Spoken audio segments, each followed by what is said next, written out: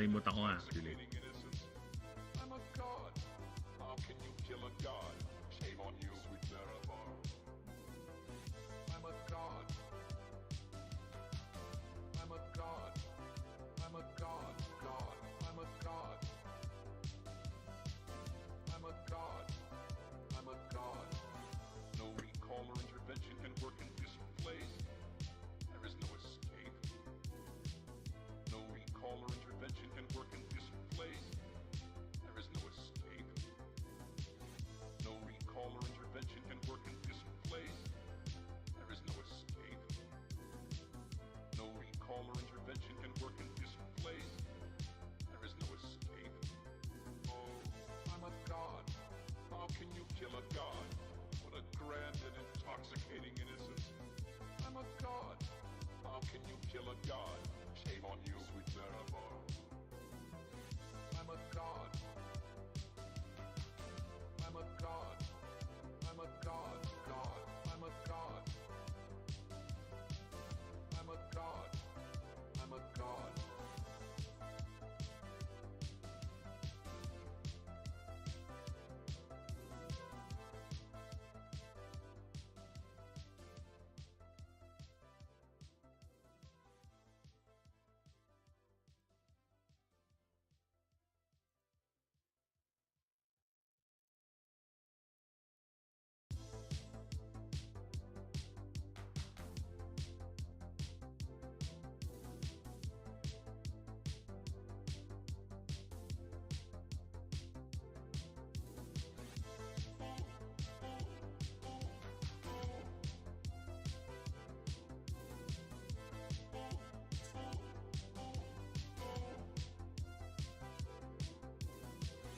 Well, the moon and star come to me through fire and war. Oh, oh, come Nerevar, come and look upon the heart, upon the heart. Oh, lay down your weapons, it is not too late for my mercy. Oh, oh, come and look upon the heart, upon the heart. Oh, oh, oh, I'm a god. How can you kill a god? What a grand and intoxicating innocence. I'm a god. How can you kill a god? Shame on you, sweet Nerevar. I'm a god. I'm a god. I'm a god. God. I'm a god. I'm a god. I'm a god. Well, the moon and star come to me through fire and war. Oh, oh, come Nerevar, come and look upon the heart, upon the heart. Oh, lay down your weapons, it is not too late for my mercy. Oh, oh, come and look upon the heart, upon the heart. Empathy. Oh, oh, I'm a god. How can you kill a god?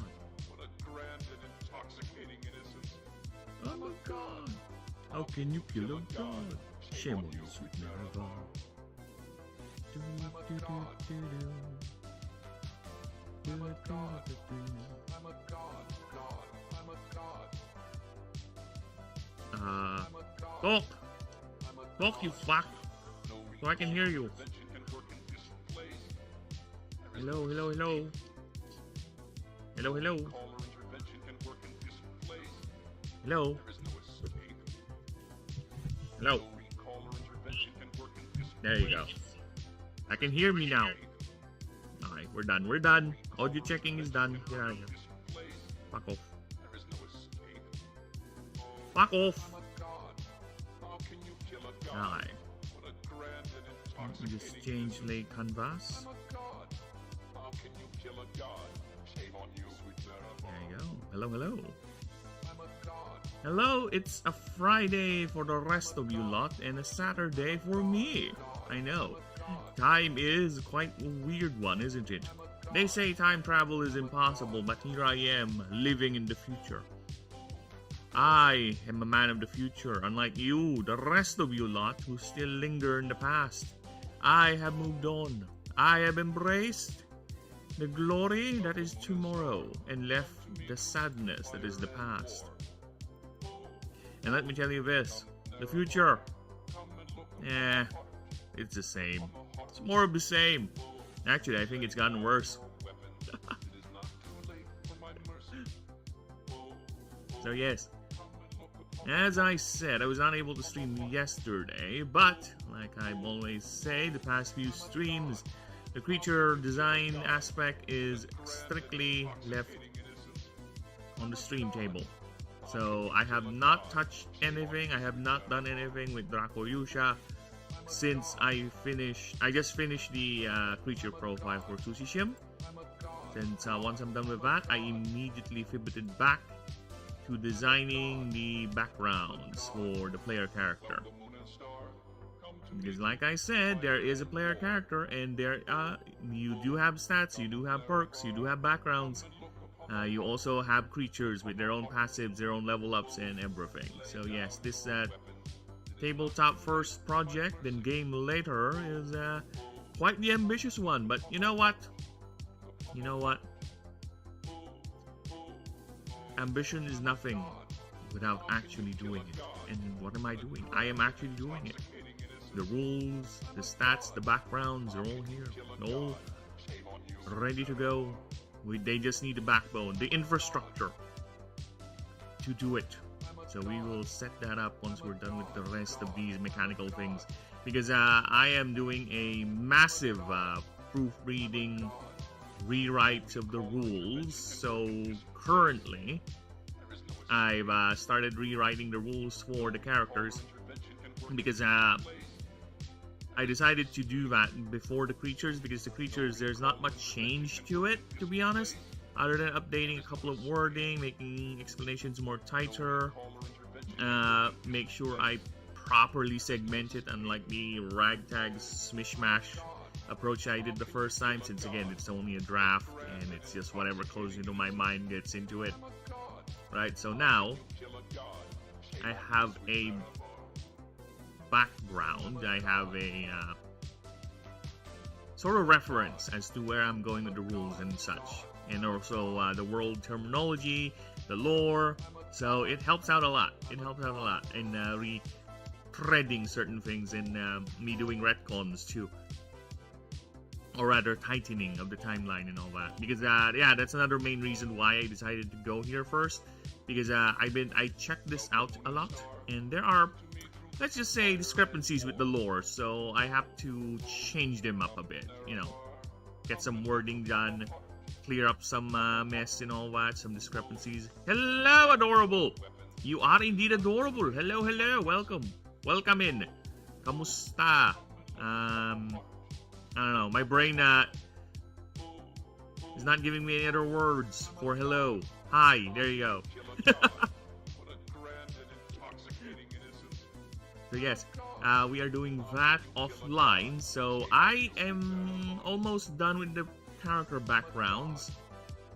So we have a freelancer, we have mage, merc, rogue of course, socialite, explorer, freelance entrepreneur. So yeah, I did change the words. Like I said, I'm trying to see which words it's gonna be more appropriate for the description of the background. Devout remained the same, corpo remained the same, thespian remained the same, so didn't change that. I think this was this is not outsider when I started this, when I initially drafted this. I think this was fugitive. Yeah, I think this was fugitive. Then I changed it to outsider.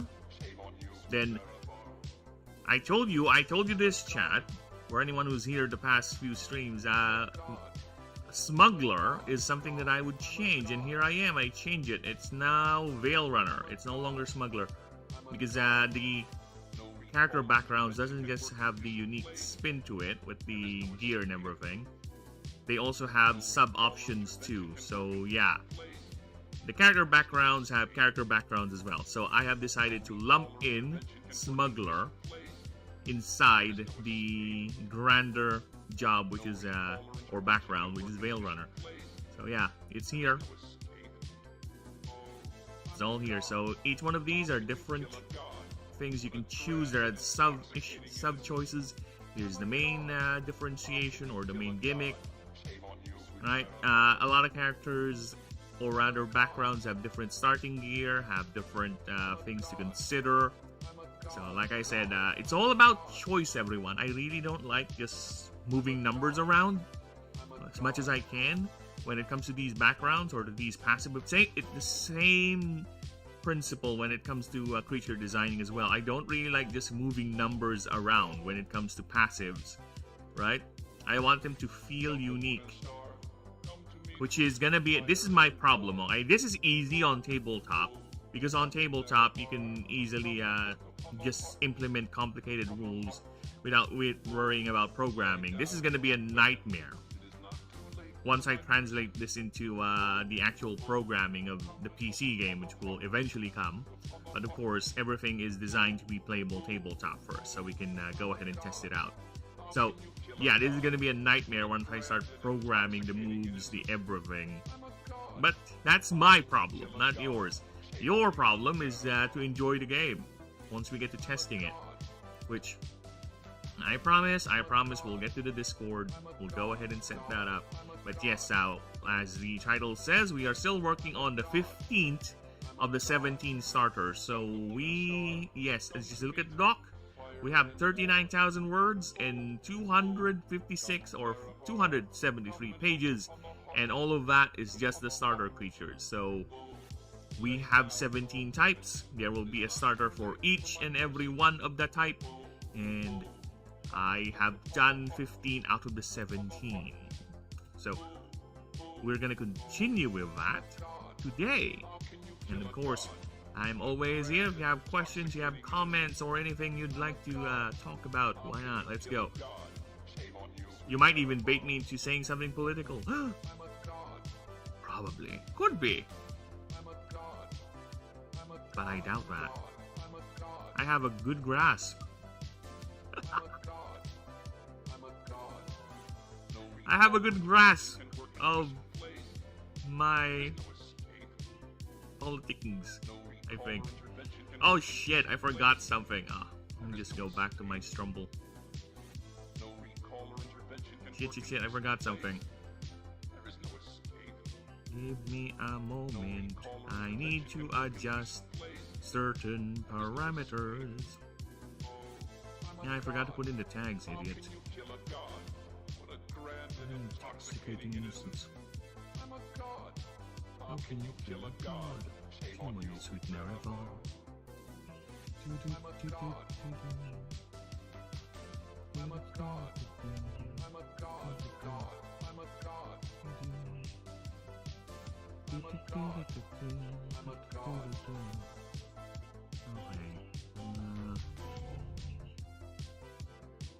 What else I was supposed to do? God damn it. See? I am forgetful.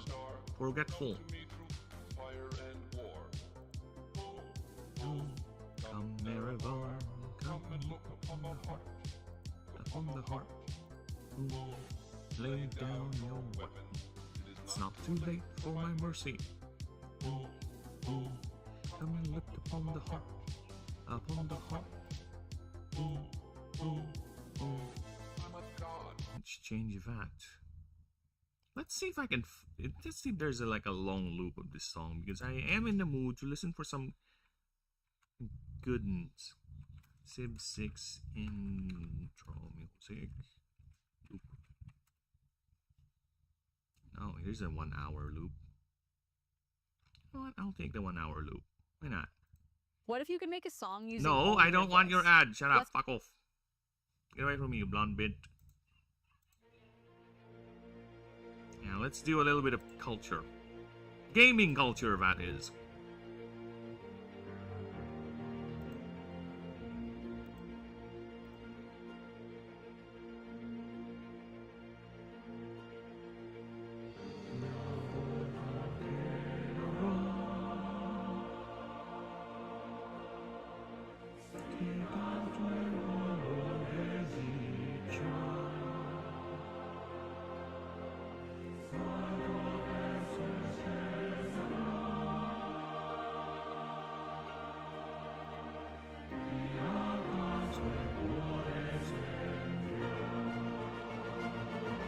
find out, right?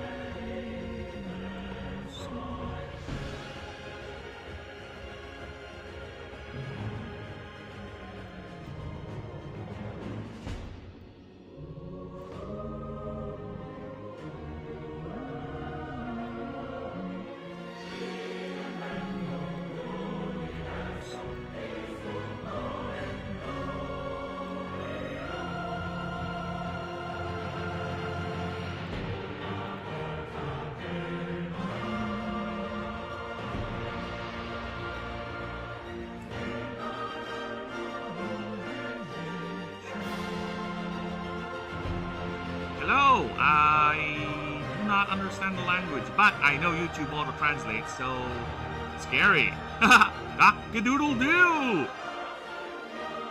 Dude, we actually do have chickens here. We do actually have chickens here. And not just any chicken, but roosters. You will actually hear them every now and then crowing. So, if you like the sound of good old rustic chimkins and those little dinosaurs cackling and dookling and crowing and whatever, yeah, we get them here. Besides, who doesn't like a good chicken? Right? Nice, fried, deep fried chicken. Delicioso. Muy bien. Okay. Now, let's get to making. Because, yeah, apparently I can't play that song that much because we're gonna get hit. Copyright is a bitch, but what can I do? Such is the rules of life.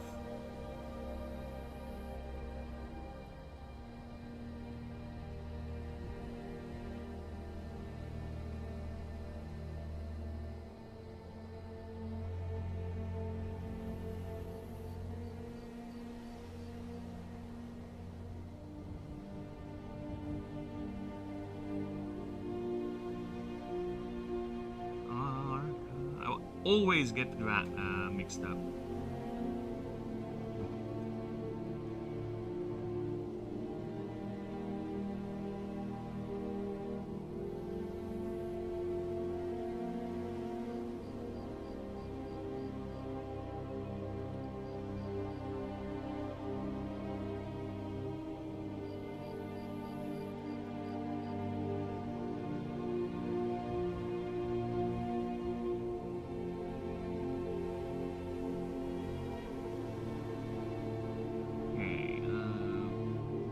That is, wait, this is the left side, right? To right eye, right?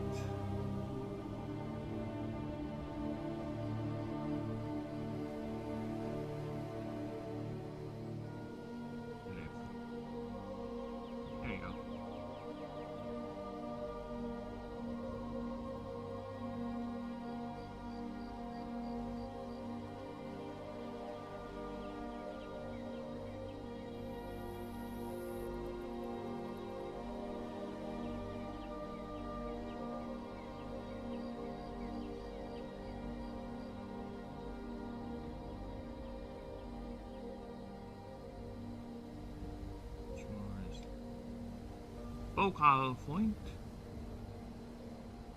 of power.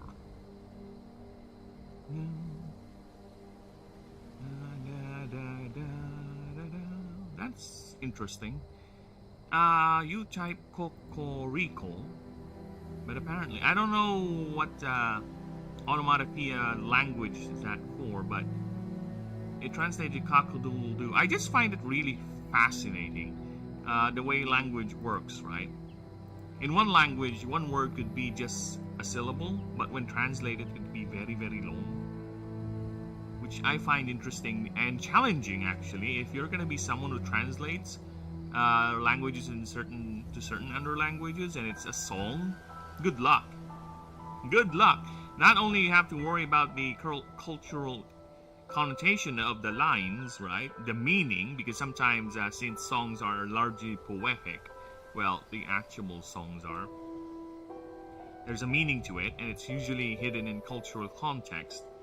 Now, not only you have to worry about that, making it fit or make it understandable for the culture you are translating for, right? You also need to worry about the words, because sometimes this syllable is exactly what's needed to fit the flow of the song with the music. Then how are you going to do it when you translate it, right? Is it going to sound different? Is it going to sound wrong? Just look at this. Just listen to this. This is a Latinized version of Hellfire.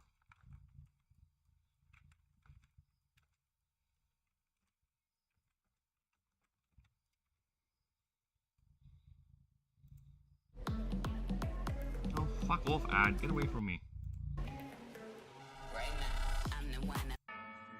See, I'll show you the channel. Alright, so this is the channel here. Give him a like, give him a sub. This is a Latinized version of Hellfire.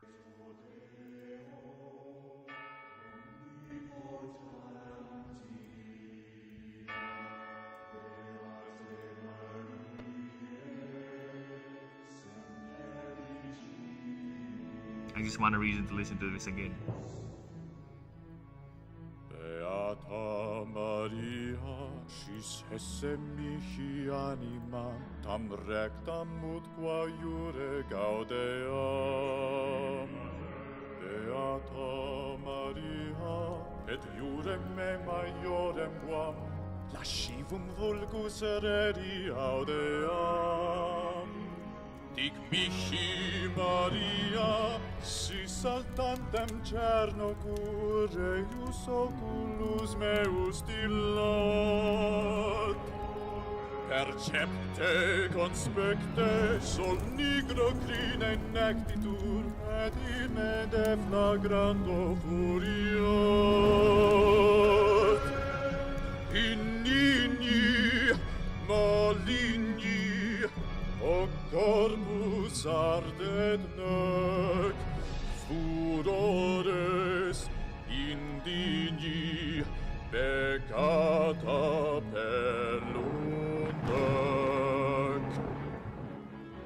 Nec error est, nec criminar, nam strix attinga nacum puri tecrum cor, nec criminar, si domine, fecisti Satan fortiorem homine. Defende Maria, mea sirenis vocibus, remota nobis illa pedasit. Confutas madagdam, et adic flamis acribus, autina una manu predasit. Minister Frollo, attingra fugit. Quid? Duscum in cathedrali venitur, disparuit. Sed, quomodo? Aliud cura, abje carnifex, eam inveniam, etiam si opus erit audius lutetiae parissiorum crematione. Maligni, humini, est atro divires, aut mea, aut ligni, alterut riusas. Miserere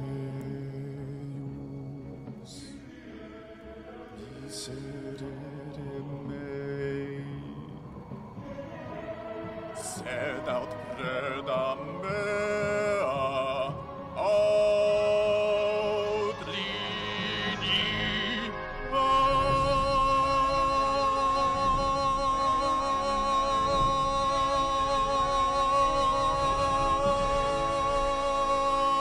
est. Oh my god, yes. Give me. Give me! Now that is good. Call me pretentious, but I do have a certain inkling for the more grander and more... I won't even say skill-based because the... I can't help. I have to do this. I have to do this because Triboom looks different from the drawings. Alright, people, we'll have to divert. We'll have to divert from Dracoyusha for a bit because my OCD is killing me. My consistency framing is killing me. Alright, give me a moment. I'll be right back. I'll be right back, Dracoyusha, but let me just get this pasted here. There we go. Save that. I'm gonna open my drawing app real quick. This is going to be a massive fix because I don't like the inconsistency on that. It's making me skin crawl. Okay, so we have to change that. It's annoying and involves a lot of work, but you know what I say? Consistency is far more important. We have to be consistent, even in the art, especially in the art, because that art is going to be a visual indicator or a visual reference for people. And if it's inconsistent, then what's the point of making it in the first place? So yeah, open image. I needed Tribooms, both of them.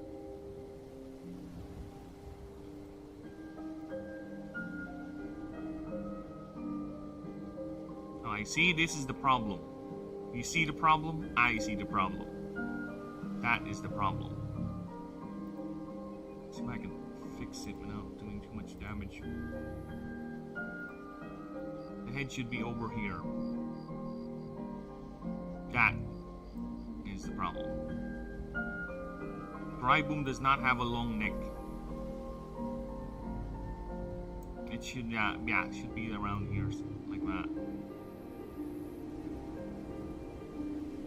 That's it. That's the chism.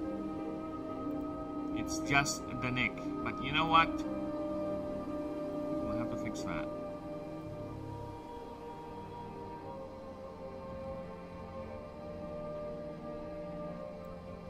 There you go. That's the chism, the neck.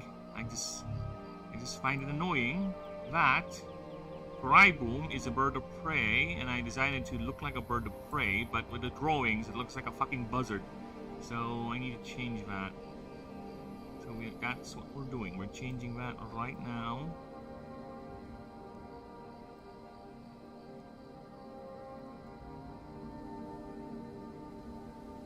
The Triboom doesn't look like a fucking buzzard.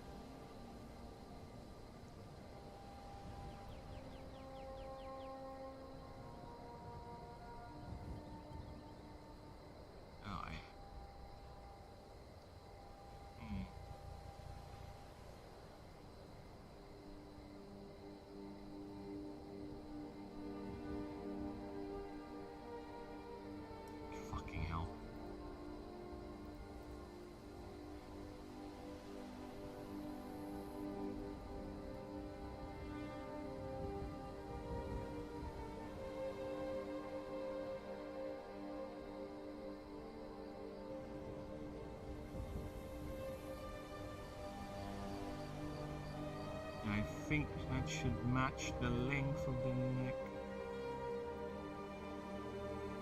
Okay, let's go ahead and pull up a reference. The initial drawing for Triboom. See how short and thick the actual neck is compared to the ones I designed for the action pose? This one is fine now.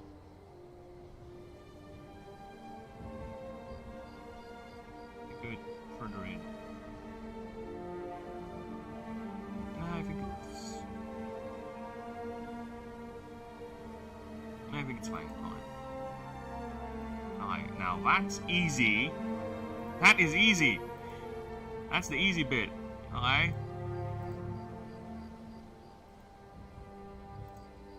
That's the easy fucking bit.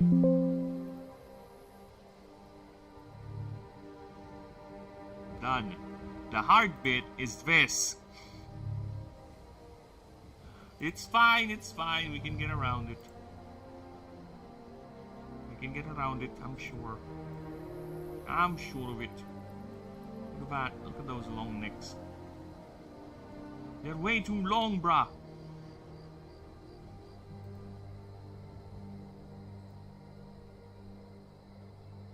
Should be at least around here, yeah, I think it should be here, yeah, this is a good length.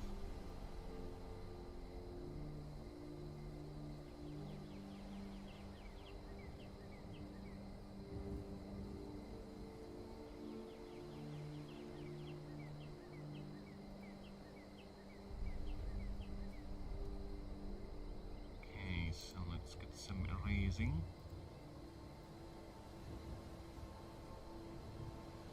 Let's remove that.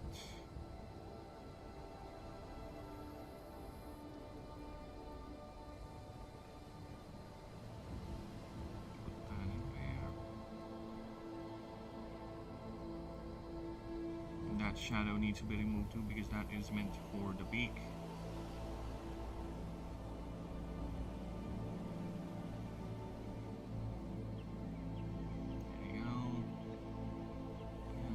We need to remove, let's remove these. Okay. And let's grab the body. This is the body, okay, so we're just gonna do a little bit of erasing. There you go, just a little bit.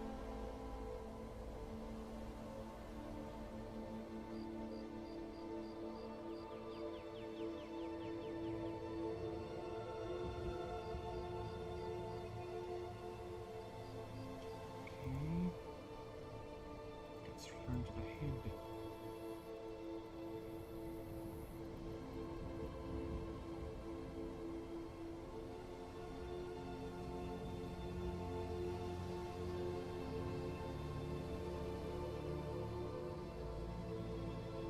Okay. Let's go back to the shadows. And a little bit more erasing.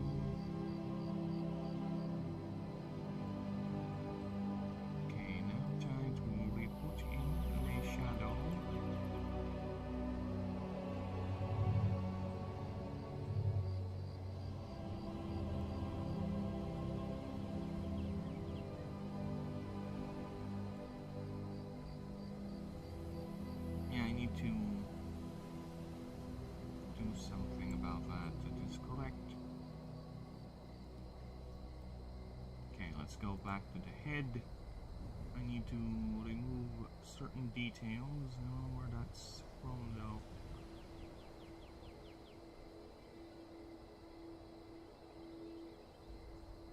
Okay, alright, so I just need to remove this.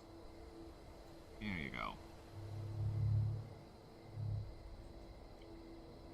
Now I think that it looks better. It doesn't look like a buzzard.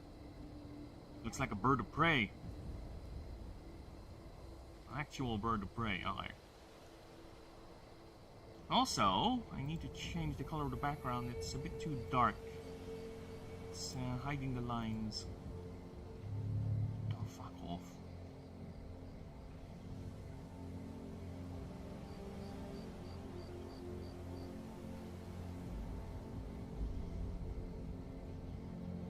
Now the lines are visible. Alright, so I just need to get this again. Get that so I can fix a little bit of what I have done. Oh, sorry. Bring the opacity is a bit lower. Oh, fuck off. Now it looks weird.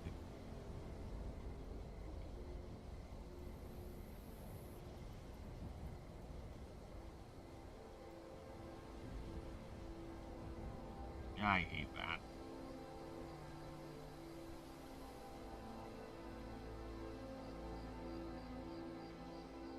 The moon looks weird. Alright, I guess we'll have to redo the moon then. Alright, no problem.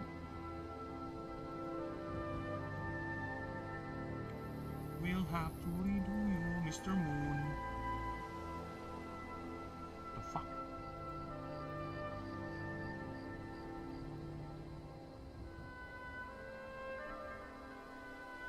Can you be a sport and just match the color, please?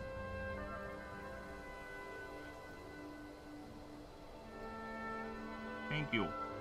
That's all I ask. That's all I bleeding ask.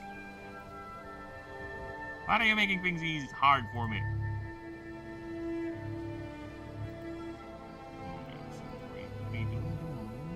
See, that way, at least the lines aren't too invisible rather. You can see it clearer. See?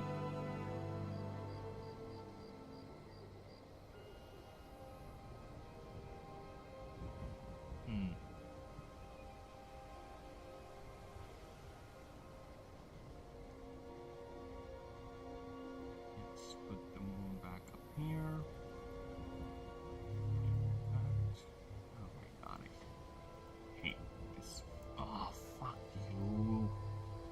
You annoying fail tool. Alright, so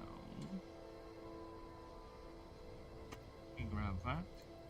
Them together. There we go. So we go back to our. Give it a little bit of a. There you go. Now the moon looks like a fucking moon. Again. Okay, now let's go back to the main drawing. I need the other dude. Are you the other dude? Alright. This one's gonna be a bit tricky as well, but first, let's remove the shadows. Oh. I said remove. Let's remove the shadows first. There you go. And where's the head? There's the head. Alright, let's move this bad boy a bit further down. Okay, sure.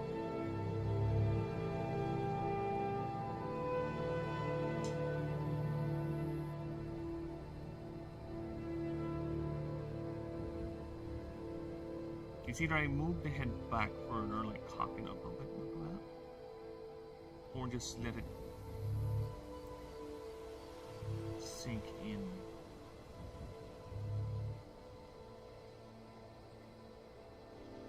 Like that. How short of a neck are we talking about here?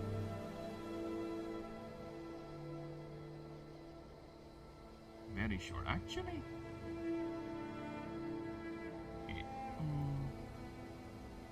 It's a bit okay, I think, the neck. I'll just have to adjust certain things. Yeah, just move it down a bit, I think. Yeah. We'll be fine. I just need to move it down a bit. Alright. There is the head. There you go. Get some erasuring. Erase this detail right here. Okay, let's clean this up. Hang on just a bit. And yeah, I think that's it. Yeah, I think that is a good neck length.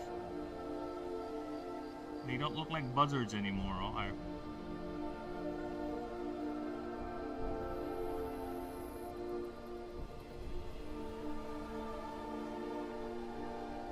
Yeah, I think we're fine. We're fine with this. They don't look buzzards anymore, so that's cool.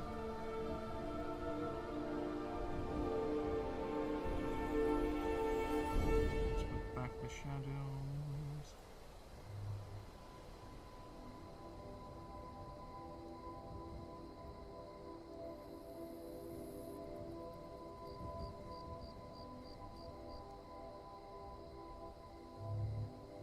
There you go. Nice. Now they don't look like buzzards. I am still a bit iffy on the female's head. Give me a moment here. Where is your body? The body. I don't need to modify that further. I just need to do this, right? We do this. Then we grab this. Then we do this. There you go. Now she looks like she has a thicker neck, which is better.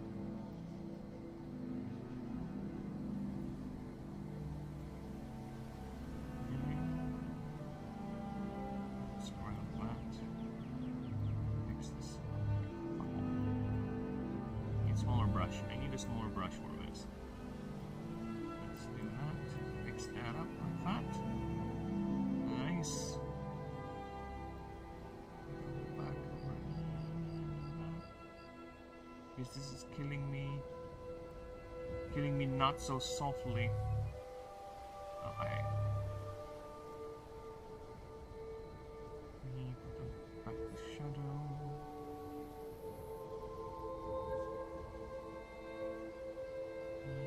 Back to the shadows. There you go.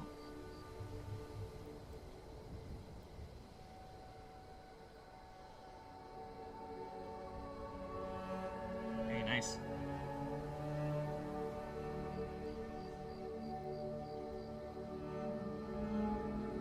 Very nice.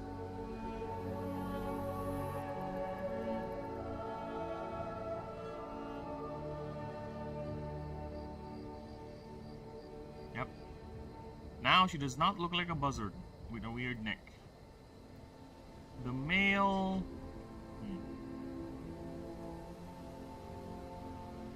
The female looks better. The male... Let's see about the male. Maybe I can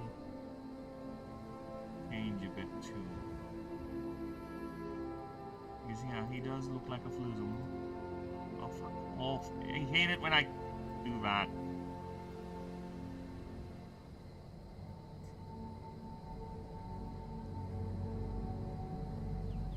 Let's give him a bit of a thicker neck. Just over here. Just that.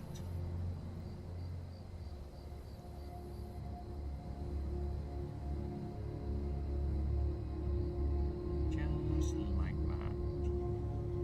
There you go. Well, that looks better.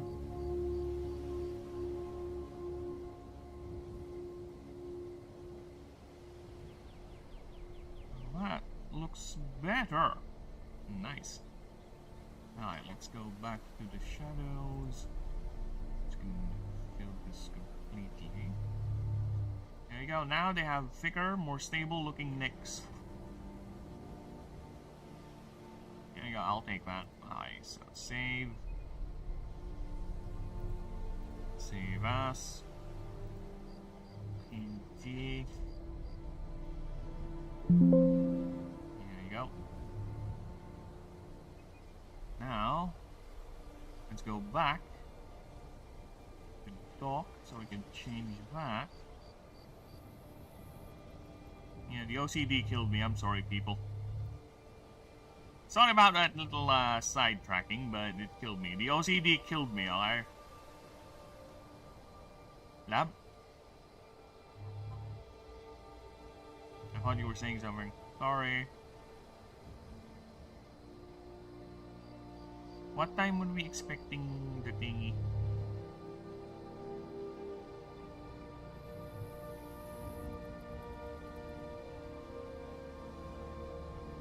Okay, see, because it had a thick muscular neck. Again, it does not make sense. As much as I have magic flusums and tisms in this setting, it does not have much sense if the creature is actually moving at Mach 10 speed, and its fucking neck is that long. At least put in some sense here, okay? Magic can be damned.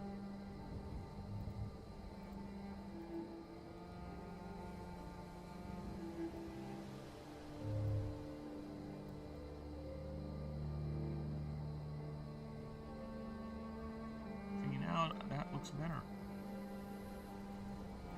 Shorter necks They don't look like fucking buzzards.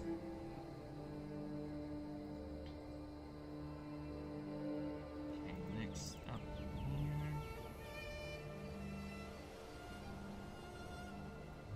This one.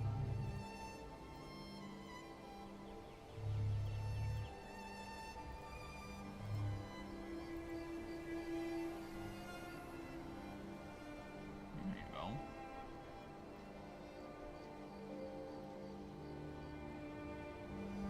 Yeah, look at that. Now it looks better.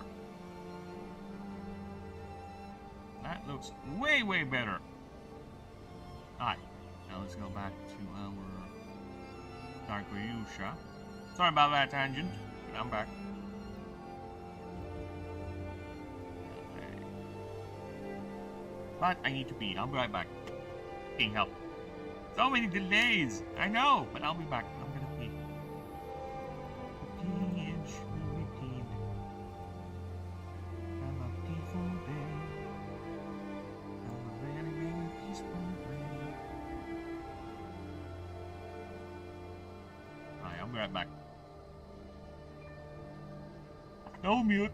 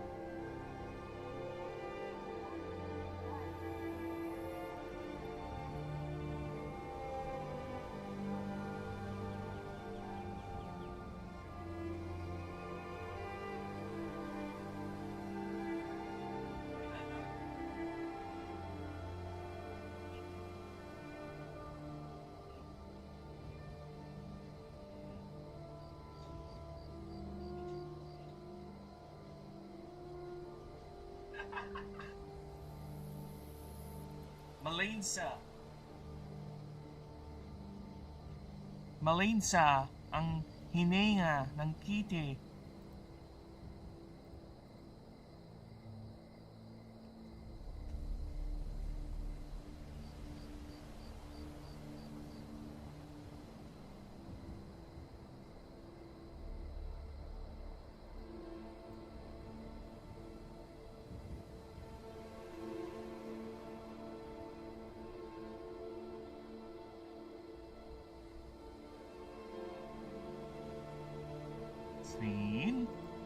Scene. Come back. Hello.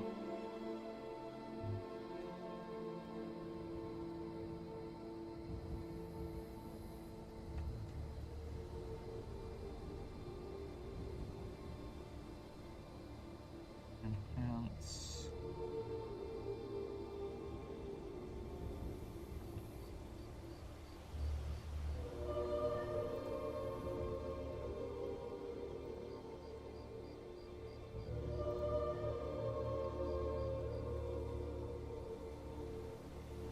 It should be like cold or something.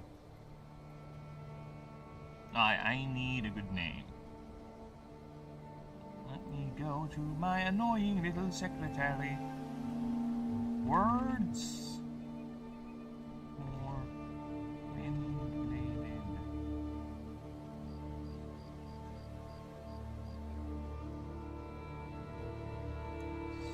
Absurd. In Japanese. Baby boy. The boy is a baby.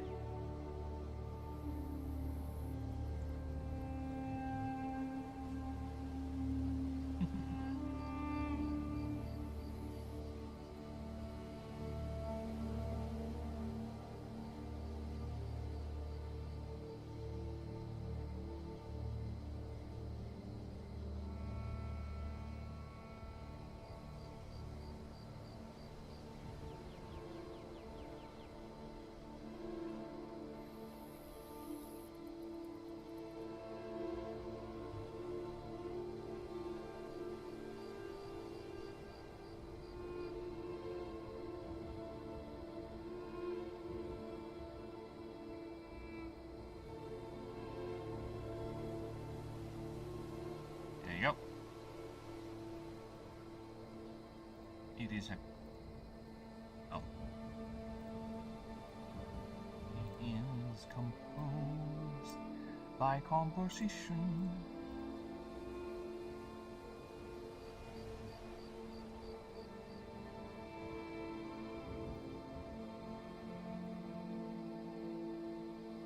Oh yeah, this is not bold. Why is this not bold?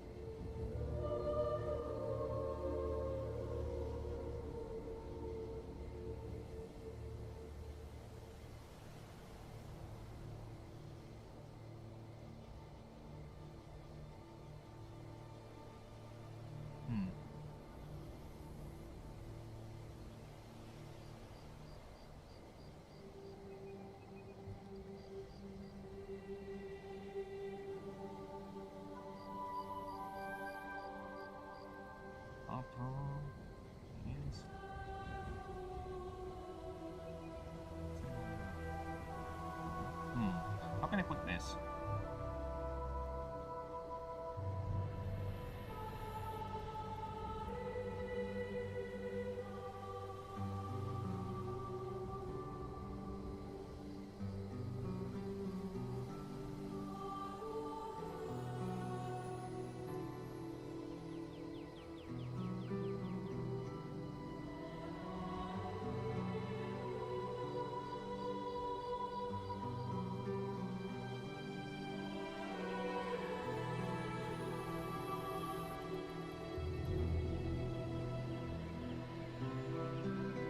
But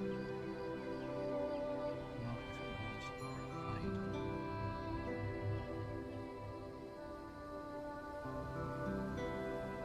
There you go. That's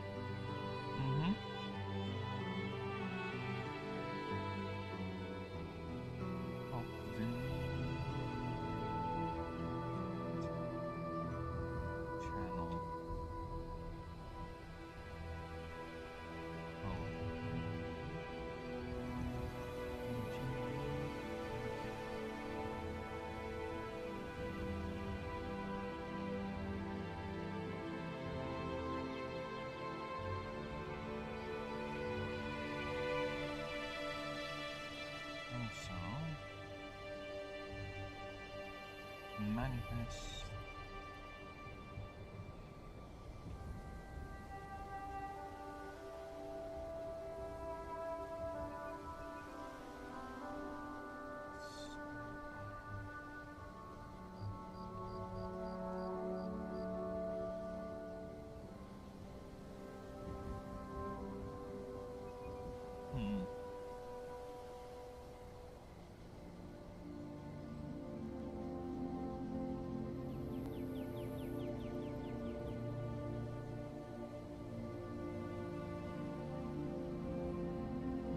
fine.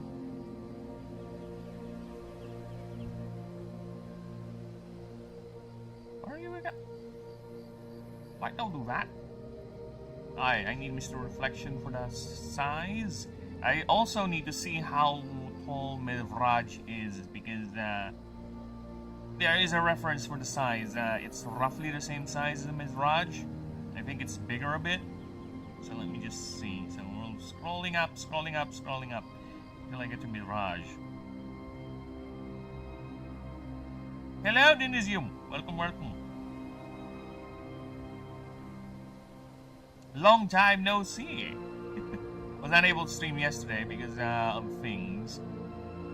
But here I am. Yeah, don't worry, like I said. Even though I don't stream, I still work on the project. And oh yeah, I told you I'm gonna change the name for Smuggler. And let's see, because now, do you even have a schedule? I used to have a schedule. It's like Monday, Wednesday, Friday. But nowadays, since what I do offline and what I do on stream is just basically this project anyway, it's the same thing. So I just decided, you know what, I just stream when I stream. No real schedule anymore. Because yeah, when I stream games back in the day, yeah, Monday, Wednesday, Friday was my schedule. But now, nah, it's just the same thing. What I do offline is the project, and what I do offline is the project. So might as well just do it. I might not stream things when I get to video editing, I guess, for the lore videos probably, and when I eventually get to learn how to use Godot for programming the game. But I might also stream those because apparently people are okay with watching someone just go ahead and program and design a game from scratch. So I don't know, I'm still thinking about it. But either way, so as you can see, I only have 3 more backgrounds to do. Then I think I'm done for now for the backgrounds, and I'll be moving on to the perks, the level ups. So I'll be updating the perk list as well. But last time I think we stopped at the last thing you saw was, I think, in Rogue. So yeah, it's me not streaming yesterday, so I just blitzed through Socialite. We got that. So this was Charlatan. So Charlatan is now turned into Socialite. Explorer was Historian, so we got that changed. Entrepreneur was Merchant, so we got that change. Starry is the same, and yes, it's still the most front-loaded of all, and they still have this. They also have Vescent rather. And Devout is here. This is Devout. We got that. Didn't change the name. Well, I gotta say,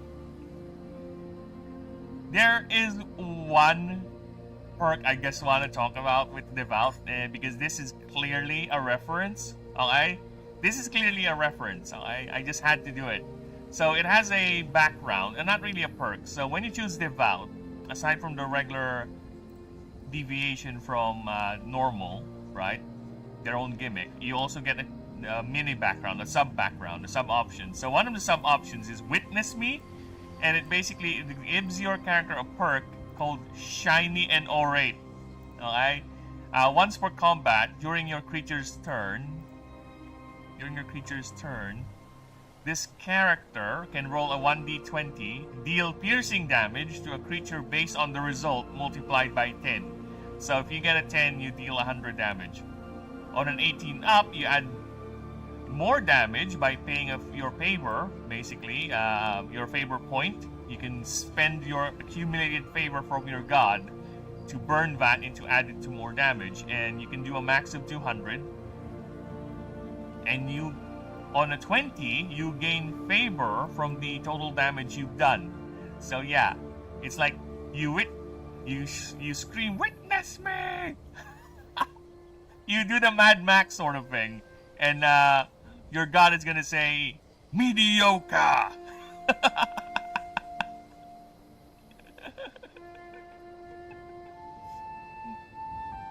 So yeah, morale drops to a 10. So after this effect, your morale drops to 10.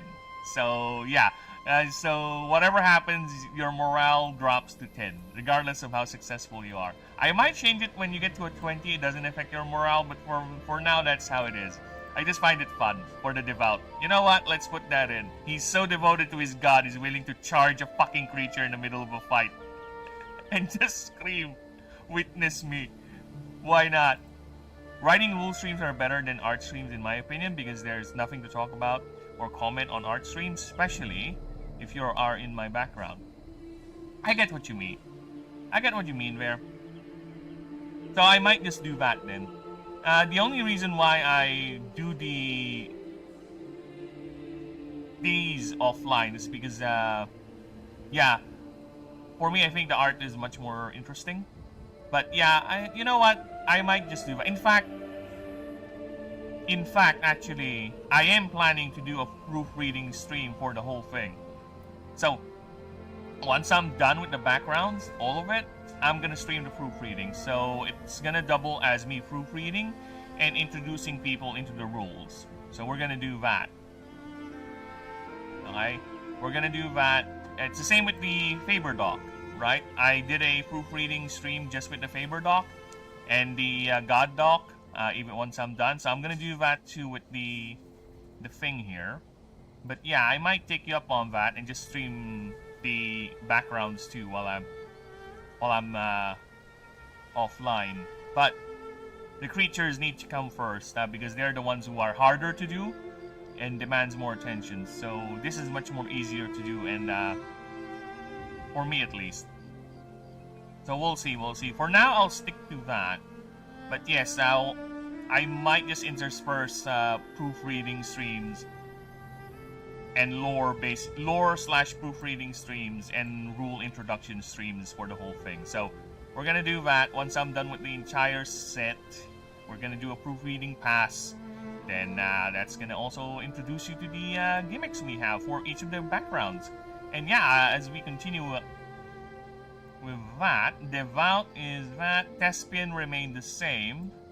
Right, 10 is a number, not a word. It depends. I usually just put numbers.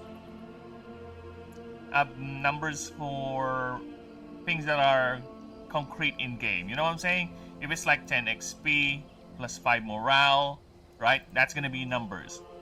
Plus 1 strength, plus 1 VAT. But if it's gonna be like a description, like part of a sentence or part of a lore thing that's not really in game, the number, I'm gonna type it in word. But for that example, for Witness Me, because this is a number in the game, so that's why it's written as 10. That's the number, not this, because it's written like this. That means it's not part of the game. It's a lore thing, or it's a background thing. If this is more solid. This is actually in the game. So yeah, that's why it's written like that. But yes, I do that, especially when it, like here, if there's a number here, it's gonna be 1,000, 100, whatever. See, like here, see, if this is a numbered thing in the game, numbered item, free, just wrote it down like that. 500 for the monies, the numbers for the monies, numbers for the monies, numbers for the monies. This could be argued to be typed like this, right? Because it's not an actual number in the game, right? In fact, I'm going to do it right now. I'm just going to change it to that because this is not a number in the game. It's a description. Maybe write in a tilted text so it's easier to differentiate. That is a good idea, actually. That is a good idea. We'll do that with what I can catch, right? But we'll do that on the proofreading pass. But for now, what I can catch here, let's do it. So at least I'll have a reminder once I get to the proofreading bit that I should do that. In fact, I'll do that moving forward. But yeah, let's do that. For all the numbers like this, let's have them be italicized. So they'll look different. There you go. Because I am already emboldening the names of items, characters, and all that. So those specific things, the perks. So yeah. Oh, you mean the numbers that are written as words. That could be done. Yeah, that could be done. In fact, it's more easier if I do it that way. Because there's not much numbers written like that. Yeah, there you go. I think it's much more easier that way.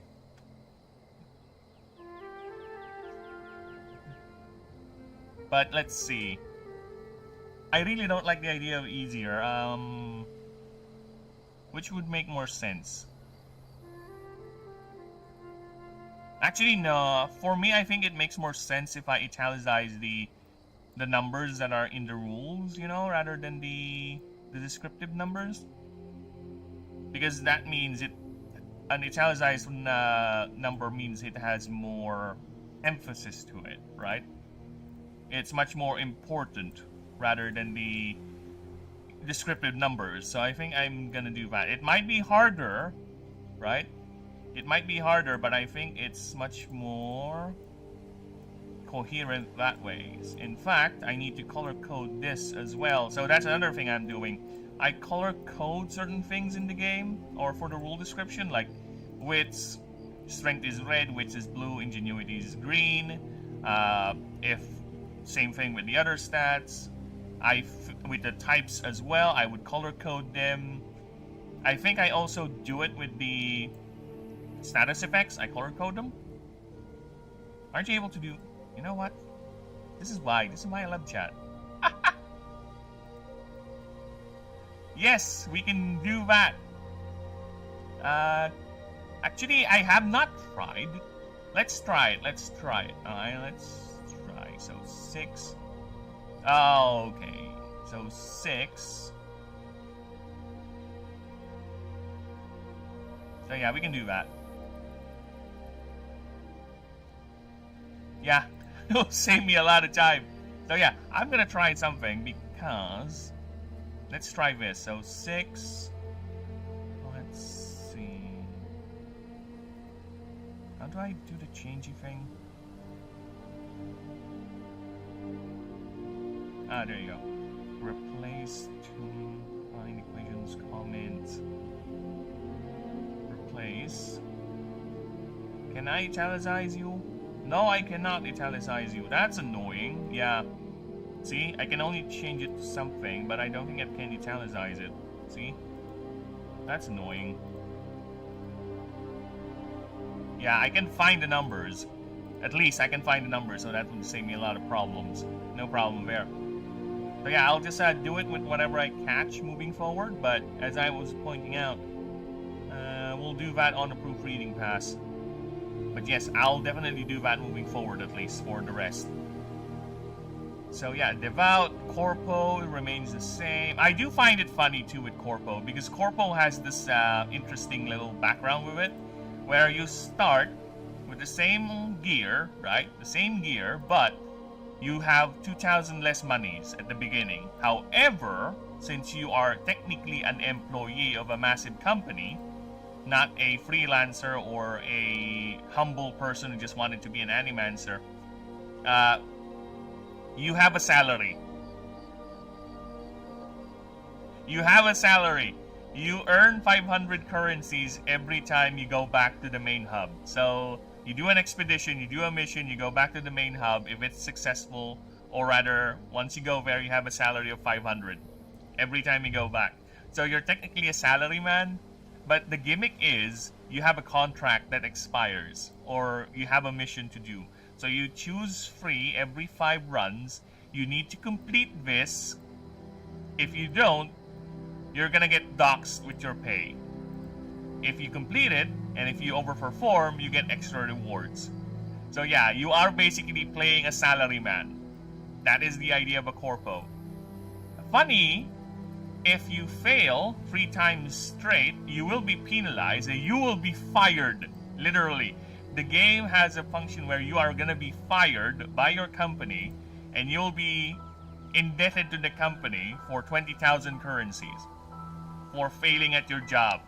Yes, when I say corpo, I mean dystopian level, cyberpunk bullshit level of corpo.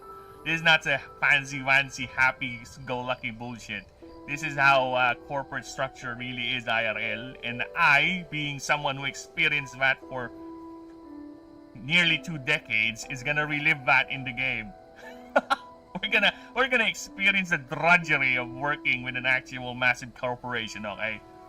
However, if you complete 7 contracts in a row, so no failure delivering contracts, you can get to resign.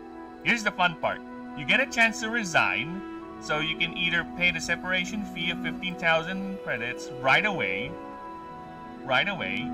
so you can go ahead and leave the job, no problem there, right? Or you go ahead and do one last job for your company. Just one last job. BRB, no problem, man.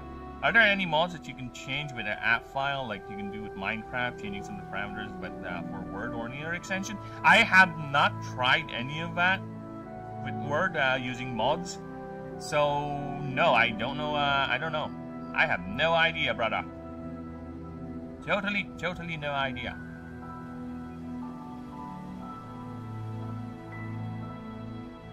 There could be. There might be. I'm just not sure. But knowing how the internet works, probably there is. Probably there is.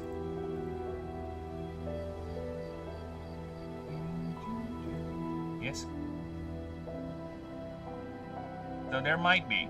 I'm not gonna be surprised if there isn't.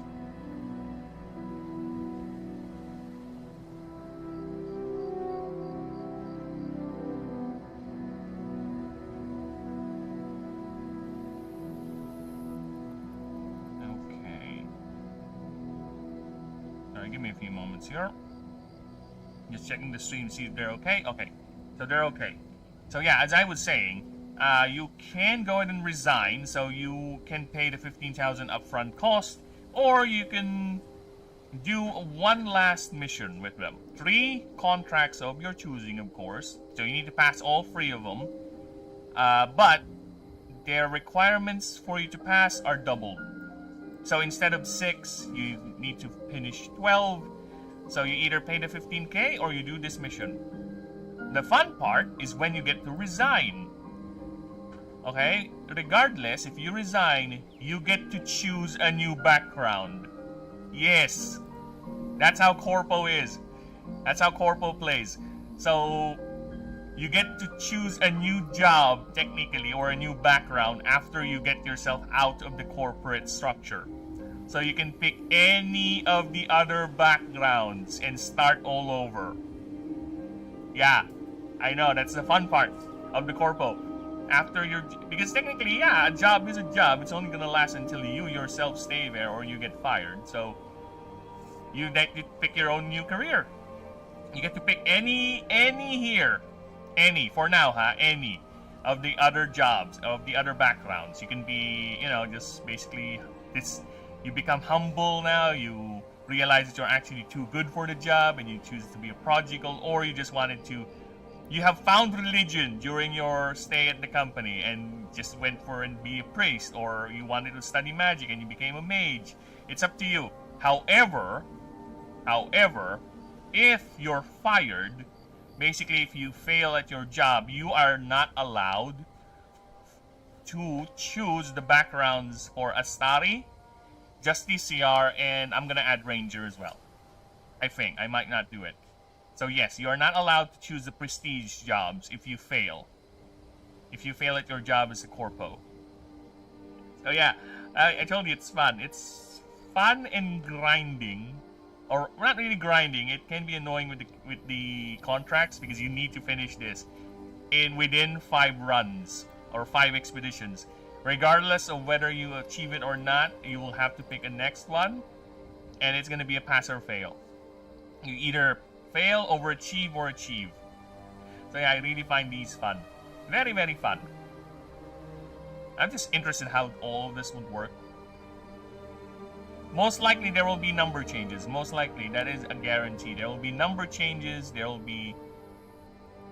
The thing I really dread, or rather I'm a bit sad, is changing some of the the ideas or the backgrounds, the perks, whatever. But that is an inevitability because I can see creatures like Torvin and some of the earlier backgrounds I've made are quite underpowered compared to the other ones, right?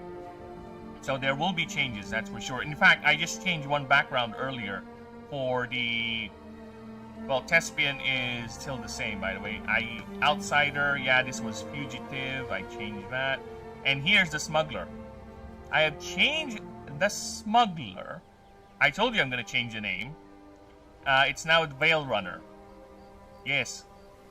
Where Rogue is a small-time criminal, a Veil Runner is an expert. He is a master operator, where he's the idea is you get hired because you are very good at your job. You are either a professional hacker or a professional hitman or a professional smuggler, right? That is you. That is the Veil Runner. That is the new Smuggler now. I changed it to that. And what's fun with this class or this background is that you get to choose a fixer by the start of the game. So the fixer is a special type of merchant you only have access to as long as you're not actively being hunted by the law. So they won't contact you or they won't allow you to contact them if you're being hunted by the law. But you can contact them anytime you're in a hub area, and they sell specific items depending on who you choose. Like Adriana here sells stealth items and ingenuity related gear and consumables. The fixer sells strength items and weapons, right? Smiler has wits, all that. So yeah, it depends. That's the gimmick. You get to choose a fixer for your Veil Runner, and of course you also have these. So yeah, that is currently what I'm working on. So now I'm done with that, and now I'm on just TCR, Ranger, and Artist. I'm not sure if I'm going to keep Artist. I might remove this, or might change it to something else. But Justiciar and Ranger is going to be 100% in. Justiciar, I'm thinking it's either... I don't know. I don't want to change the name, but I am also thinking of adding like a detective class, but it's gonna, or a detective background, but it's gonna be in Justiciar, that's for sure. There's gonna be a sub option there where you're technically not a Justiciar, you're more like a deputy or an independent contractor of the law system, basically. Alright? So yeah, I'm gonna add that in there. That's where the detective class is gonna be. Ranger is more like not your DN. I don't know. Ranger in my setting are, think of them as like bush rangers in Africa. You know what a bush ranger is, right, people? They're special people. Government, I don't know. They're special. Bush rangers are... In Africa, there are massive tracts of land being reserved as nature reserves, quote unquote. So bush rangers are the ones who patrol that massive tract of land. They patrol around the area, the reserves, to protect the animals, to spot poachers, to protect travelers, to help travelers and tourists that are lost or need help, and support the local indigenous tribe. So that is what the ranger is in this setting. It's not a ranger in terms of the D&D where it's an archer that, you know, is also kind of like a rogue, a fighter or whatever, as you said, Dionysium. No, this one is someone who's technically you're a police, but you're locked more on protecting the wildlife. Like a nature park ranger. Yeah, there you go. Bush ranger, nature park ranger. Yeah, that's what you are. So you're much more in tune to the wild rather than a Astari or a Justiciar. But instead of the Justiciar where their job is to propagate and protect the law, right? And an Astari is basically whatever the hierarchs want them to do. So you're a special agent of the main brand, of the higher ups. You protect the wilds, you protect the nature or the animals and the people that interact with it, and stop poachers and such. So yeah, like a park ranger, that's what you are. That is what you are in this setting. It's not the ranger with a bow sort of thing. No. You are a government employee, technically speaking, but you're not as important as an Astari or a Justiciar. Justiciar are basically in high regard too, because they're the literal martial arm of the law. Think of him as Judge Dredd, but less severe and willing to do underhanded things to get their job done. They are partially allowed to commit crime in order to get their job done, but like everything with Bellatrix, the goddess of justice, she will punish the justiciar eventually. There will be a punishment. They are allowed technically to do it, but they will still get punished by the end of it. Because that's how justice works in this. There are excuses, sure, but there will always be a merit for your punishment. Everything you do, especially if you're carrying a badge from the justiciar, will always merit a punishment. So yeah, that's the idea, at least. So artist, I might change it because the only reason why I placed artist there is because Thespian was supposed to be the all-around artist sort of class, but it ended up being locked to an actor, dancer, writer, and singer. So more on the expressive sort of the physical arts, if you will. So I don't have someone who's a sculptor or a painter, right? So I might do that, or I might change it, like I said. I might just leave it be. Or I might just remove it. But for now, that's why it's there. Because at Thespian, you get to choose your vocation. And the vocations is actor, dancer, writer, singer. And each of them has an effect. Right? And of course, you have these. So yeah. Right, that is the current set of the backgrounds for now.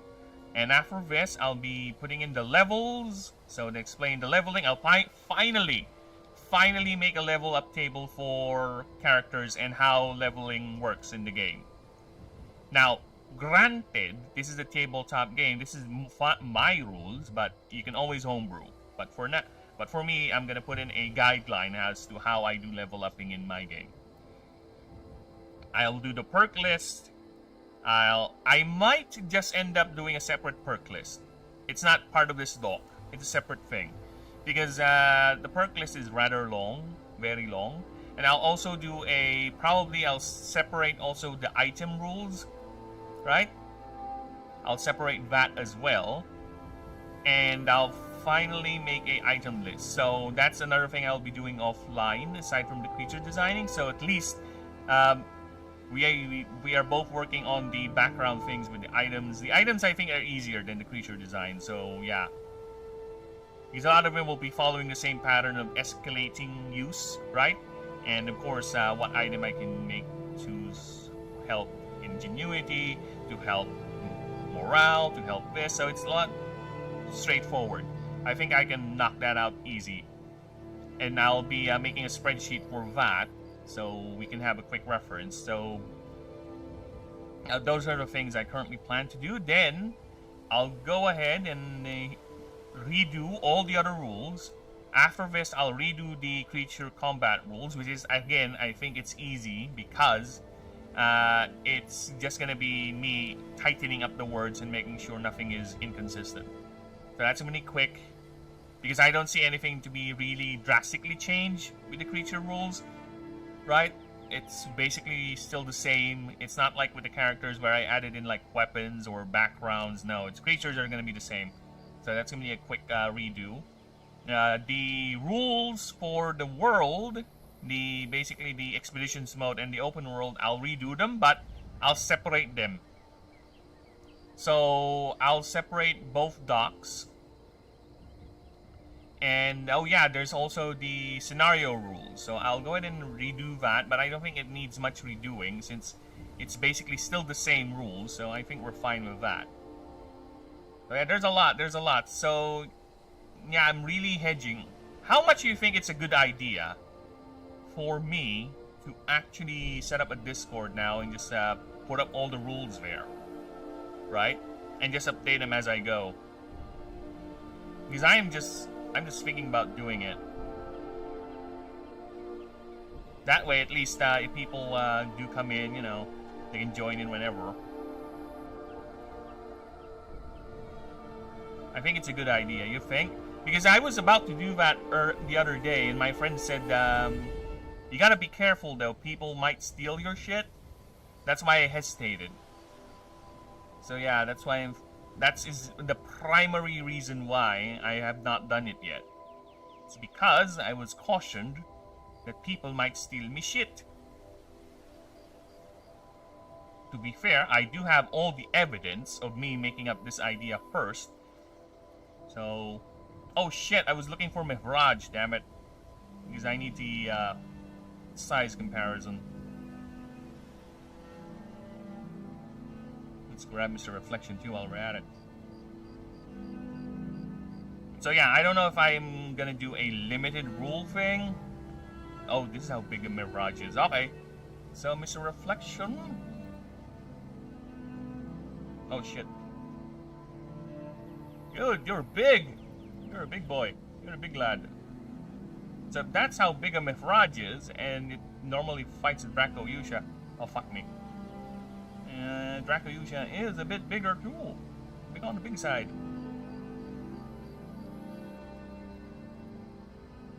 Only slightly bigger, yeah, there you go. No.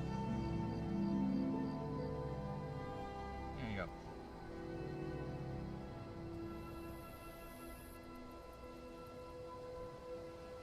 Yeah, I don't think I need to put anything in other than this guy just standing there, because this is your reference already for the size.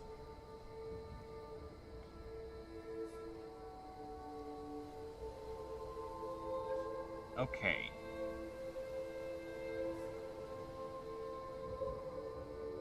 That's a size over there. But yeah, I am really, considering everything is getting too complicated, not everything can be explained in the stream. And I think people would actually do like it if I do have that. I'm just afraid people might steal it. All the work come to nothing. So yeah, I don't know how to do We'll think about it.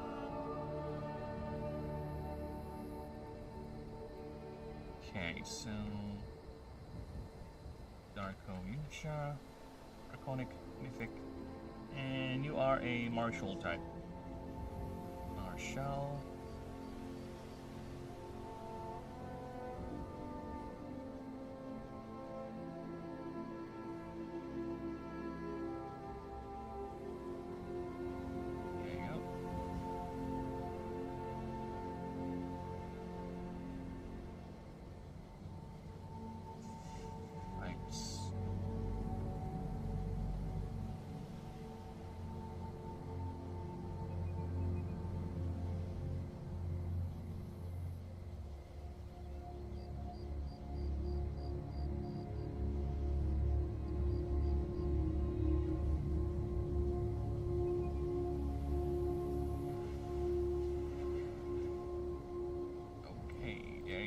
Nice.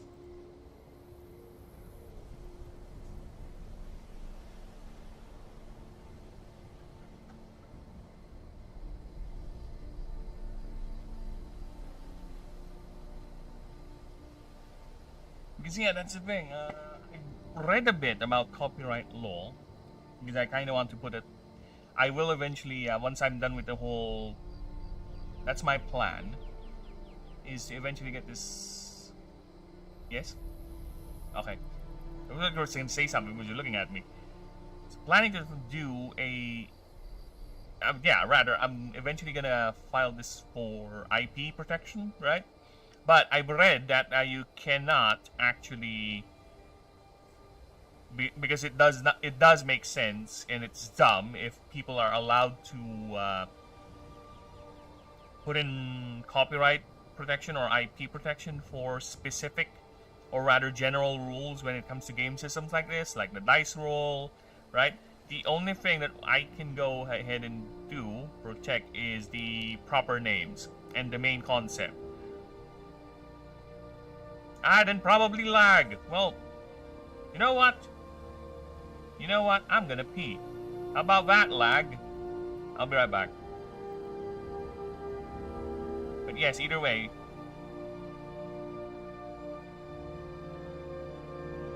yeah, and I think that's it. I think that's an ad. Nothing I can do there.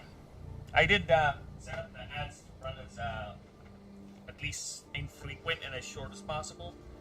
So that's all I can do, apparently.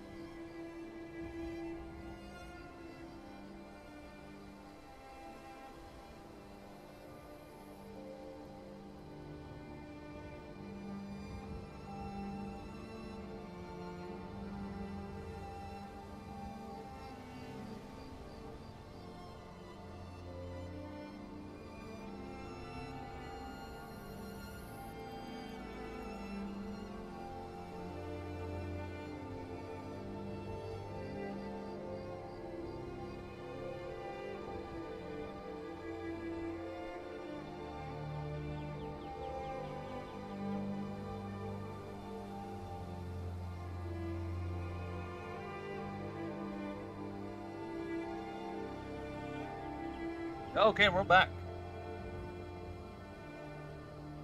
Yes, either way, I have filed a IP claim for the proper nouns and the favor system. I think the favor system for the game is unique enough because I have never seen a creature battler with a favor system. Like where you treat the legendaries as gods and you have to court with them. So yeah, I will add I will add the actual creatures as well because they are technically proper nouns. So those are the things, the creature designs and everything. So those are the things I can at least protect them from being stolen. But the rest, nothing I can do with that. And again, I prefer that does make sense because if anyone is allowed to IP or copyright claim things as mundane as the 1d20 rule, right? It's gonna be dumb. Fuck off. And I will 100%, no doubt, companies like Wizards of the Coast is gonna make sure that shit gets copyrighted and IP flagged. Because yeah, they'll corner the market on that. It's like with GW. That's why they're changing a lot of the Warhammer 40k races names into where they turned Eldar into Eldari because they want to copyright the name of the faction so no one can use it.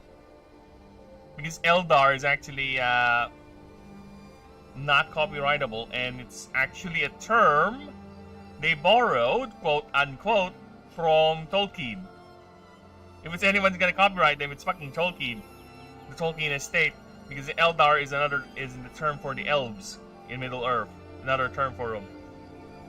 And GW took that because, well, Warhammer 40k, unfortunately, is a mishmash of all sorts of IPs being cobbled together by the creators. Well, you know what? It's fine to take inspiration. They're not plagiarizing one for one anyway. They're putting their own spin. It's eventually anything and everything will be inspired by something. In fact, how are you 100% sure that thing that you say is an original is not an inspiration of something? Right? Subconsciously or not, nothing has been inspired by something. The creator has been inspired by something. So yeah, for me, plagiarism is very tricky. It is very tricky. It does happen. I don't say it does not, and I'm not an advocate for it because fuck you. People work hard for this idea, and you're just gonna go in and ape it and steal it and just reap all the benefits. And the other guy is suffering, which happens a lot, by the way. Not just with fantasy ideas or concepts like these, but even with the same simple act of video creation.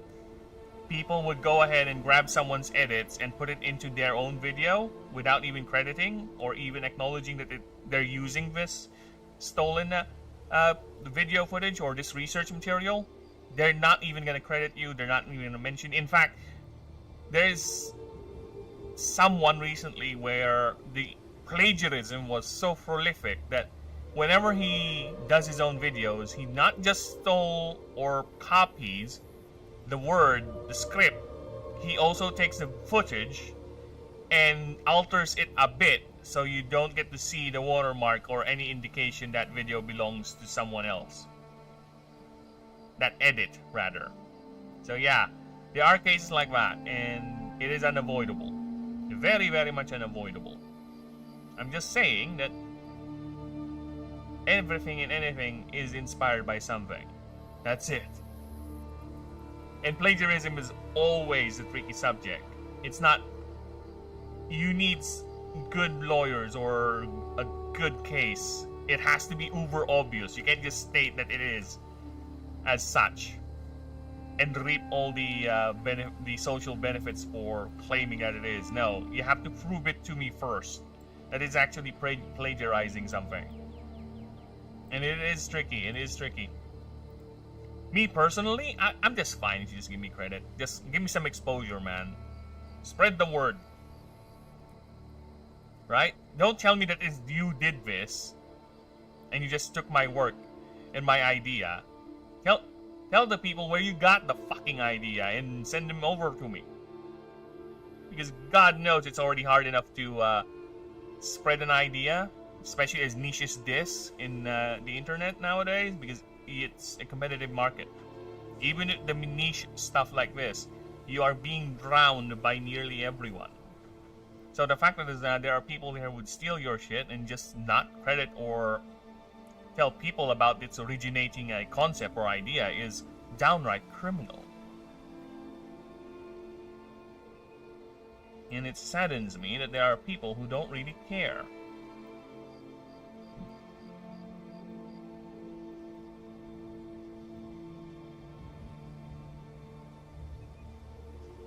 Okay.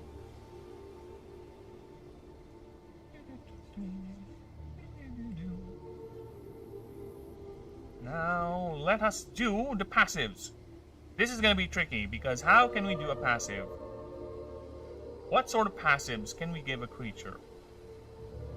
Which is basically a remnant, or a fragment of a once powerful dragon who is actually sentient, alright?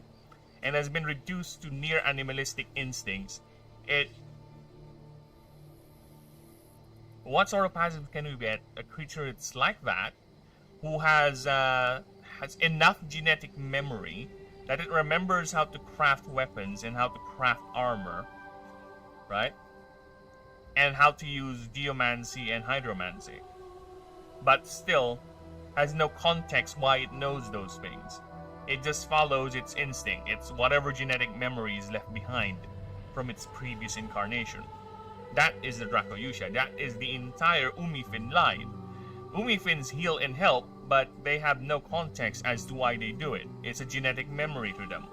It's an instinct that was left behind. I won't say anything further, but there is a history why they survived the Purge, right?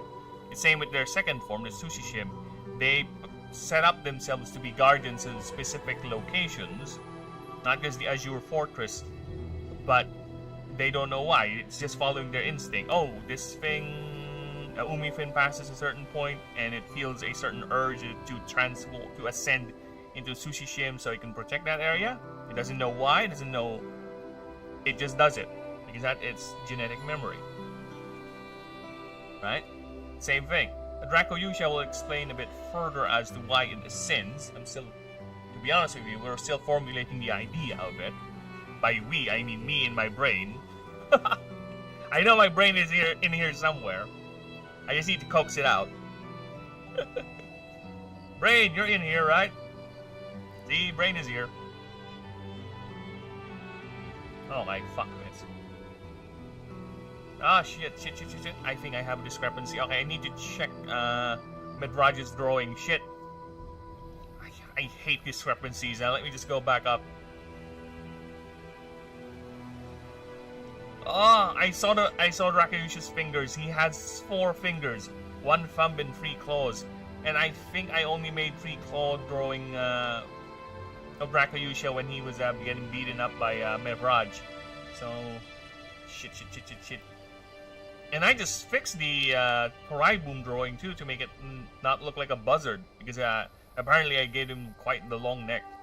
So I changed that too just today, and I'm gonna do it with Mihraj, or rather Rakayusha. Let me just check how many fingers I gave him.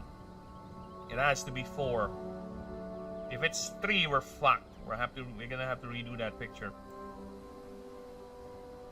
Well, not really fucked. It's an easy fix, to be honest. Oh no! No, it's clearly 3. I need to change that. This should be 4. There should be a 3rd finger there. Fuck! Oh well. Let me go back to Mihraj's drawing. The price of consistency. What can I do? What can I do? Such is the price of someone who has the standard of being consistent. The pain, not really the pain, the time-consumingness, which is fine. You have to do it. If I don't follow that standard, then everything else is gonna collapse. Everything else is gonna be, it's fine, I'll just make an excuse for it. No, I don't want that. No! Fuck you. You want this to work? Show the people that you're committed to make it work. And I shall. Alright, so this is Rakayusha right here.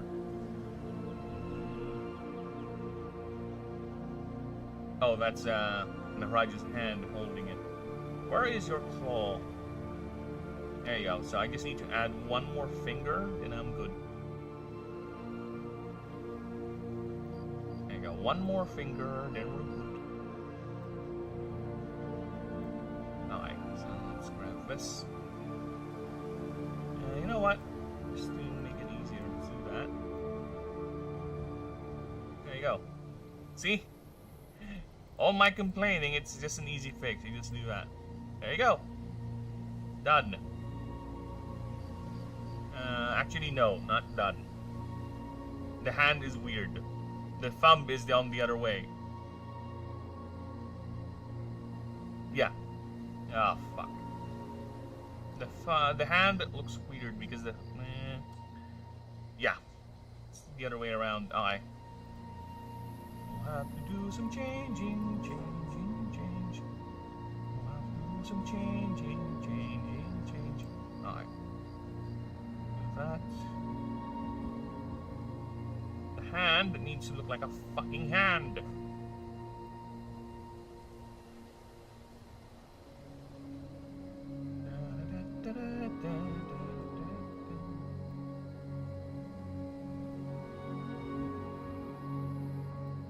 Dude, I really hated drawing hands.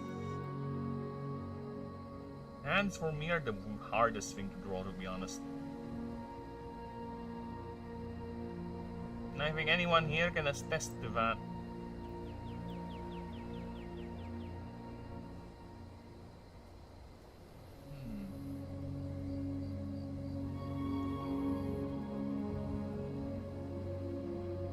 There you go.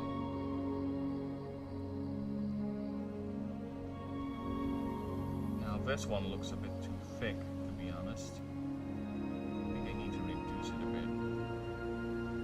Yeah, like that, because it is just a thumb.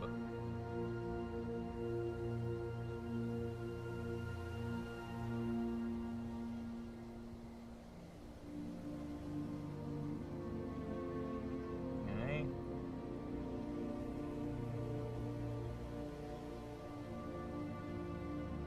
Ooh.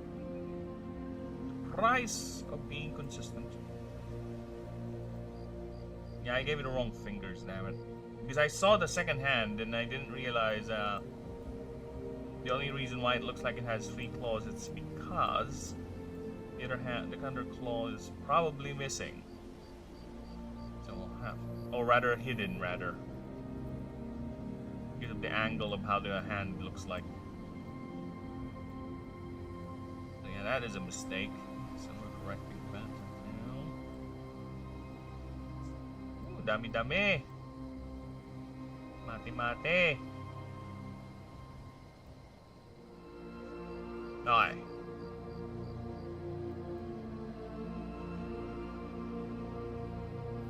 That's done. Okay, now that looks like a hand. Okay, so we can save that. And yes, we're gonna draw Dracoyusha beating a Mihraj just for the sake of being fair. Even though I'm more biased with the Mihraj design over the Dracoyusha, I'm still gonna do that. Okay. So go back to Mihraj. Delete that. Go ahead and go back here. Grab the action pose for Mihraj winning. Where are you? So many M's. I have so many M creatures. Nimble. Mad Rider, Mojibi, Mihraj, Victory. There you go. Alright, put that in here.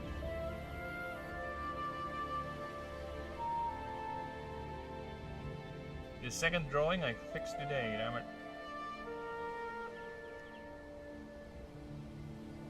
There you go. Now it looks like it's okay.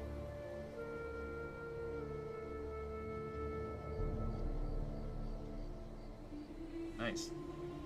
Fix. There you go. Save that bad boy.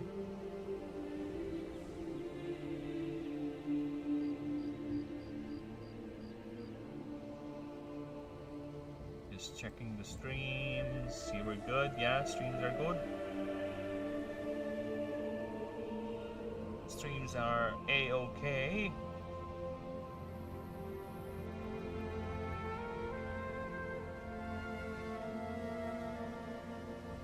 Let's check on Twitch. Twitch, how are you doing? Just doing fine. Let's check analytics a bit.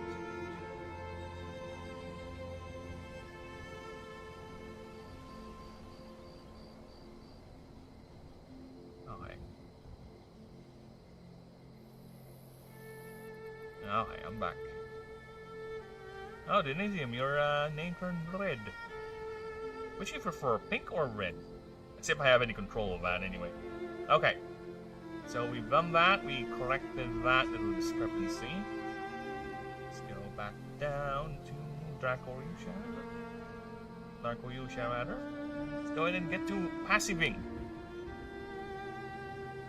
What I mean? Oh no, it's just your name on my chat. See, if I'm gonna show multi-chat right here. See, look at that. Your name shows as a pink. But on Discord, on actual, what do you call that? On actual Twitch, it's red. So yeah. Nothing I can do to change that. It just, whatever. And my bot appears to be not working today. Yeah, my bot's not working, but you know what? Fuck off. I don't need you to work. On mine, it's green. Make up your mind already, Twitch. Why do you have so many fucking different colors? Make up your mind. Be more consistent, why don't you?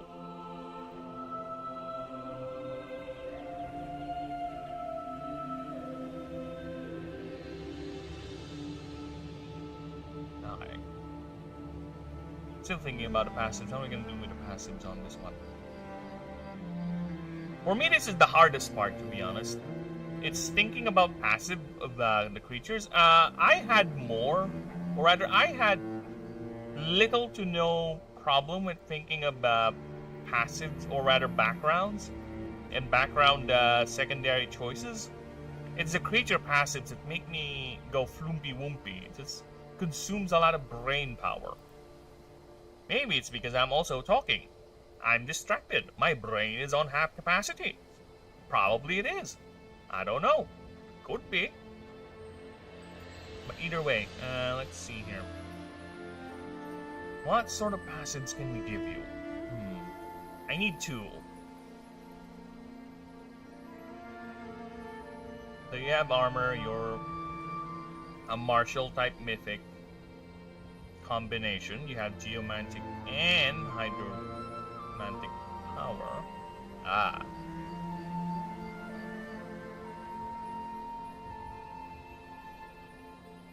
Binary Helix. That sounds like a company in Mass Effect. That sounds like a company in Mass Effect 1, I think. Binary Helix.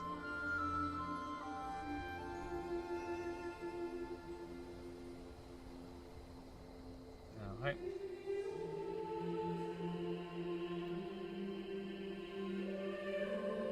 The other one's gonna revolve around its weapon, that's for sure.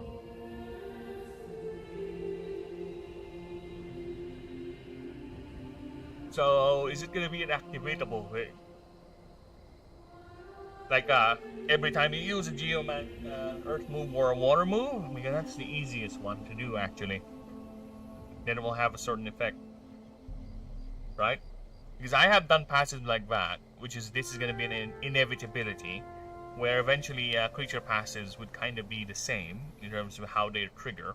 It's just the effects and the downsides. That's gonna be different. But I will try to make it as unique as it is. So what are we gonna do? Is it gonna be every time it uses? Or it changes the typing to either or, right? That's something. Or does it get a benefit every time this type is used? That is another thing we can do. But for a martial dragon, I think it's better that everything it does constitutes to power. Like, it gets more powerful, something like that. It either does more damage, or it does damage, sort of thing. Or it... I kind of don't want... I will make the other stat boost.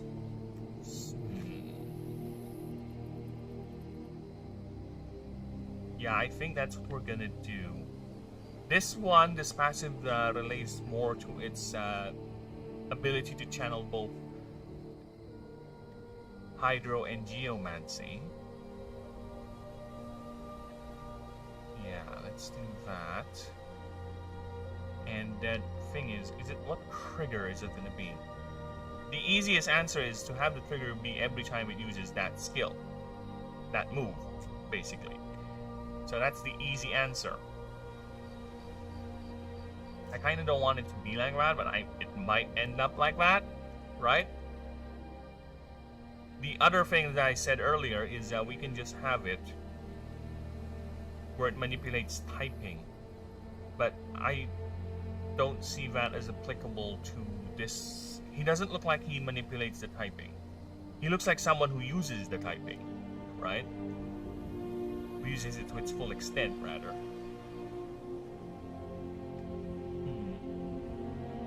And I don't want it to be as broken as every move of that particular, every support move that creature uses of that type turns into a damage move, because that's gonna fuck things up. Imagine a lot of the water type healing moves are gonna be percentage damage. No, fuck off. That is just broken as fuck. Imagine if I just make a passive where it switches healing into damage, which I will actually, but not to the point where it's percentage wise, where it's gonna be a 1-for-1 translation of the effect into damage, and when you read a healing move it's like heal 20% of max HP. That's gonna be damage 20% of max HP. That's gonna be 5-shotting an enemy for the healing cost of a healing move, right? An unmodified healing move will be a 5-shot weapon against the enemy, which is no. That is overpowered as fuck, so that's not something I can do, at least for this creature here. I can definitely make something like that, definitely. But it's gonna be more complicated than just a simple 1-for-1 transfer of effect into damage.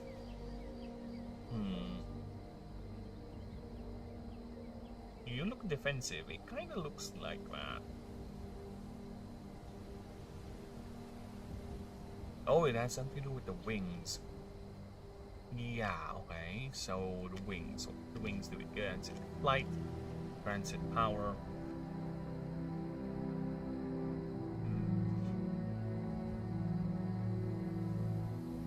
Yeah, because it's just gonna be a simple. That's where I'm heavily leaning to. I'm just trying to see if I can change something. Just make it not list that way, but it's gonna be just like that.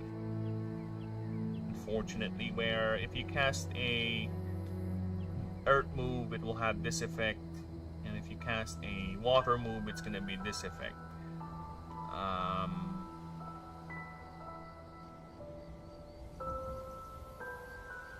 Is it just granted more power? Is that it? Just as simple as that? I have made more complicated passives than that. Here's the thing, yeah,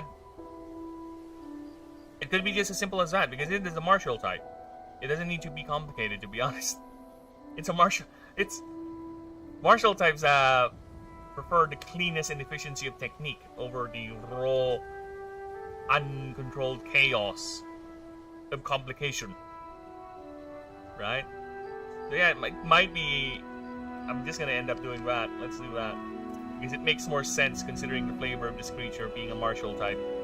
And it is a supposed warrior thing, so I think overcomplicating a passive for it kinda does not fit the vibe for his creature. So yeah, we're gonna do that.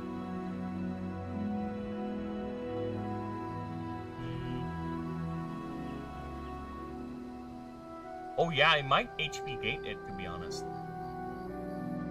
Because the wings are only there if it's strong, right? If it loses its composure or its strength or mana, the wings are gonna disappear.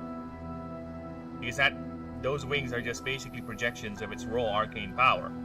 So yeah, the less... I think that would be definitely something I can do. Give me a moment. I have been inspired. Let me just check something.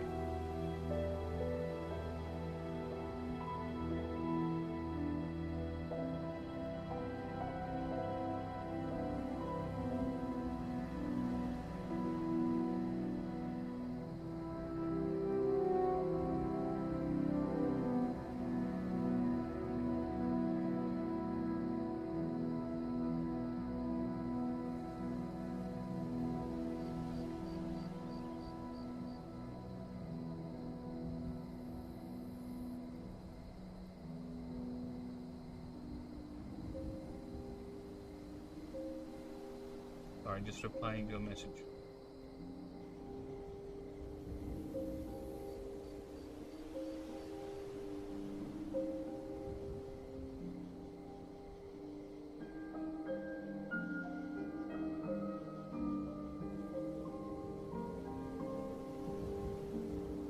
Okay.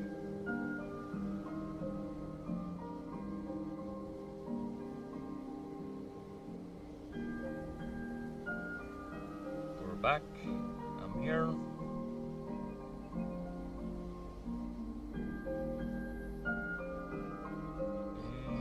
And done. Okay. Let's go back to Lay's Trumbull.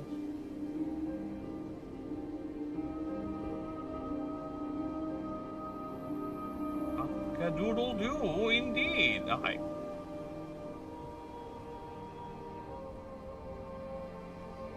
You know, okay. Oh my god, yes. Inspiration sometimes comes at the most weirdest of things. So, okay. Creature. Water. And... more... earth type moves this creature uses are counted as both water and or earth. Okay. So we have a little type manipulation going on now. So that's already a unique spin. So regardless, all water and earth type moves are double type. Either or. So if you use an earth type move, it's also a water move. If you use a water move, it's also an earth type move. So yes, okay. So we already have that, so that's good. Now let's go for the effects, the actual meat of it.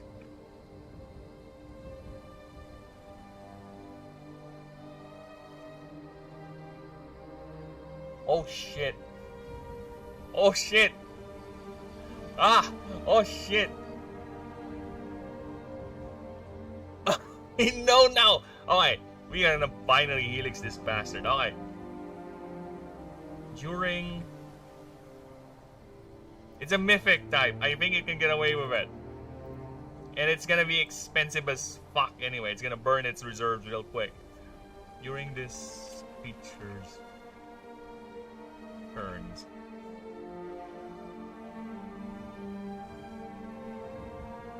It can use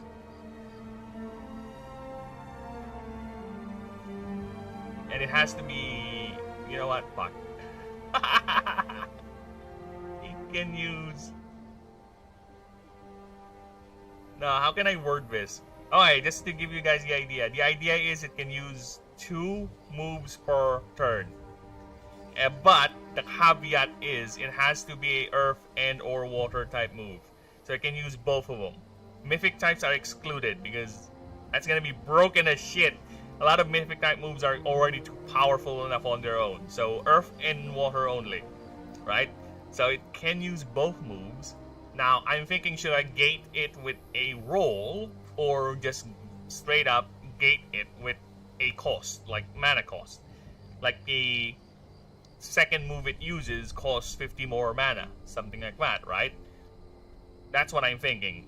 And the more I think about it, I think that would be a betterer option to do it that way, right?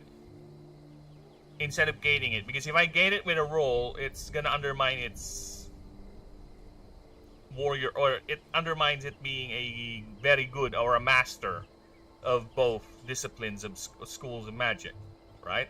If I gate it with a roll, and it's and it's not that expensive, it's a chance. I kind of like the idea of it costing mana. It's gonna be 50% more costly, right? The second move you use per turn, so you can opt out. You can choose one or do the 2 moves, right? So it's a can, or may rather. You may. It may use another earth and or water type move at the cost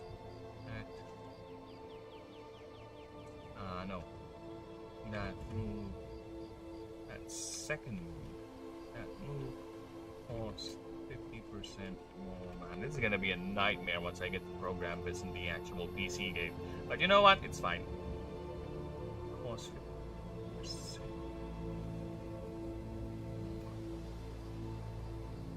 There you go. So I think that's clear enough. Water and or earth type moves these creatures have are counted as both water and or earth. Right. During this creature's turns, it may use another earth water type move before ending its turn. However, that move costs 50% more mana. Yeah, there you go. I think that is very good. I like that. Alright, that is unique enough and very straightforward. Not as complicated as it looks. It's just more costly. So, with that, believe it or not, I do have Old Man Bladder. I'm gonna go ahead and do a quick pee. I'll be right back. Fucking hell. Why do I have Old Man Bladder?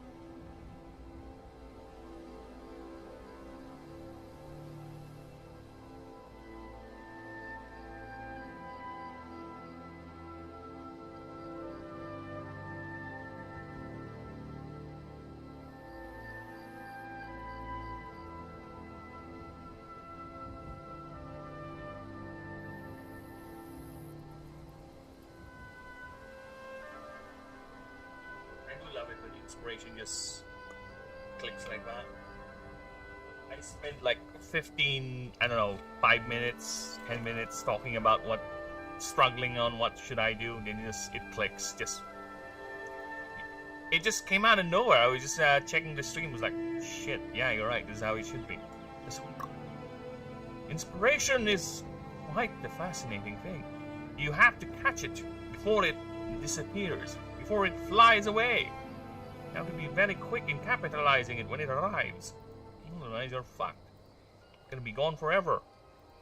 As the song says, you only have one chance. Okay.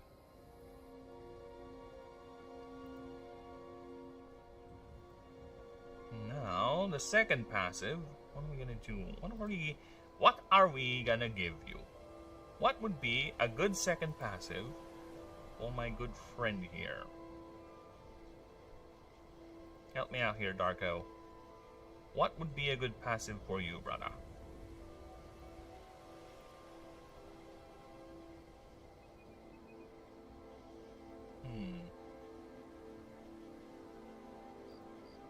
Okay, so we are looking at a martial dragon with a massive cleaver weapon.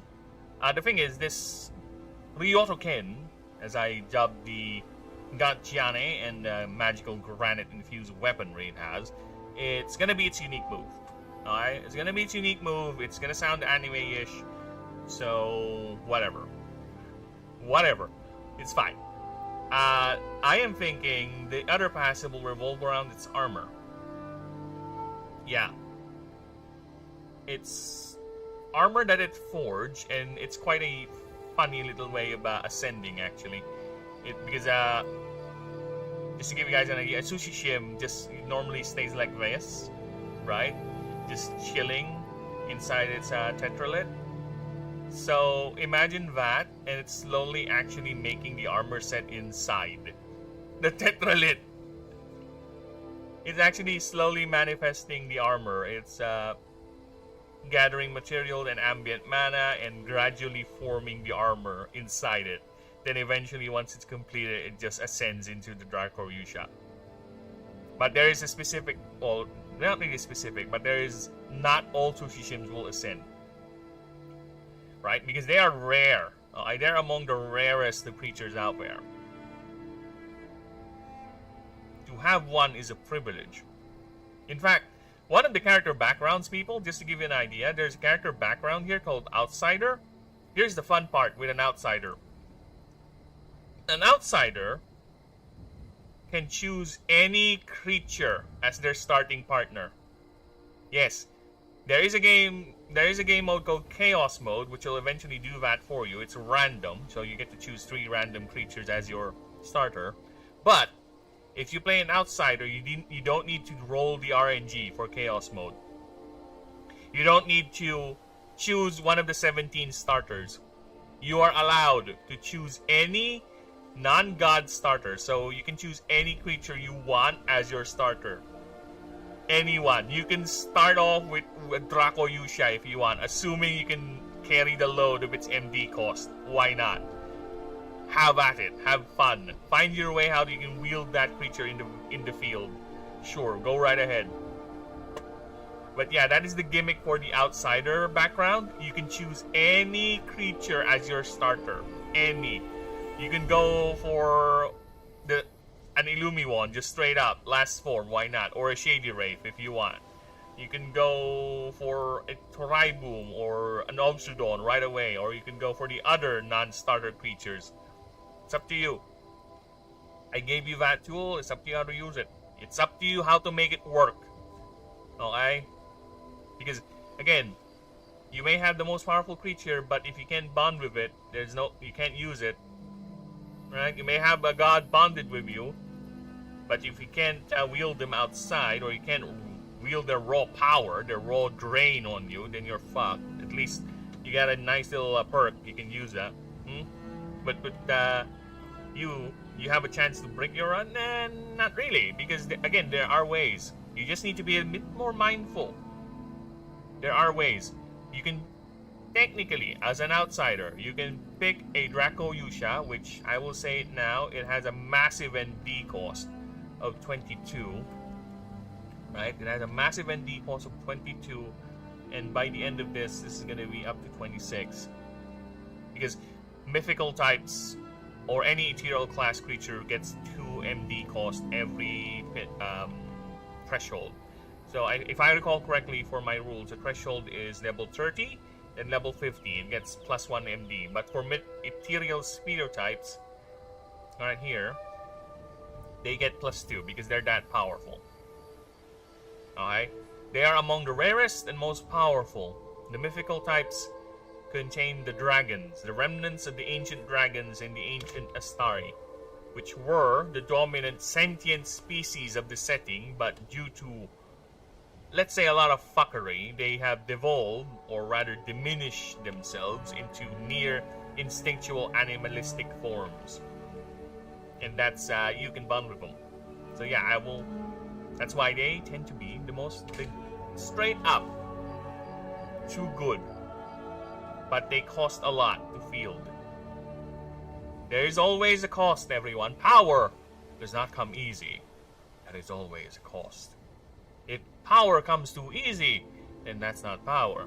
That's broken as shit, and I need to balance that real quick. We need to scrub that from the game. I want power to be power, the power fantasy to still be there, but I want you to work for it. I want you to put in the effort. I want you to know the system, how to get around it, but the power is there. If it's really that broken, or by broken I mean it's really that hard, it doesn't make sense, I'll fix it for you, no problem. I am a reasonable asshole. I may be an asshole DM, an asshole dev when it comes to setting up systems, but I am generous when it comes to when it's really truly unreasonable. I can be talked down to. Because like I said, the test will be involving tabletop settings and I will be DMing it. Right? Or if people want to organize games, sure. That's why I really we'll get that Discord set up. I promise, one day we'll get that set up.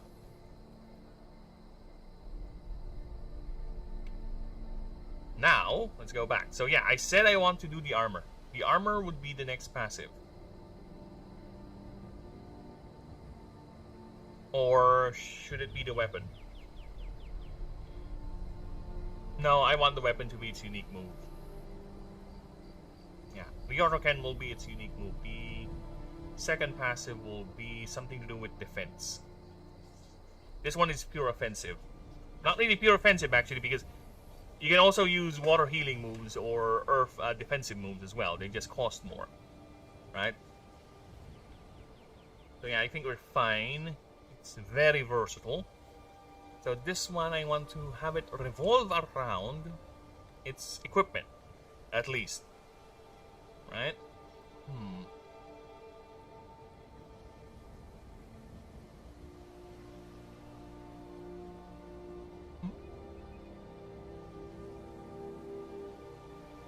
No. I smell something. It smells like a combination of this and perla. Yeah, just do it. Putang ina. Love! I'm ticklish. Alright, thank you. Alright, I need some words. Alright, give me a moment. I can't help it. I really love parrying. I'm not good at parrying, but I love the concept of parrying. What do you call that? What is a small katana? Okay, types of katanas. There's a small katana that is used to catching other swords. No, a kunai is like a knife. Katana is a long one. Wakizashi, yeah, there you go. Nagama or something? Nagama. Nagana. Let me check. Wakizashi is a smaller version used for indoors. I'm mistaken on that. A tanto? No. Tachi. Predating katana Tachi, it was designed to cavalry on. Oh, this is the Uber one. It's like very long. Yeah, it's like a saber from in the Western, but it's imagine it like to be over long. Sort of katana. Because this one is meant to be used on horseback.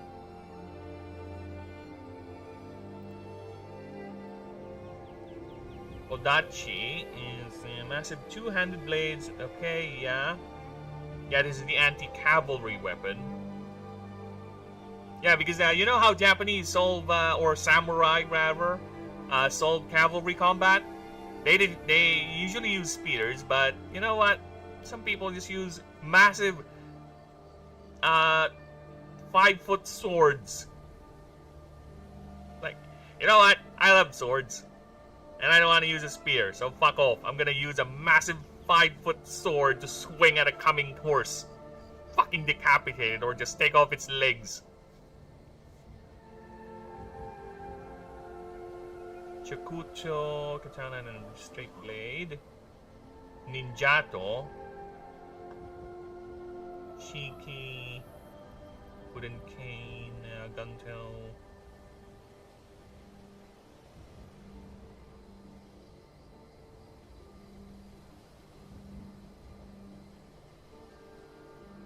Aye.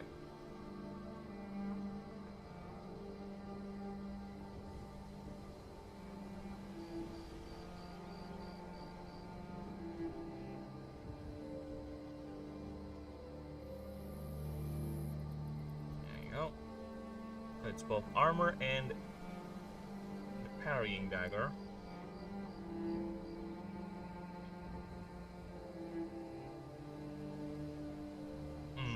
Can I do it once?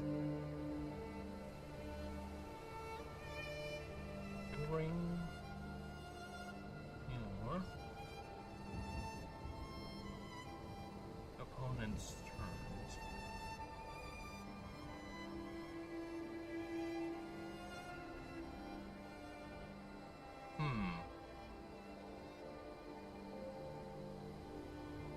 Or should I just do this? It gets a free move.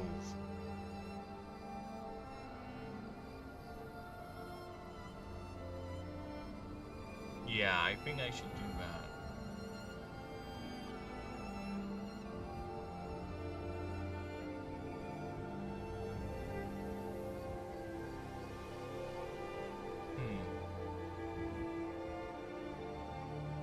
Because the idea is this. That is what I'm looking at. It has a secondary weapon on its left hand. Imagine it basically as a water sword. That is what I'm thinking it's using. It's either a parrying weapon or a quick strike weapon when it gets attacked. right? That's the idea of it. So now I'm thinking, is it going to be reactive or is it going to be proactive? Like, do you use it during your opponent's turn, or do you use it in reaction to when your opponent does something? Another thing is that I can have it be just a free move. Just a free move, that's it. It's a free move that's a flash type move, so you can use it even in your opponent's turn, as long as you can pay, of course, and it has effect. That's the three things I'm thinking of right now of how is it going to work. Right? It could even be a modular thing where one is relation to the armor, so it's like damage reduction or something. The other is going to be the dagger itself, the short sword. Short sword.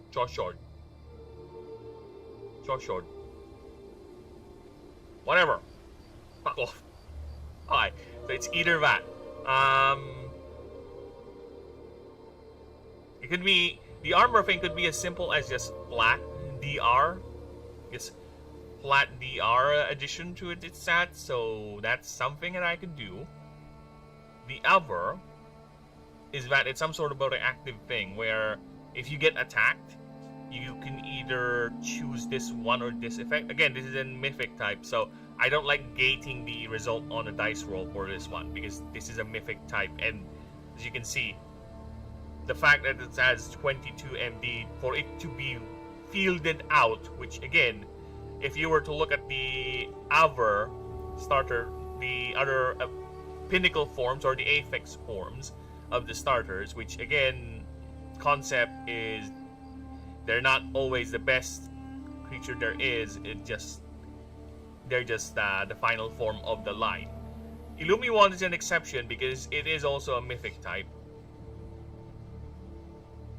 so that's why it has 20. But usually a pinnacle form or an apex form creature would be around 20.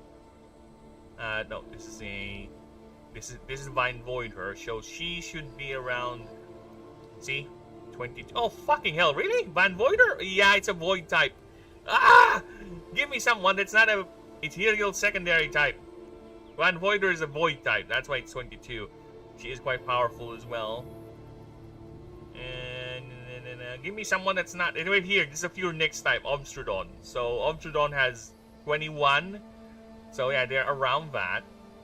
And again, they only get 1 plus additional MD every pinnacle, every threshold, instead of the ethereals getting 2. So so 21. Mephraj is a mythic type. Oh my god, really? Am I not gonna have a normal one? Okay, there you go.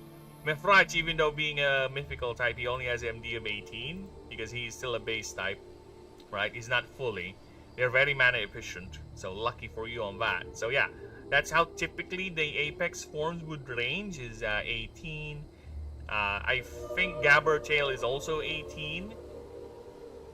And the rest is around 20. So Aomagozi, I think, is around 20-ish to 19, actually. See? A bit lower too, efficient. Because it is an voltaic type, so energy efficiency is their game. So 19 mana draw. Just to give you guys an idea, what I'm talking about.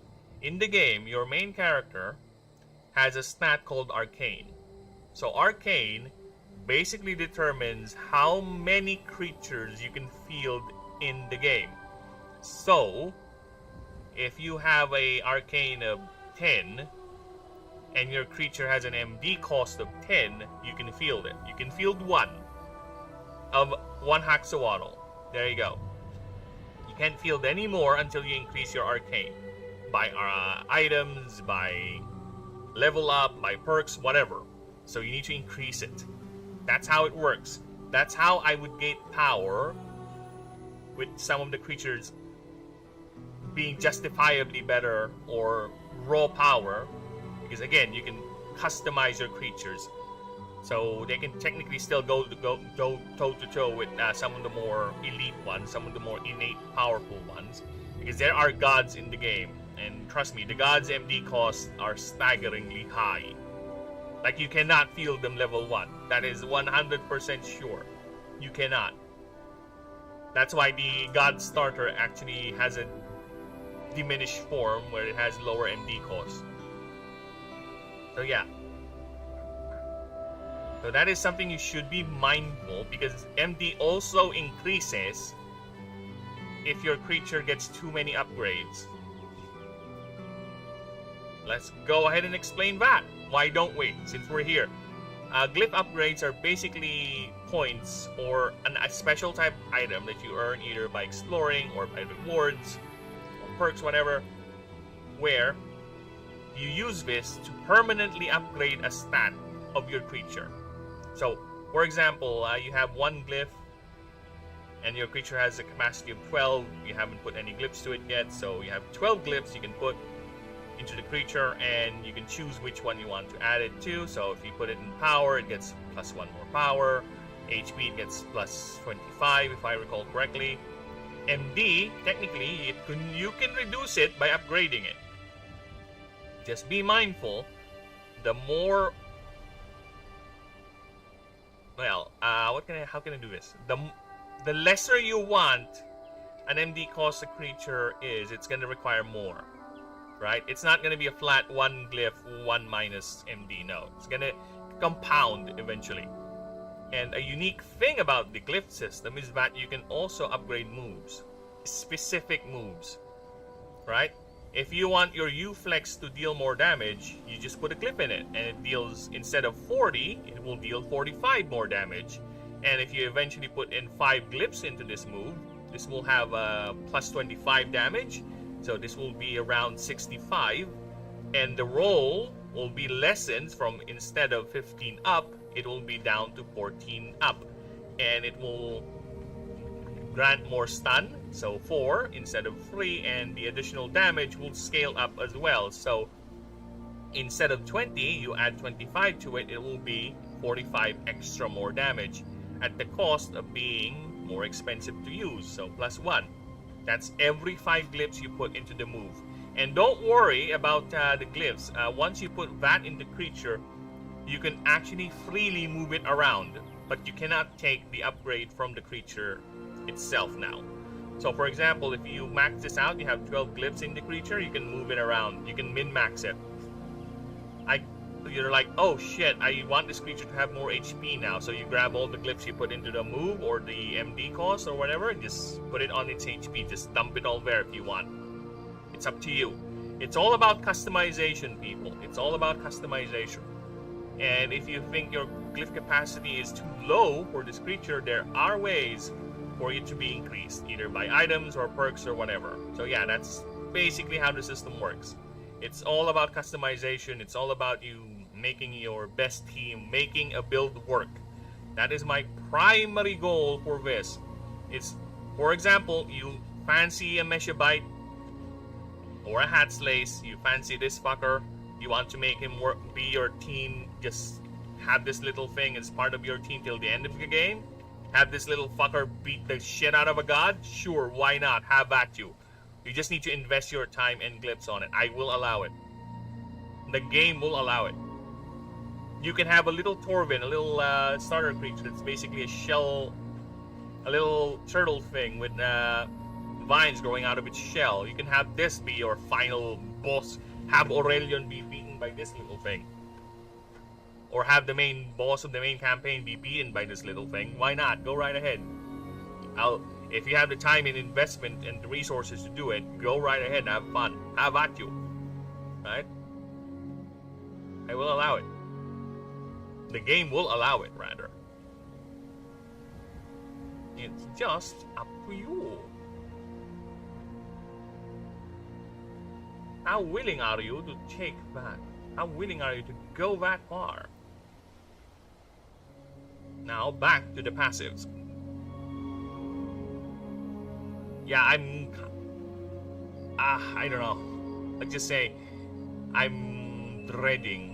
I'm more dreading now the fact that I have to study how to program, because a lot of the things with the systems I think will be a lot more easier, especially if we're gonna do this with random people for the test.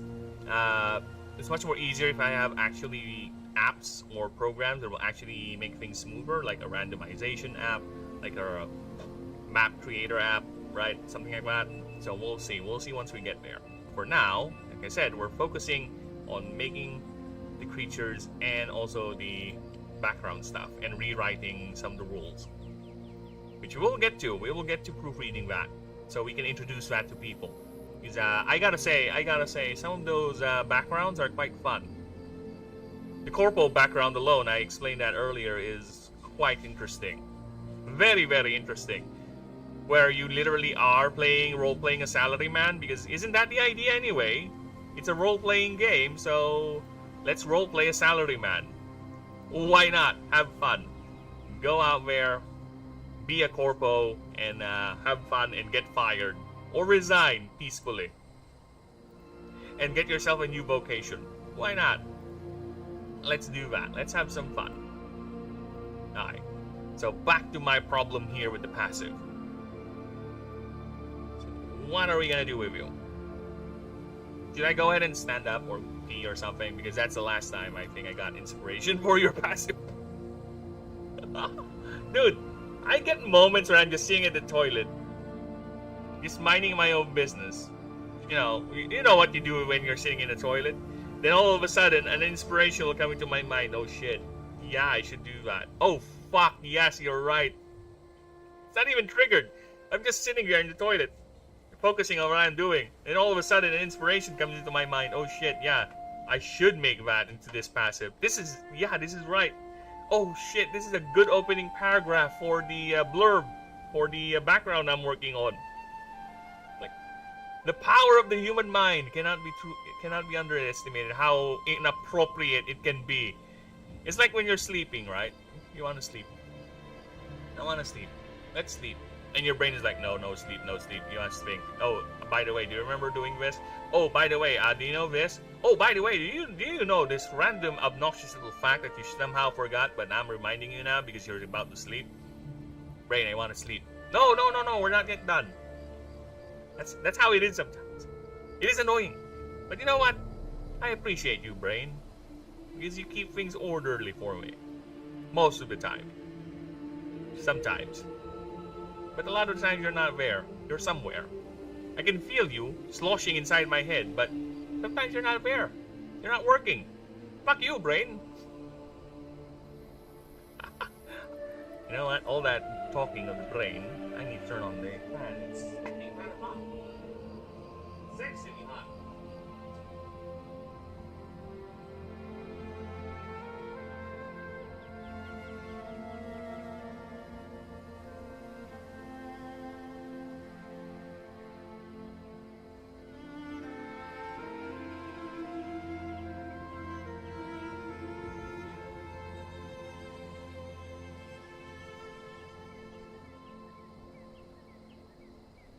Okay.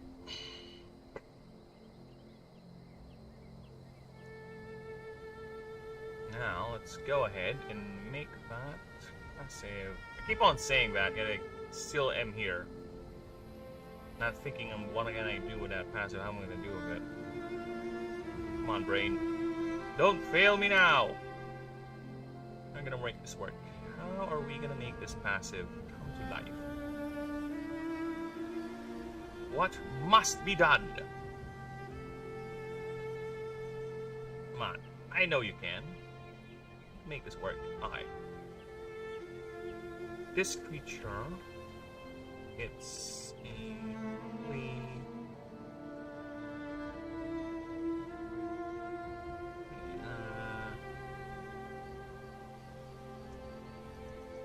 it's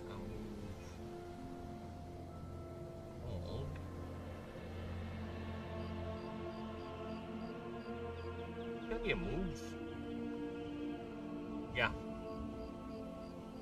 Yeah, here's what we're going to do. So this creature, the kabuto will be a flat.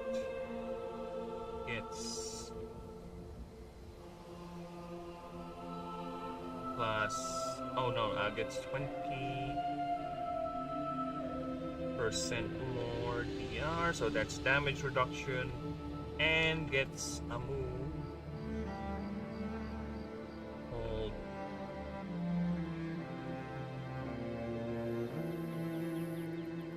Flash. Why is there double cold? Only one cold is allowed, please. Alright.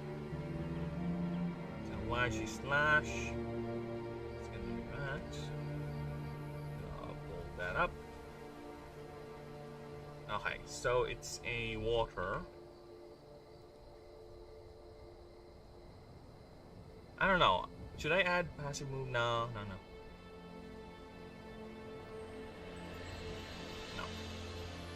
No.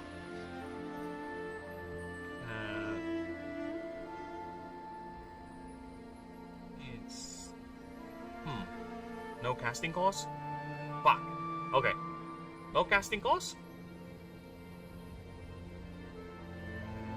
No casting cost, because I think I have a gimmick for it. Yeah. I have a gimmick for it. Okay. Oh shit.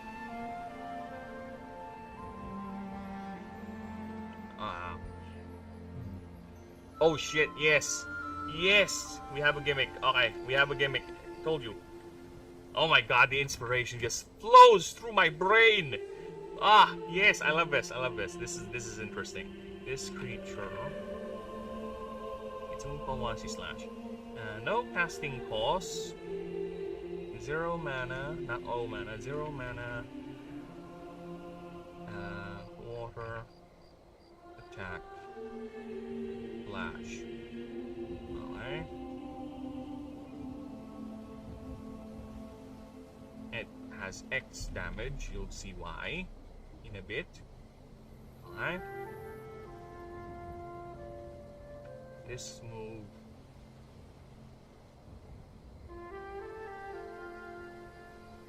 can only be used during the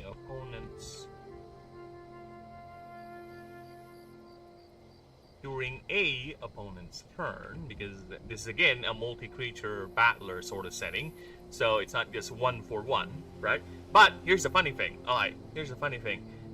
Because I told you options and customizations is my thing here. So here's the thing. Let me just spoil a bit for you with the ruling, okay?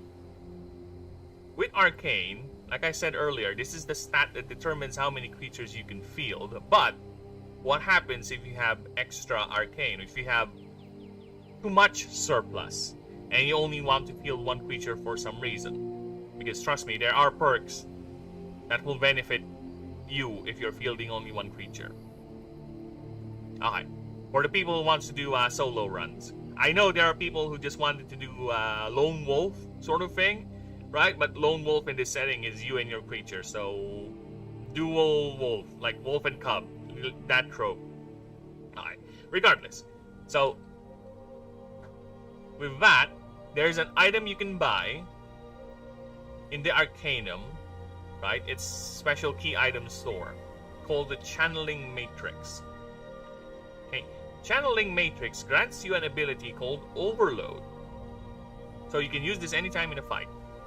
Overload, basically, choose one of your creatures on the field. You can convert any number of your arcane stat into additional power, DR, and speed for the rest of the combat.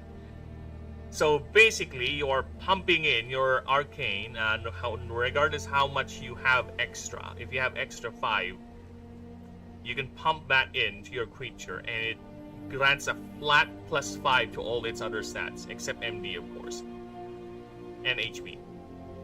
Plus that to all those stats, to its damage, its defense, and its speed. So +5, all of that. However, every start of that creature's turn, it loses HP precisely the amount that you're buffing it with. So if it's being buffed with 5, every start of its turn, it's gonna lose 5 HP. But at least you get that nasty sweet ass addition, right? More power, more speed, more defense.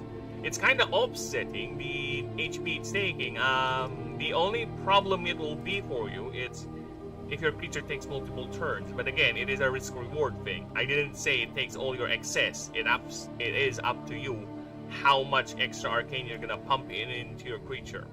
And you can use this anytime, right? I should also put a caveat near this effect. And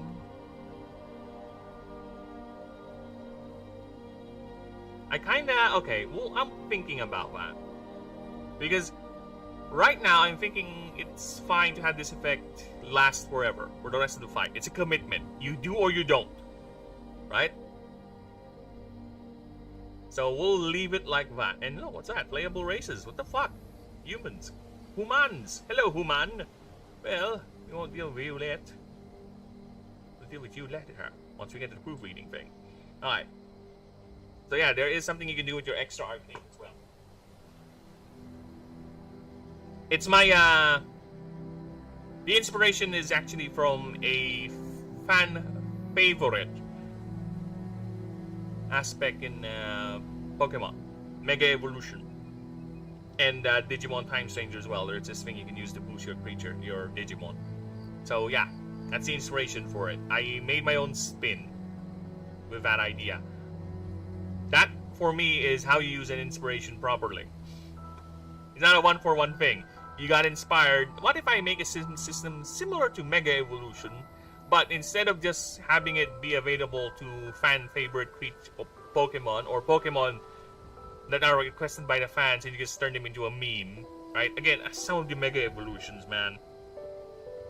I got a rant a bit for Pokemon, okay? But some of the Mega Evolutions look fucking dumb. Like, literally fucking dumb or stupid, lazy, copy-paste bullshit. I have seen the Meganium Mega Evolution, okay? Let me just show you that. Again, to each their own.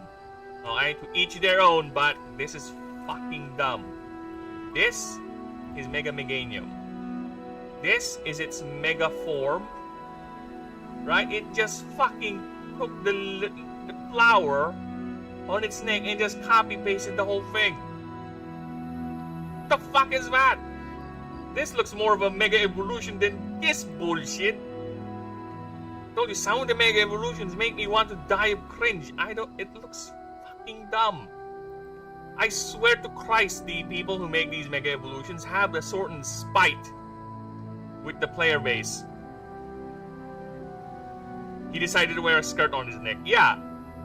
Dude, the Mega Starmie, it's a meme. People like it, sure, but for me, it's a fucking meme. Look what have they done. This is Mega Starmie. This is a regular Starmie.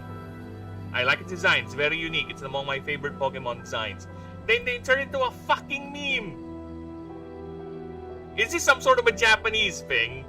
I don't know. Probably it's a cultural thing. But yes, this is the Mega Starmie. Like, what the fuck? What the flying fuck is this supposed to be? Yeah, I think it is a Japanese thing. I'm 100% sure it's a Japanese thing. Ew. Ew indeed.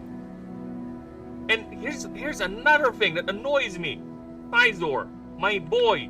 My number 3 favorite Pokemon of all. Because my number 1 is Mew and Mewtwo. Alright? My 3rd favorite Pokemon of all time. This is his Mega form. What the fuck is this monstrosity? You think this is cool? Again, to each their own, but for me, you think this is cool? You find this awesome looking? How? How? He looks like a fucking vibrator. He looks like some sex toy.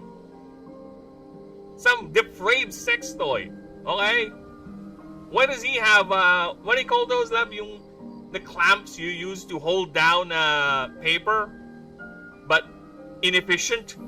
I think that looks cool. Again, to each their own. But for me, he went from this. Look at that. Look at that bastard. He went from this cool looking boy, okay? He looks from this amazing looking bastard. Just look at that. Just that alone is radiating coolness. Look at that. Here. You can see why I'm annoyed, right? He went from this sleek looking motherfucker into this overly designed bullshit. That's my problem with it. Sizor is sleek and fast looking. Just when you look at a Sizor, you can tell it's fast. You can tell it hits hard. You can tell it's deadly. When you look at the Mega Sizor, it looks like some overly designed shit. I'm sorry. That's my main problem with it. It ruined my favorite Pokemon.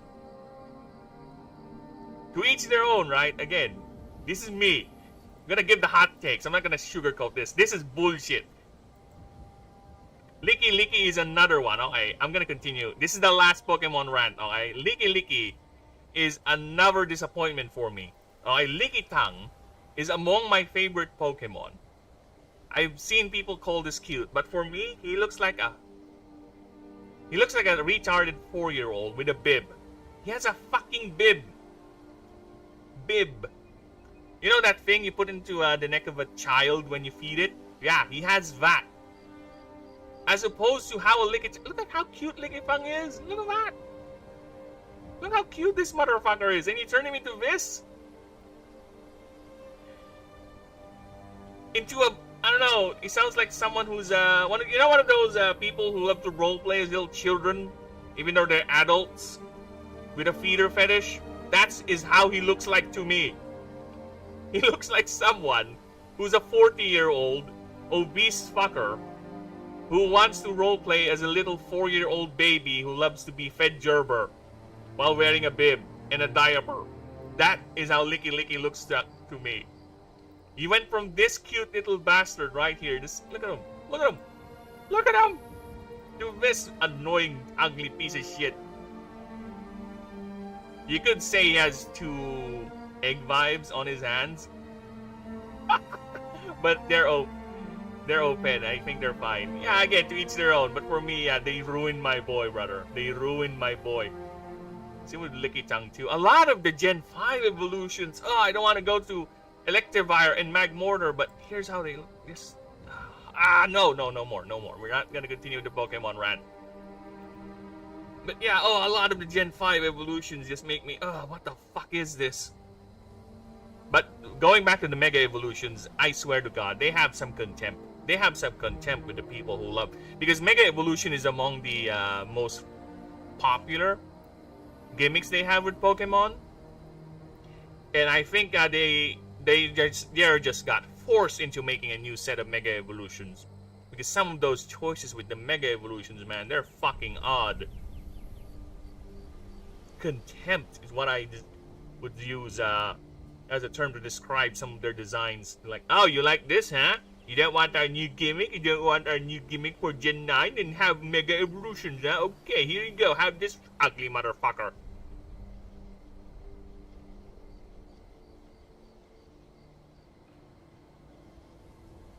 What am I supposed to be? Rant aside. What am I supposed to be doing? Oh, yeah. I'm supposed to be typing a passive ability of a creature that I'm designing.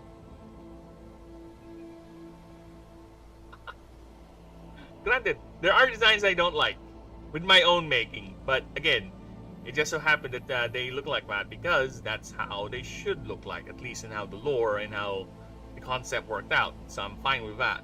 Again, if I design creatures, if I design my creatures to be following what I really find cool, they will all look the same. I don't want that. I want to be a variety. I want, let's just say, people who likes this sort of... Let's just say, okay, let's put it this way. Eudynasium like Mega Sizor, right? I want my designs to be just like that. I want to make a design where I'm okay with and people will find cool. I want to make a design where I think I fucking made something ugly as sin, but people will find cool, right? Because when I do the designs, it's more on how it fits the lore and the gimmick of the creature. I have no idea who Sizor is. That's the red guy, the Pokemon I showed you earlier. That's Gen 2 Pokemon. This guy. Let me just show you again. This guy right here. He's a second gen. He's a Gen 2 star Pokemon. He's an evolution of Scyther. This guy. Scyther is among my favorite too, actually. That's why I was so happy. Dude, I was so happy when Scyther, this cool motherfucker, evolved into a Scizor Gen 2. Wow, look at that. Look at that. And they made this thing too. This thing I'm okay with, but it's too... This is the main problem of Pokemon designs for me. You can tell which one is the modern design, right? Pokemon used to have, even though this one, Scyther, has a lot of angles, a lot of lines with him, it is simple. It is quite simple, right? Scizor 2, you can tell, right? This is Gen 1, Gen 2. This is Gen 7. You can clearly tell they are running out of ideas and concepts with some of the Pokemon designs because this is some overly designed shit. Like, I want to make a Pokemon that wields axes. Okay? Literally have it wield axes. Again, it's fine, it's their design. But for me, Pokemon lacks this cohesiveness with their idea, where it's just basically whatever they feel like. Especially with the newer designs, it just comes off like that. It gets too much nonsensical for me. Which again, I kind of feel like a hypocrite saying that because I have a design, I have creatures here that are literally wearing armor. Okay? But then again, I have explanations as to why. It works in universe, it works in world. I don't know what the fuck is going on with the Pokemon world, why they have those types of animals. Because Pokemon are technically animals. I don't know if they reversed this, but the last time I checked, Pokemon does not have any other animals in that setting. They used to, with the anime and with the cards, but they eventually did not or stopped showing other animals. Everything is a Pokemon. Everyone is a Pokemon. I'm not going to be surprised they eventually make a bacteria a Pokemon. Because that's how their world is, I think. Whatever. They have no set rules. The fact that you only see one paragraph or one sentence for their Pokedex entry and that's it, which is again, that's them. Okay? For me personally, since I am a stickler for world building, it does not make sense to me. The entire system they have, whatever it is, does not make sense for me. That's why I was like, what if, let's go ahead and make a creature battler right now and use what you really like, the lore building, the world building. So, my challenge is, how can I make this fit into this world? So I made the world, whatever. That's why you'll never see a design that is super humanoid. You'll never see the Digimon designs in this setting. The closest thing to a humanoid design you'll see is like Van Voidher, or like Dracoyusha over here, and Illumiwand or something like that, or Proceratron, but they're still animalistic, right? That's one thing I admire still with Pokemon, right? Even though a lot of their designs kind of went over the top in terms of it does not make sense and it's too fucking obvious sometimes, right? Or too lazy in terms of mousehold, right? Even though they went in that direction, at least they're still trying to make it look like an animal. It still has the animal thing. It's just that later, with Pokemon later evolutions, they make it less and less look like an animal. Like everything is standing upright. Whatever. It's their game. It's their setting. You do you. Unlike with Digimon just straight up humanoid. All the Mega Evolutions, you barely have a Mega Evolution that's animalistic or looks like a monster. All of them. Look at this, Mega level Digimon. All of them are humanoid.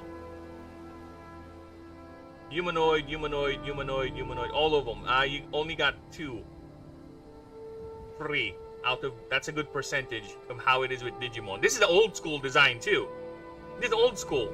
If you were gonna look at the newer designs, like look at this. Humanoid, all Mega Evolutions, humanoid, not humanoid, not humanoid.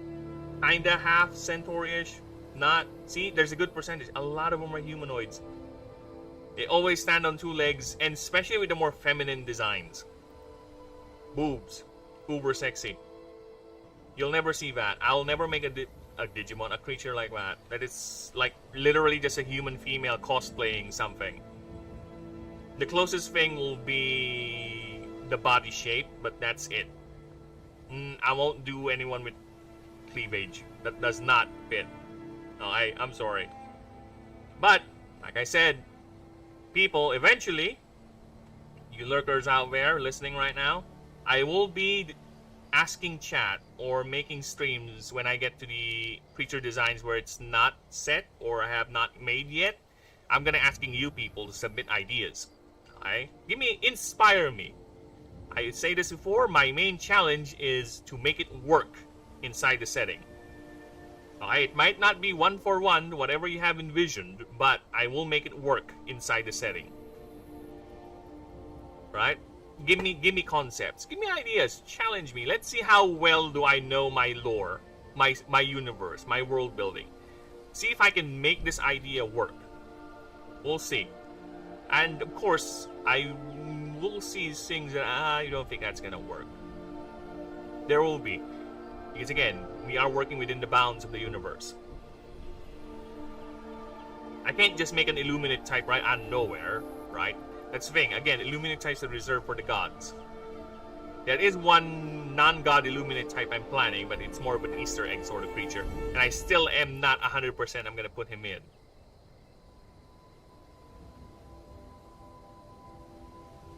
This move can only be used during a opponent's turn. Right?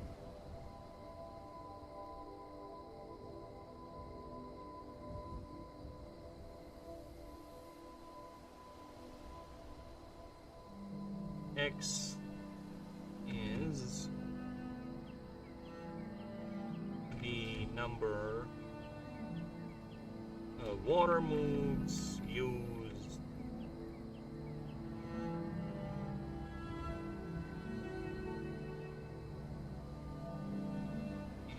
during this combat.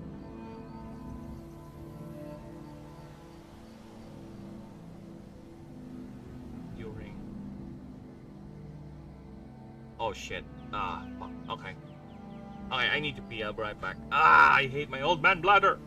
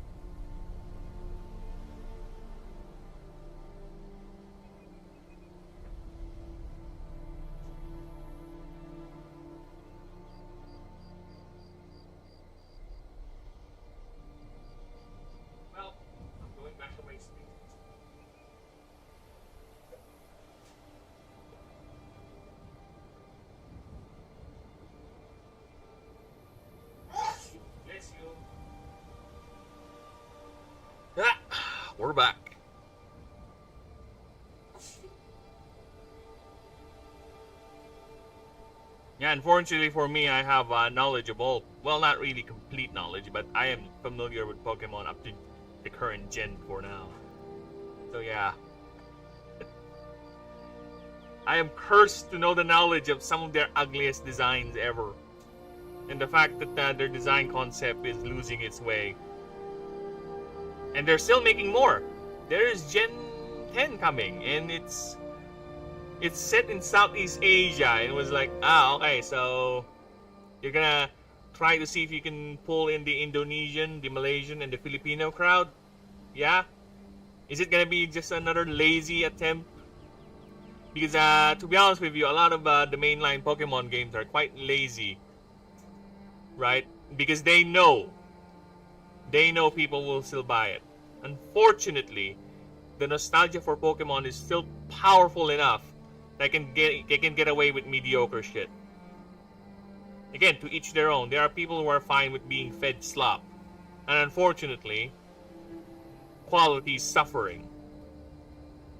The real artistry, the real skill in making a game fun is being lost to the short-term euphoria of seeing your favorite Pokemon dancing the screen again. And everything else is just set dressing. Again, my logic is if you just want to see that, why do you need to buy the new game? You can just play the old game and just have it there. Why do you need to buy the new game? Because it's new, that's it. Oh. Yeah, alright. Sure. Oh, they have new Mega Evolutions. Yeah, you're right. Yeah. None of them are ugly, though. You really want to see your favorite Meganium get right in the ass like that? Again, maybe you like it. Sorry, but I prefer quality, man. I prefer quality. I don't care if they take forever. It doesn't need to be yearly. In fact, they're taking their sweet time too with making their Pokemon games, but for some reason it gets worse every time. They either lose, they cut new things, or things they already have. You know how lazy it has become? Just to give you guys an idea. I'm sorry, I'm back with this ranting, but I just need to say this. There are currently 1,000 plus Pokemon in existence right now. 1,000 plus. 1,025 last time I checked. 1,025. The newer games do not have all of them. No. They do not have all of them. They only have a limited roster. In a game whose main idea is gotta catch them all. In a game that's basically a creature collecting game. And they only have like 400, 300, maybe you're lucky, 300 in the roster of the 1,025. Let that sink into you. Let that sink in. And now it's even more funnier. Ha ha, funny. Ha ha is annoyingly ha ha. Some of those creatures or Pokemon they added in, they will add later. You have to pay for it. It's a DLC. It's a paid DLC. Which again, to each their own, right? That's their But for me, it sounds so scummy. They're predating your nostalgia, your attachment to the IP. And the funny thing is, I would accept it if they really are putting effort to the designs, the animations, and everything. No, they're not. No, they're not. No, they're not. Some of their ideas to remove certain Pokemon is basically because their engine cannot handle it. Their world does not have any specific way of handling certain things. Like, how can we translate a massive 20-foot rock snake into our new 3D engine? I don't know, you designed that creature, figure it out. No, instead their solution is to remove it. Or, better yet, instead of, I don't know, with the newer games, they explained it, they just made it smaller. I guess it's a baby now. You're no longer allowed to capture the bigger ones. You just have a baby, which is fine. If they say that outright, that's the lore, I'll accept that. Dude, I have a lore explanation here why the gods can fit inside small rooms when you summon them, when in fact they're actually large. They can change their size, depending on the mana saturation, or depending on how much mana they put in. The bigger the size, the more mana they need. Right? But they're just so powerful.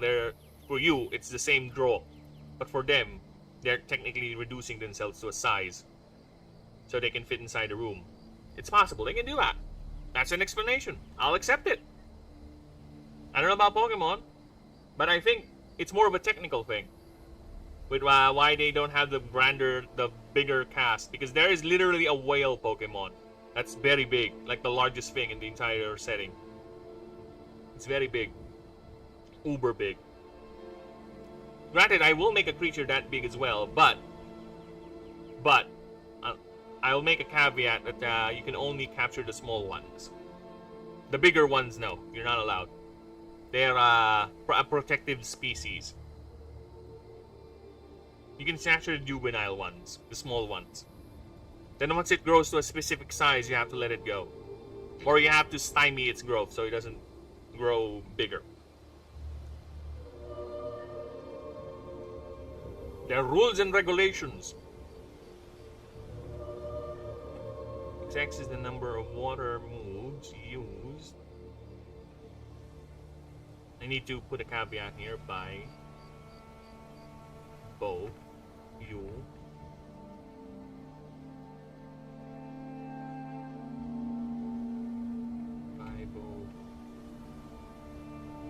allied and opposing fingers. Okay. Put that caveat in. Multiplied by n. There you go. Now, here's the balancing part. This thing refreshes. So this thing charges. Alright?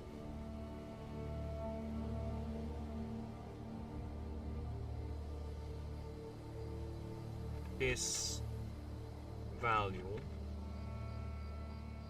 reverts to 0 after use.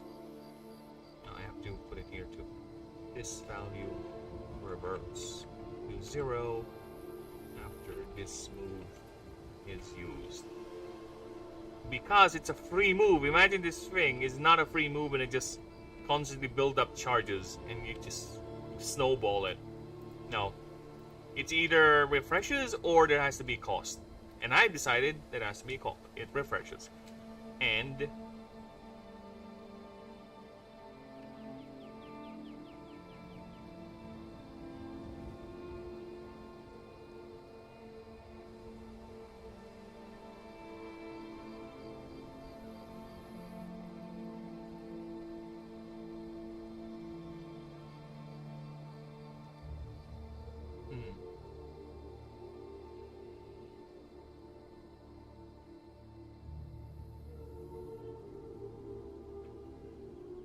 okay. So basically this thing gives it 2 moves. Where's the... There you go. Like that. There you go. 0 mana. Earth. Defense. There you go. It's also flash tag.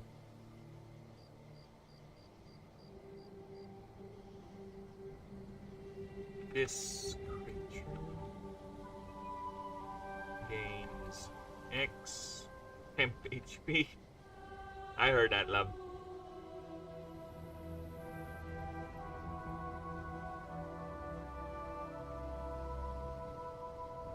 This move can only be used during opponent's turn.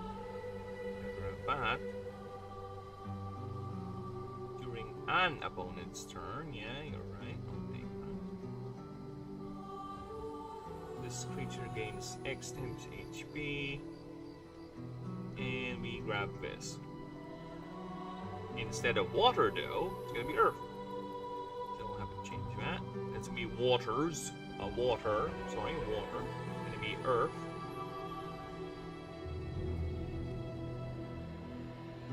Nine moves. There you go.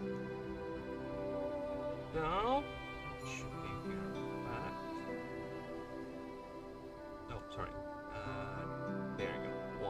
type moves, and we'll have to put this caveat in as well. These moves do not count towards this creature's move slots, or do not occupy, rather. Do not consume. Consume this creature's move slot. So you have technically 7 moves when you have this passive. So we'll take that. There you go. Now, I guess. Let's see. Let's see.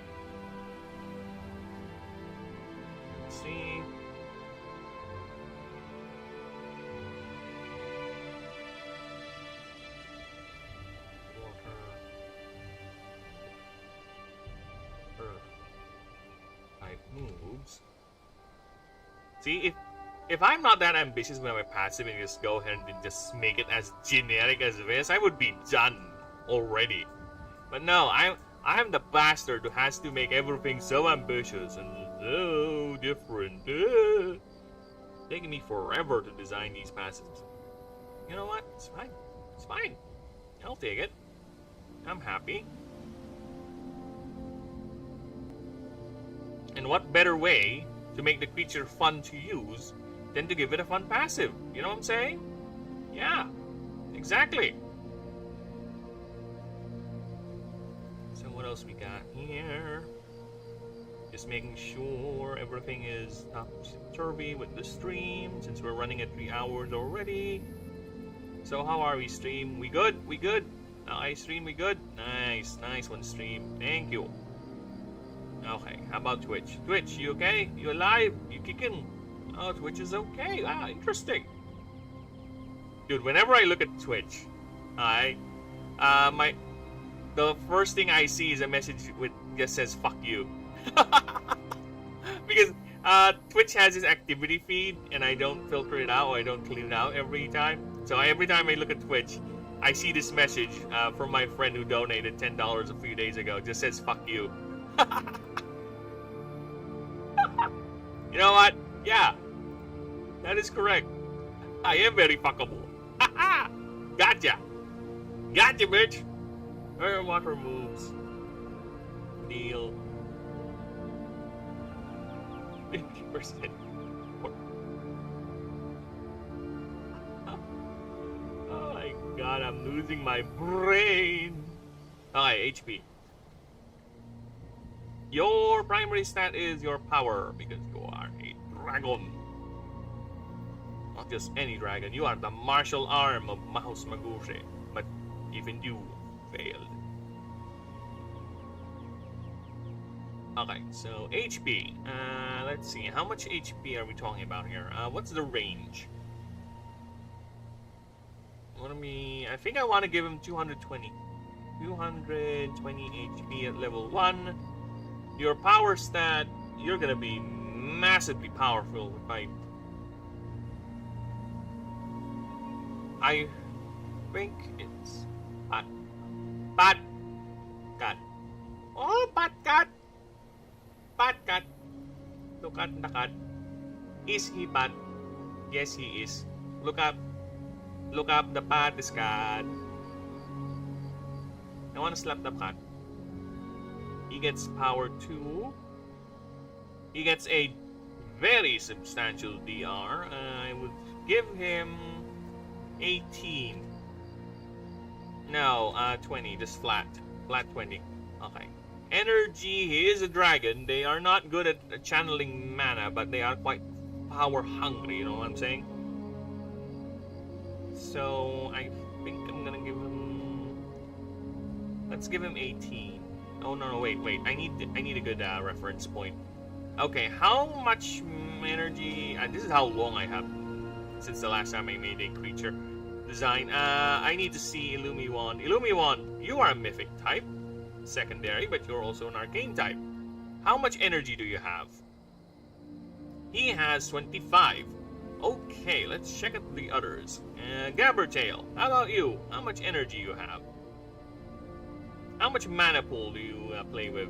20. Okay. How about, let's go with Dondania. Dondania, how much energy do you have? You have 28. Big one. Big one indeed. So, I think I'll go around. Oh, actually, now that you think about it, if that's the logic, I think I'm going to change Illumi one. If Dondania is 28, the Archmaga should be more efficient than that. Yeah, you're gonna be, oh, that's MD cost, you idiot. Oh, 25. I think it's fine. Archmagus is fine, 25.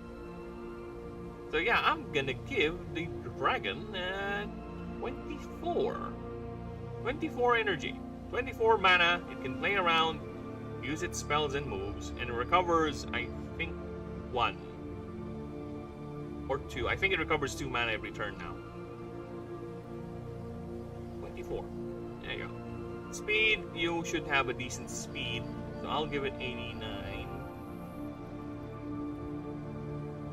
Yeah, 89 is a decent speed. And in terms of an upgrade capacity, I'll give it 25. There you go. So let's get this computed by my annoying calculator. Hey, you calculator, compute this for me. Let's go to my notebook. Now, level 50, please. Level 50. Stats, please. I'm bad at math. I need a calculator for this, unfortunately. I'm horrible at it. Math and me, we ain't friends, bruh. We ain't the bestest of friends. Math and me, we have a certain relationship, and it's mostly I hate you. That's our relationship. Okay. Damn, 51 power stat? Fuck off. This guy's gonna fuck you up. 1, 4, 4, 5.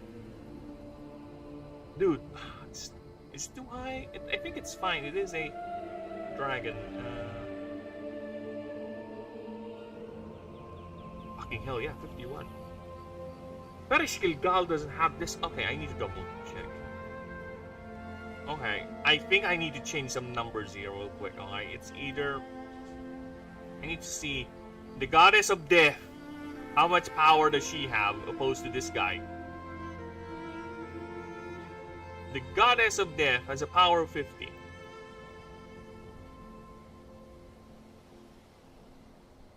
So that's 50 extra damage on top of what they usually deal. Right?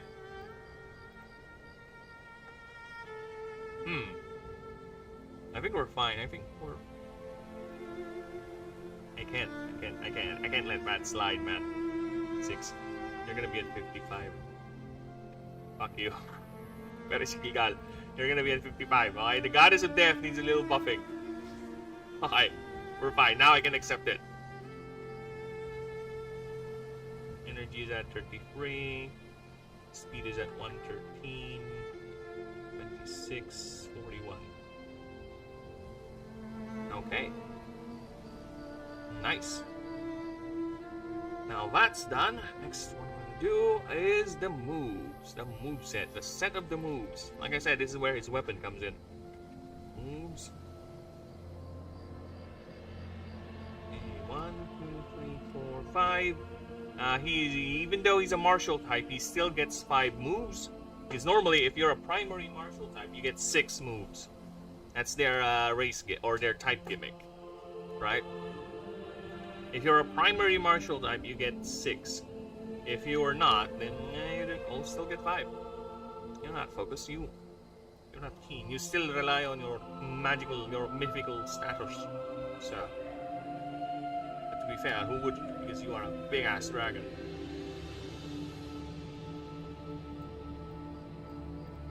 You're that big.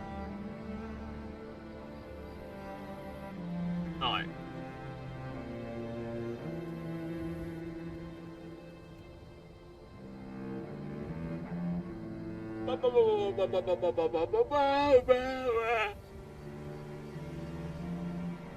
gonna go na outside? Is it spaghetti time na ba?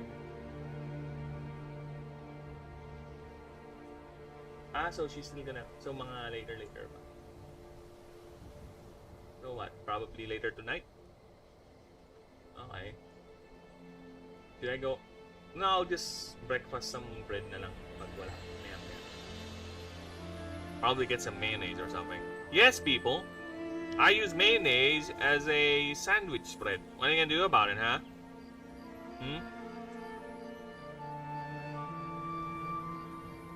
Lab?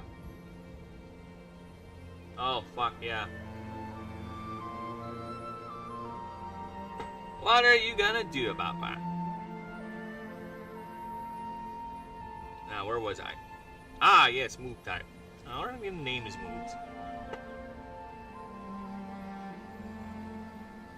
Yes, kid?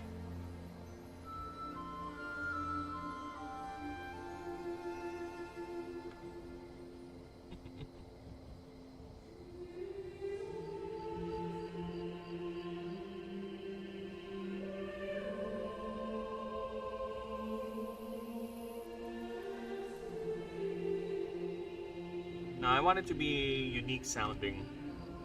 This sounds like a generic move if I use that.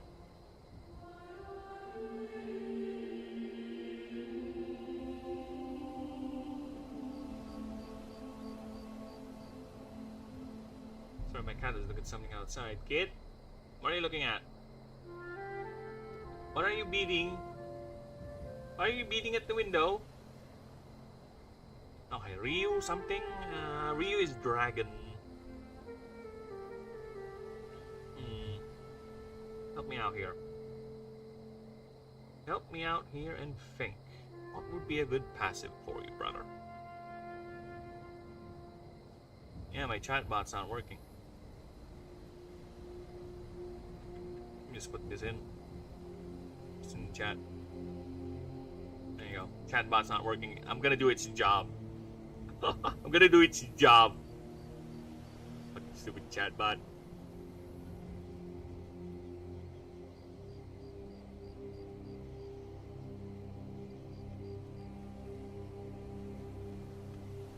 Help me out here. I'm gonna name this move.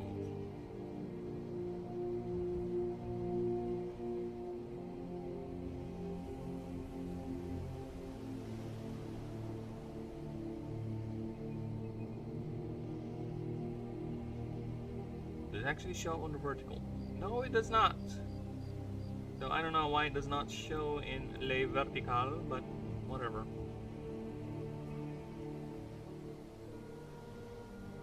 That is odd.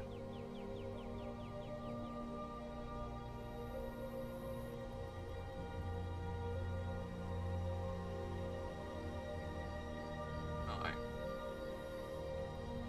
Let's continue. No,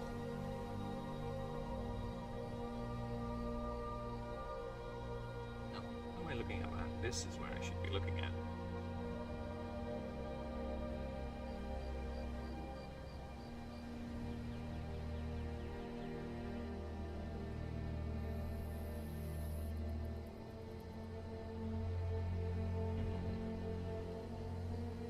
Oh, I need some inspiration here. Just need some move names.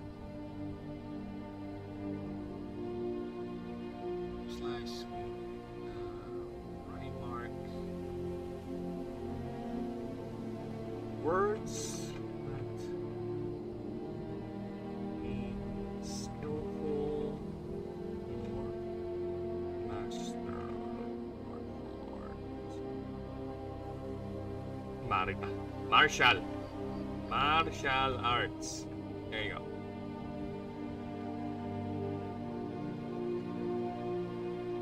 No Japanese Budo martial arts. Actual Chinese seafood. Down.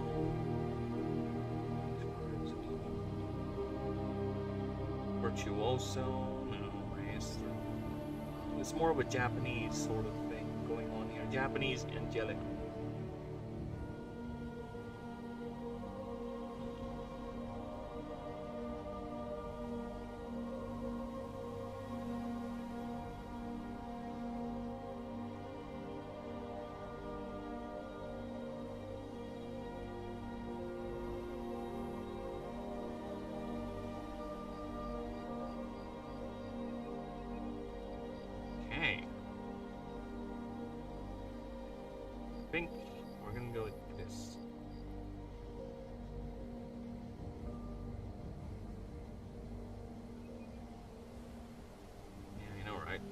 doing that.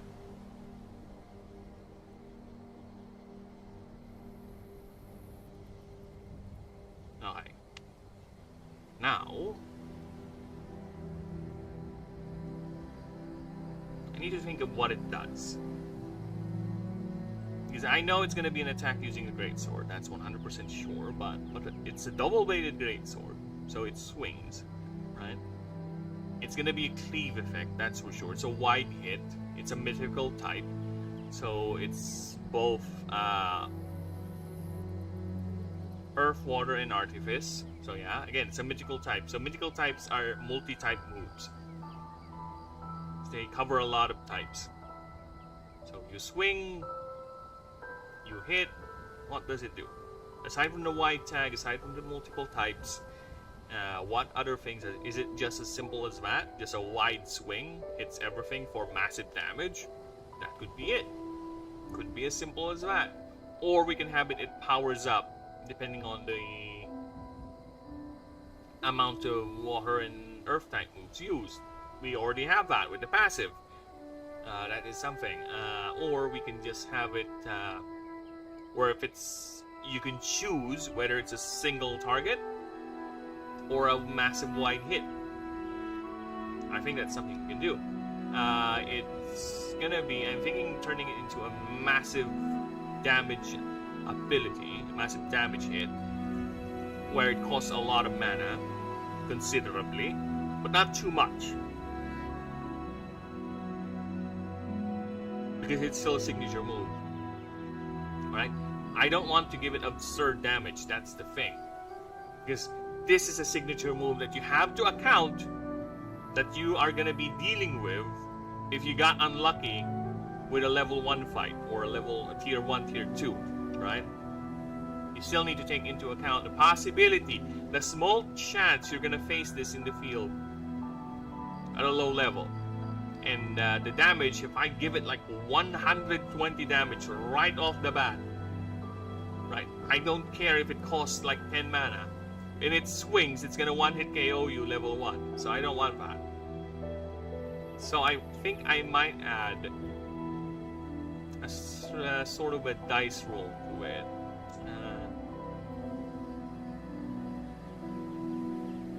Gonna be a dice roll to it.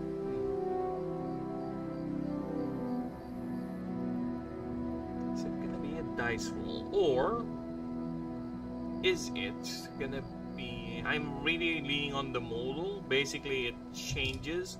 You either swing it for massive focus damage on one target, or you swing it for an AoE. Everyone gets hit. That's it. That's the move. That's the main gimmick of the move. I'm just thinking of how it's gonna deal the damage, right?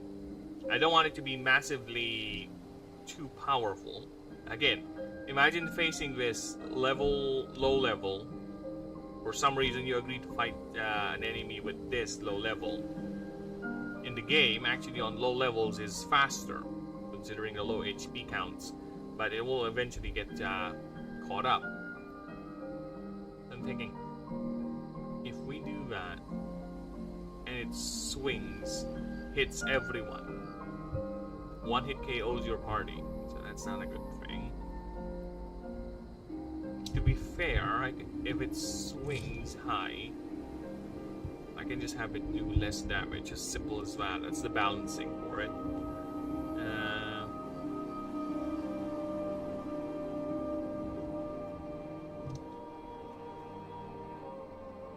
How come we gonna do this?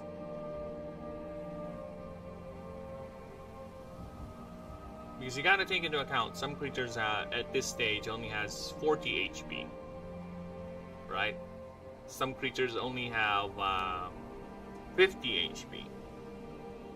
If I recall correctly, Nimdo, one of the starters, only has 42 HP. So if I have this thing deal like massive 60 damage right off the bat, level 1, it's gonna one-hit KO that. I don't want that. I want it to be a little more fight to it. Like these 2 hits. And it burns out real quick, right?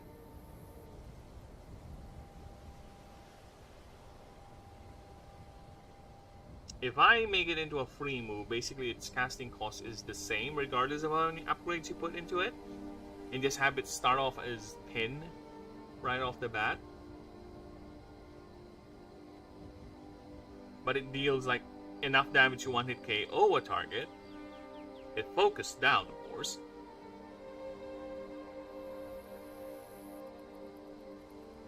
I could do that actually. However, we'll have to reduce its energy. If I'm gonna make it into a flat 10 casting cost, regardless, right? Regardless if you upgrade it, it has a free tag, so meaning its casting cost will be the same all throughout. It's not gonna change. It's not gonna decrease, increase, whatever. No matter how many upgrades or effects you put into it, it's not gonna change. And just have it deal, let's say, half its damage when you go for the wide swing, and for full damage, it's gonna be the full damage, which I think I'm gonna go ahead and make the full damage into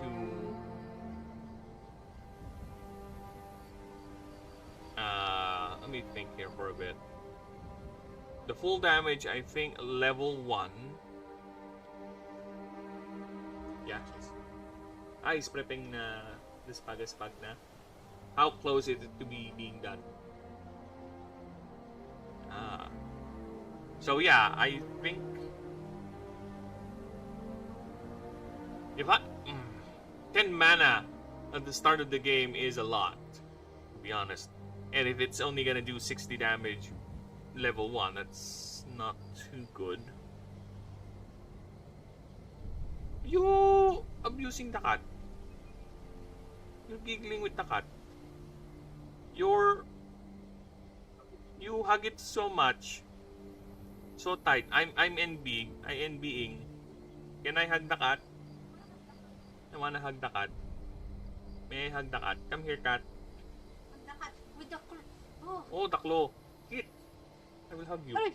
Come here. Ay, puta. Gubitan natin ako. We'll have to cut your nails later, Kit. Oh, look at that cute kitty. Oh, I want to smash your face. Oh, giggling.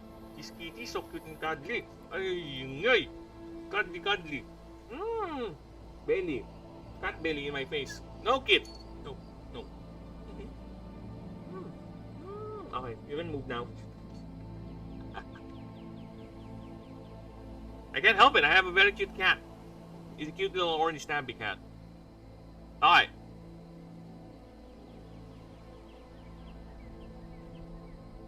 I think the safe way to do this...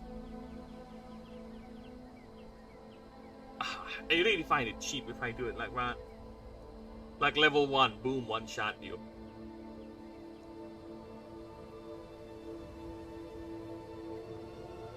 This is annoying. This is fucking annoying. How can I do this? So I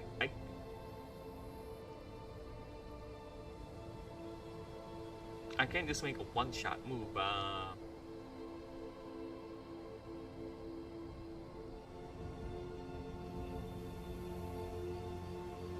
Dude, give it a caveat like that, where it doesn't one-hit KO a creature. If it's like low level. I kind of like that. That's kind of dumb. Why is balancing so hard? God damn it.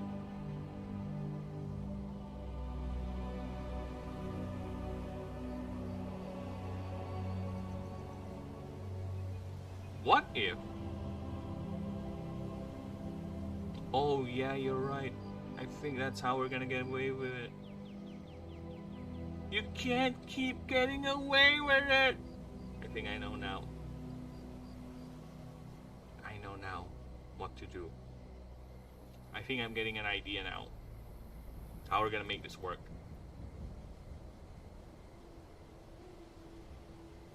Yeah. Woo! I love my brain. I love my brain. I really do. I love how my brain works. Alright? Here is how Gonna get around with it. Alright, so here's what we're going to do. So we're gonna do things. We're gonna move things a bit. So here's its power, right? So it starts with 2 power. You'll see what I'm gonna do. Primarch Greatsword. It's a 10 mana cost. 10 mana. Mythic type. Mythic.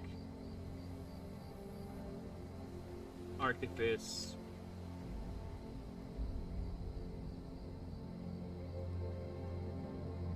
Why is it capitalized? It should not be capitalized. Stop doing that. Mythic, Artifice, Water, and Earth. Alright. Earth attack. Piercing. So it did not. Wait, no. Modal. Modal. 3. Alright. So it's a free tag, meaning whatever happens, how many upgrades or whatever effect you've put into this creature, its casting cost will not change. It's permanently locked to 10 mana. Okay? Got that clear. Alright. Its damage is 10. 10 damage. Wow.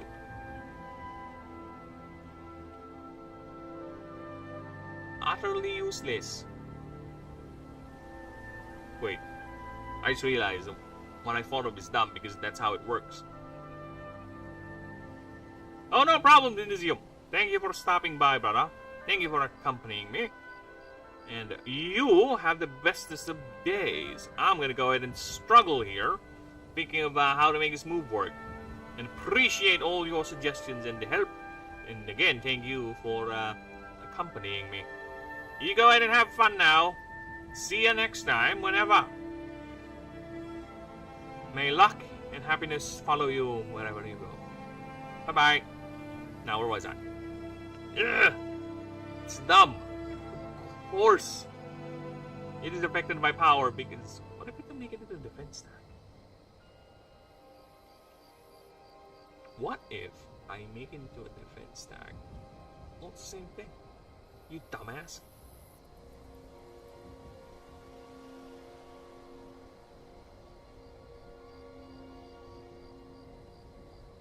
Fuck.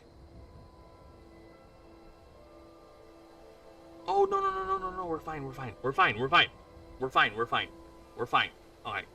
We're fine, got it. You can choose whoever to give this move a piercing tag.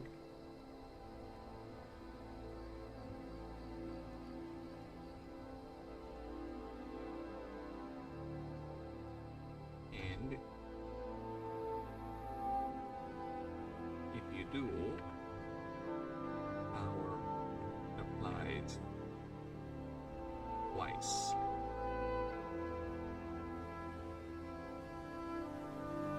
More damage calculation.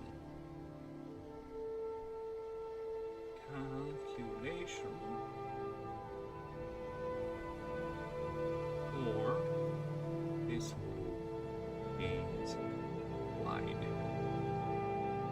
There you go. Done. Aha! Done! Nice!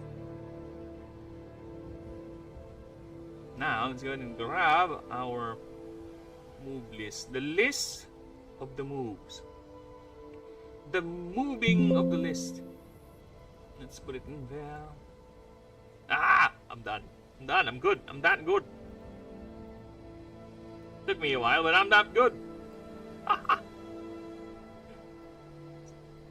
Yeah, I'm good. Yeah. That's all moves. Alright. Now, what's that thing? Where's the word?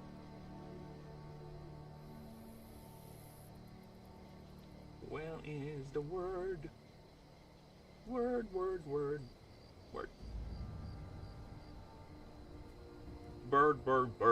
Bird is the word. Word. Word is the bird.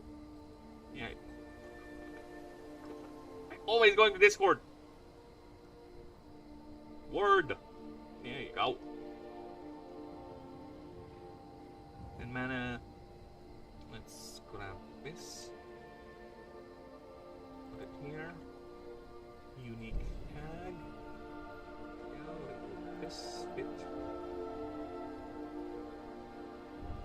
Damage is 10. Mana cost is 10. Attack. Modal. Ray. Mythic. Mythic. There we go. Grab that. Put it here. And voila. Ah! Nice. I am so good at this.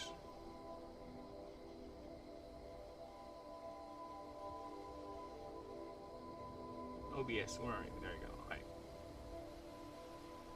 Okay, now we'll give it a generic martial type move, which is just basically jab. Where's my move list? God damn it! Jab, jab, jab, jab, jab. There you go. 240. Alright. Jab is 2 mana. Martial.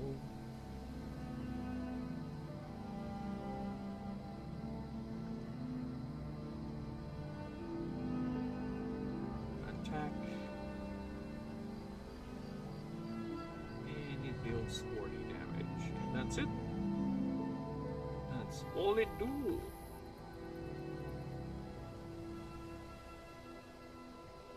Level up. Moves.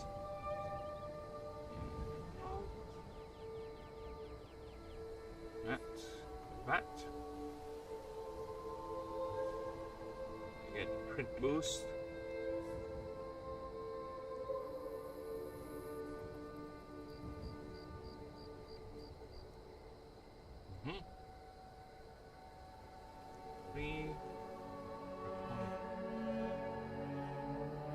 Stream. No, not stream. Where is the mythical types? Where is the dragon claw? Draconic claw. There you go. That's what I'm looking at.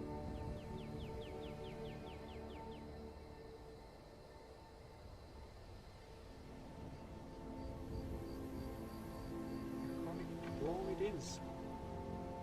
There you go. Or you get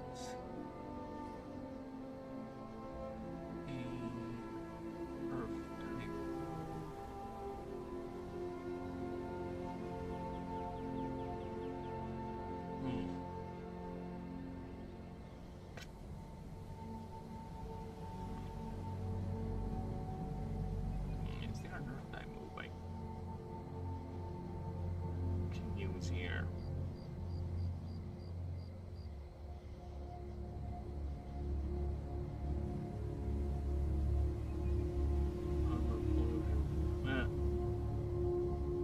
Down spot. Crush. Or crush. Yeah. Let's grab that. Wait, is Earth Crush a unique move? I don't think it is, but let me just double check. No, it's not. Alright. Earth. Crush. 5. Let's give it a water type move.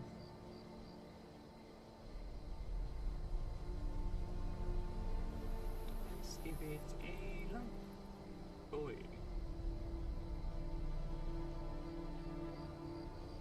Light boy. Transformers, more than meets the eye. What else we got here?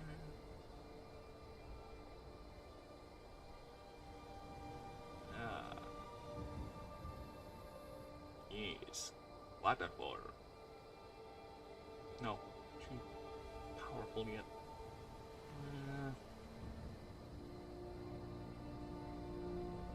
Let's slide gel coating.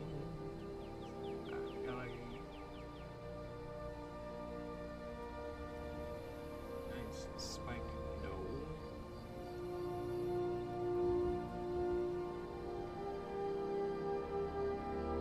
Yeah, let's give it.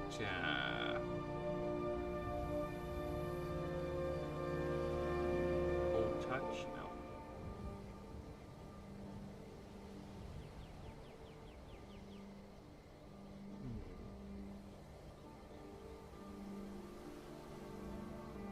Did I not?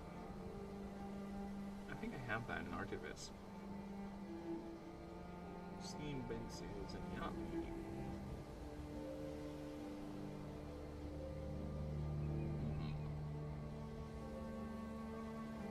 Alloyed Sweep. Optimize. Good water move here. Help me out. Side slab is fun.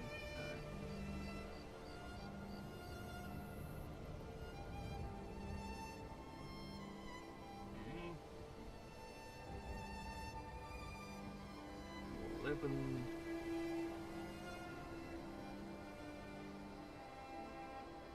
You get a nice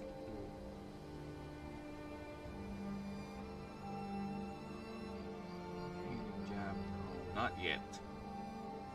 Up. Yes.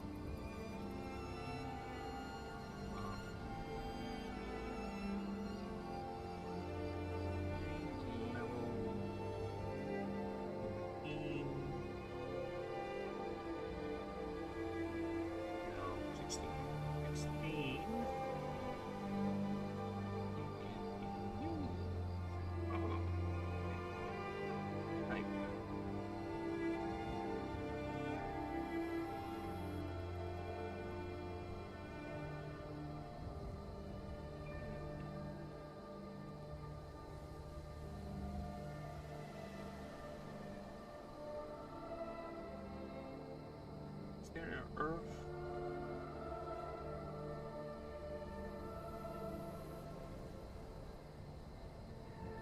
Nothing, huh? Or I don't see much.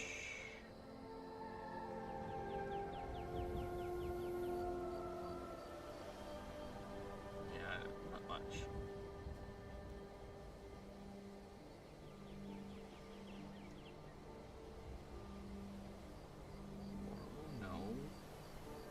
Sandblast. Air Cradle, no. Parashield, Distant Geoflame, no. Tectonic Wave, no. Probably not yet. Geomite, no.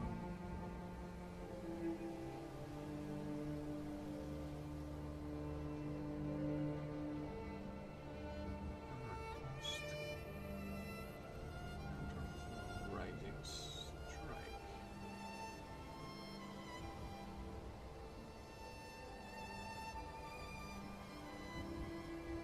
Ah, Sunder is a good one.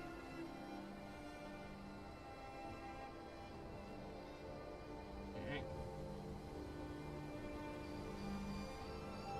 Wait,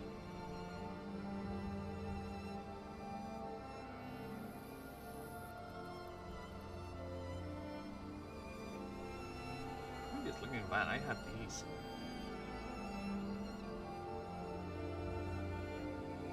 Eve it is. Oh,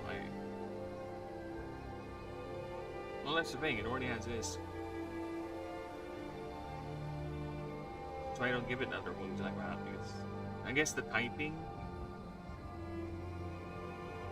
The typing helps, but I'll reserve it to the teaching.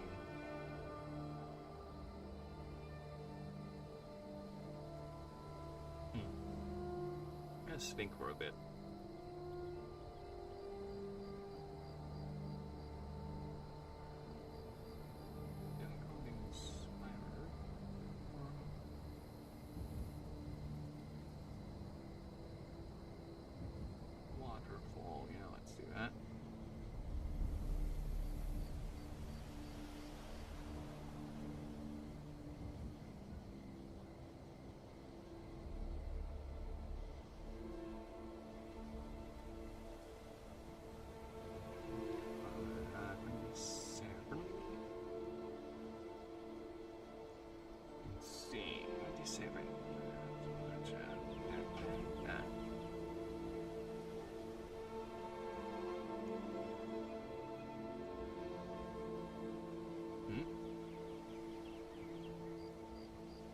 What's the cat doing?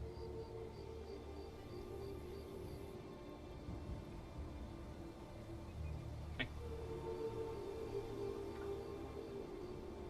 Hey. Hey.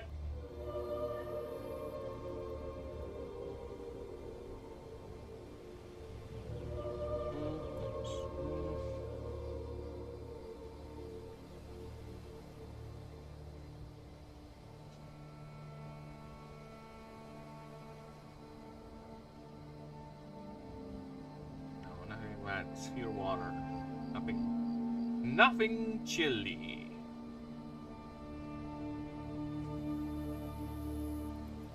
Yeah? Yeah?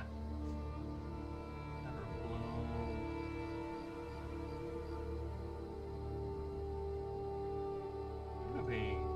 I think it's a warmer type actually. There you go. Flash cut, yeah. Flash cut. Flash cut. There you go. 3.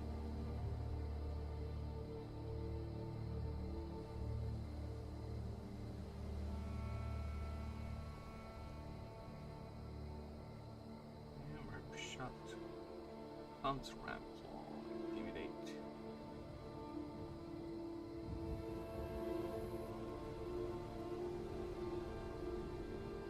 Intimidate. Yo!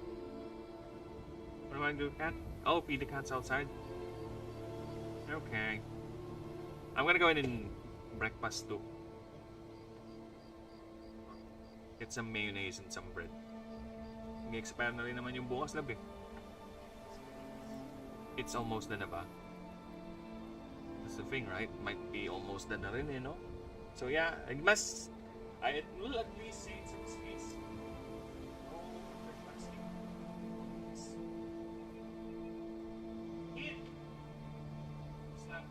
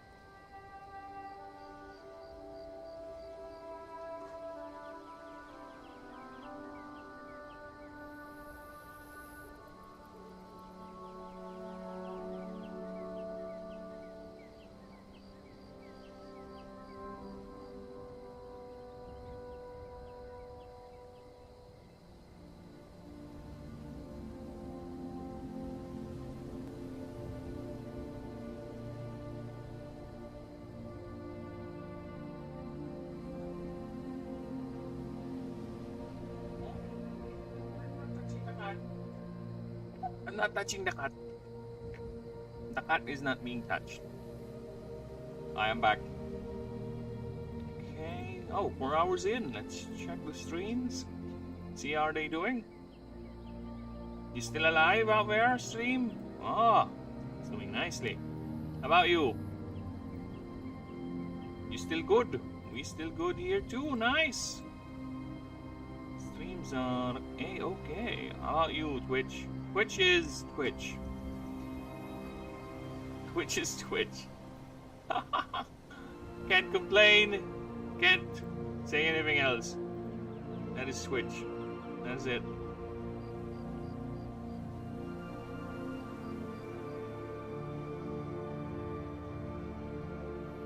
Good on you, Twitch.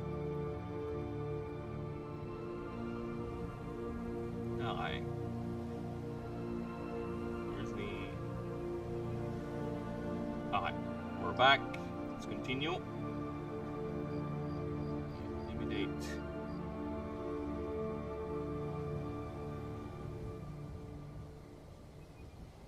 Yeah, I know, right? Because a lot of its moves has been covered already by the unique move. That's one thing. I guess the type coverage is something that I can take account for.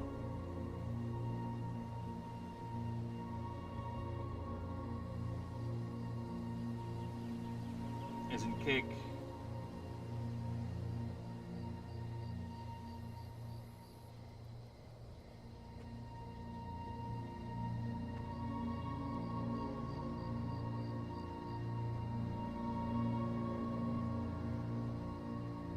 This is a unique hitter.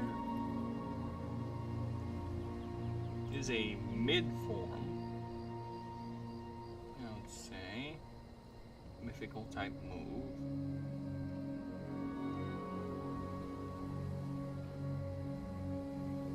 Mythical. Pure mythical type.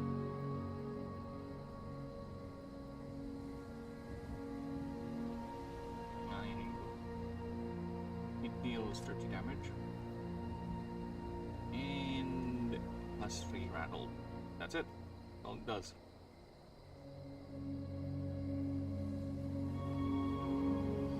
That's all it does.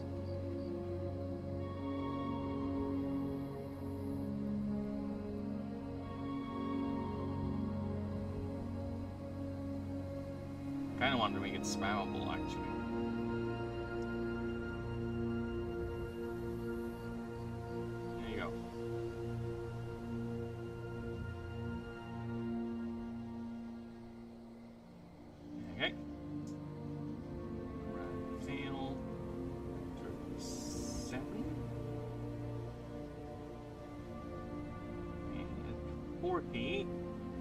You get to learn the ancestral blood. No, what's the other one? Draconic Fury. Yeah, there you go.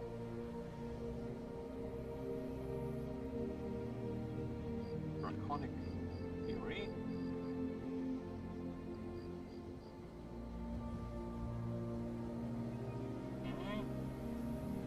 At 45, you get to learn Alpha Stance. And at 50, you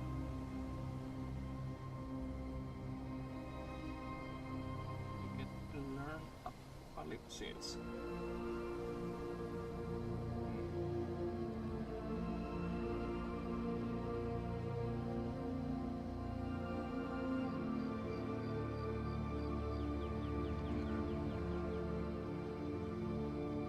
Blast, yes. Visit. Focused blast. There you go. Now for the move tutor moves. Move 2 4 moves. Yeah, I'll correct it. Okay. Yep. So I'll move the list over here.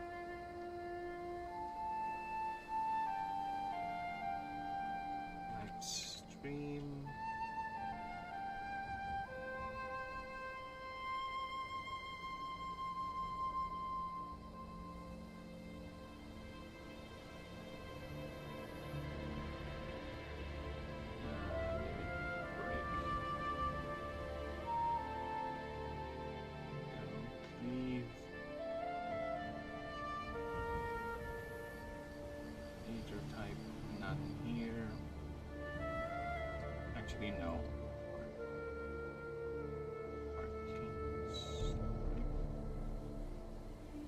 License type, nothing. Let's enchant you again. Oh. Enchant.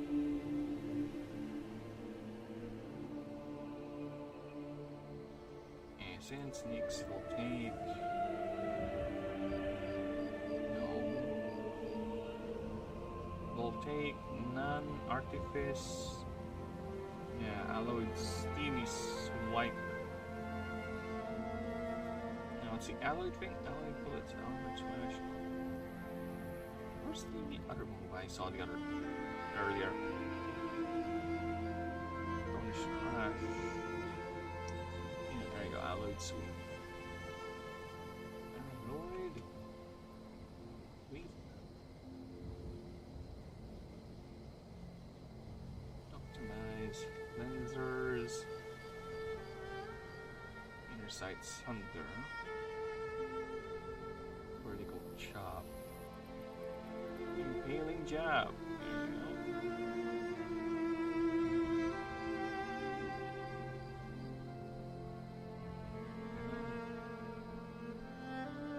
Cross cut.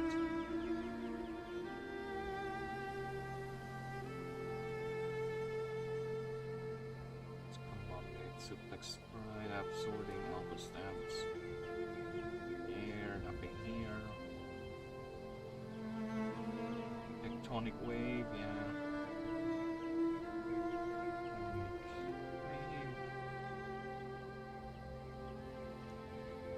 Wave. And idle cleanse for you.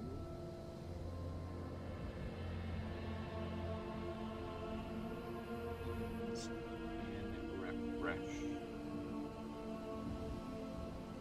Damn it. Refresh. And that's it. It has learned all that it can. Next up is the resistance to the EXP table.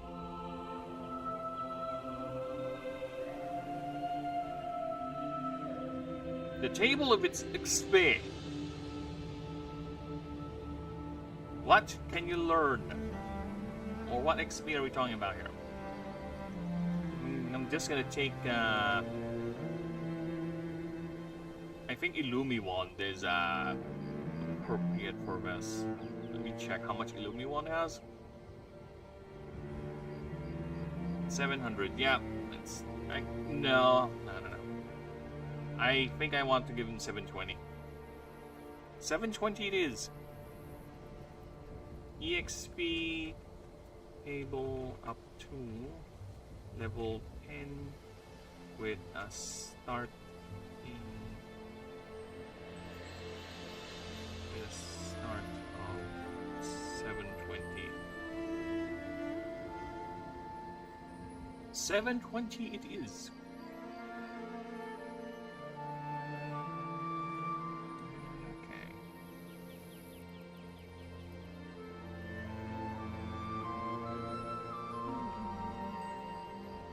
Okay, this is the 720 experience table. There you go.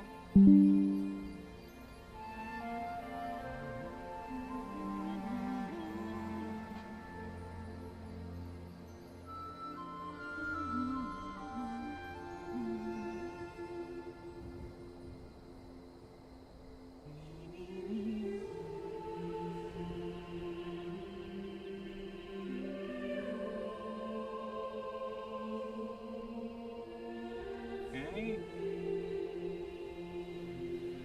Next up is resist. Table.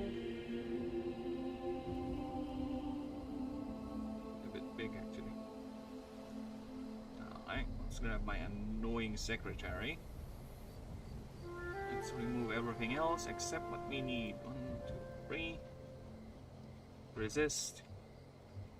Able or Mythic and Marshall.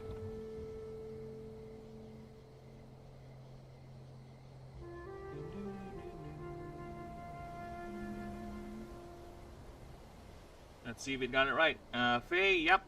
Mythical, yep. They hate each other. Void, yes. Nyx, wait. Nyx? Mythical is weak against Nyx. I don't believe that. Let me check. If a Nyx attacks a mythical type, it is not a weak. Oh, it is a weakness. Alright. Never mind. I'll give you that. Essence is 20%. Ah, because Marshall is weak to Essence. Artifice 30, 30, 50, 50, 50. Okay, yep. We're good. Alright. Nice. Hey, I didn't get confused. Because fuck you.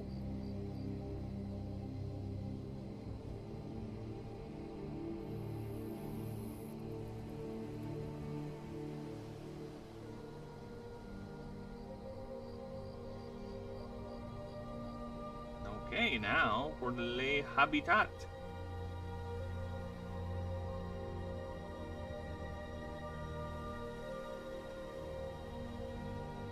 Lay habitat. Lay habitat. Okay, I think the only thing I'll add here is no, I'll remove the idyllic ruins actually. Yeah, idyllic rumble is gone. I'll put in warscape. And writhing terrain as well. Writhing terrain. And Bloodsea. There you go. Regardless, it is rare. Ascension table. Oh, who's that? Was that you, Lab? Who's that? Who's making the papoom pooms? Oh, this Discord.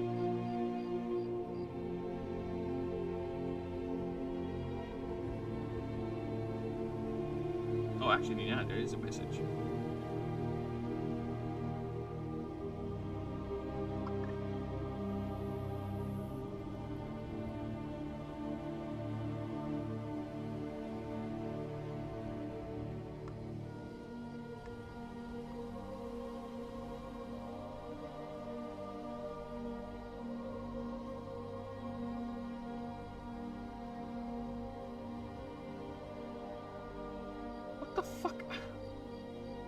I'm just replying to a message on Messenger, and the thing just loves to go everywhere.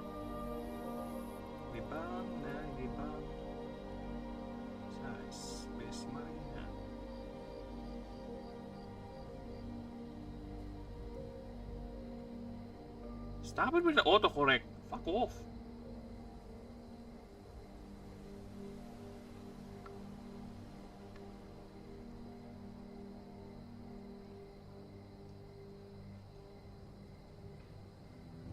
Gotta stop pressing that.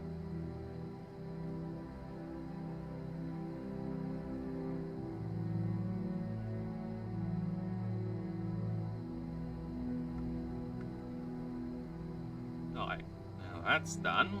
Let's go back.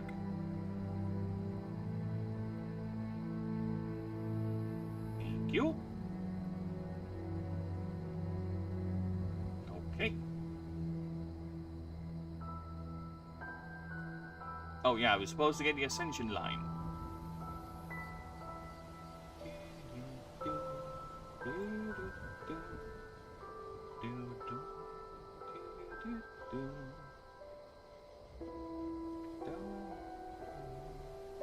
Now, paitur propale. Alright, now let's get to drawing.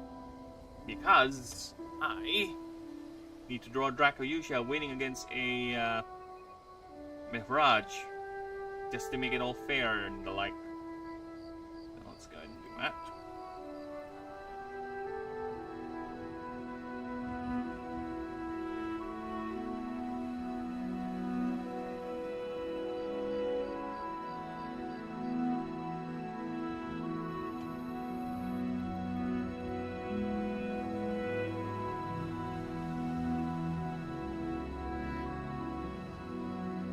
Actually, I am curious. Give me a moment.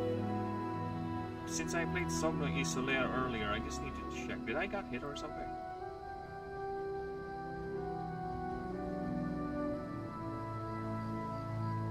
Give me a moment. Wanna check something. You going bearing that up? I just want to check something, people. The copyright blisms. Didn't see if I got hit. Content. Short playlist. Live. Nope, we ain't hit. We ain't hit. So, lucky me. Since even though I played the Somno Isolaire, Volaire, whatever, I am still up and running. Aha! Thank that. Copyright. Did not challenge it. I should not challenge it. I should not challenge the copyright gods because I will lose. So let's not talk about that. So let's go ahead and grab Dracoyusha and Mihraj, so we can go ahead and do a comparison for both creatures. Okay, open. Oh, action pose. Dracoyusha. Okay, and Mihraj is over here.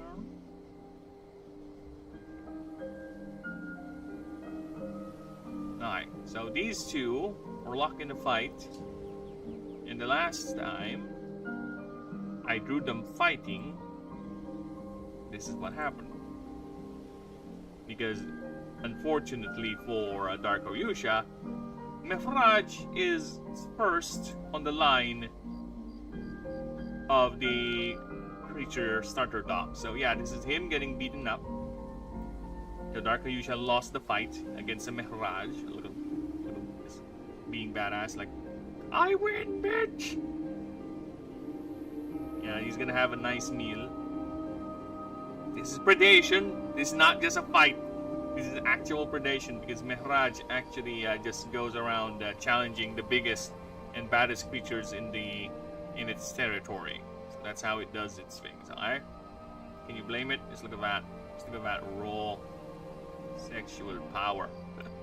Sorry, I am biased with the design. Alright? If you're gonna make me choose between which design I like the most, it's Mihraj. Right here, this fucker right here. I find him cooler. What can I say? Each their own. But we're gonna set the scales. We're gonna balance the scales. This time it's gonna be Dracoyusha who wins the fight, and in the most draconic display possible. You'll see what I mean in a bit.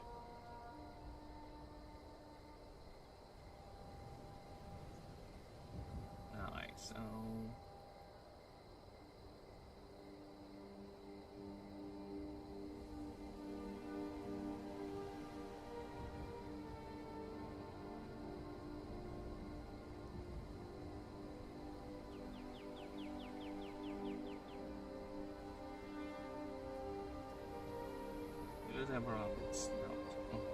I hate that.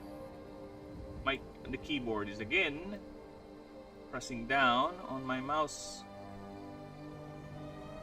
And yes, people, I use a mouse. Mouse and keyboard. Call me crazy, but I do not have the fun. I am not that fancy. I do not have the funds to actually buy a stylus yet. So, we'll have to work with what we got. And this is what we got. Mouse and keyboard, everyone. Mouse and keyboard.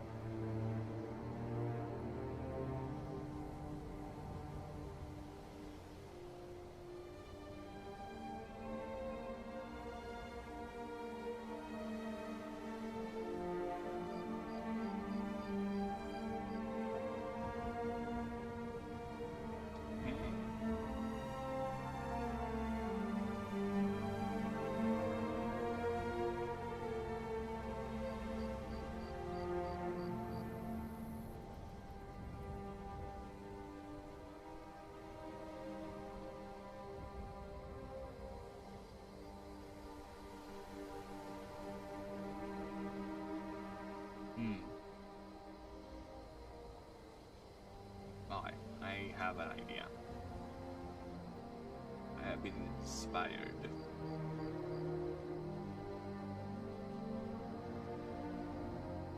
And how its head works?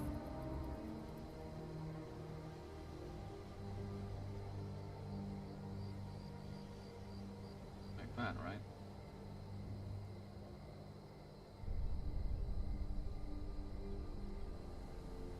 Alright. Paste that. Grab the white. Put that there. There you go. Let's do that.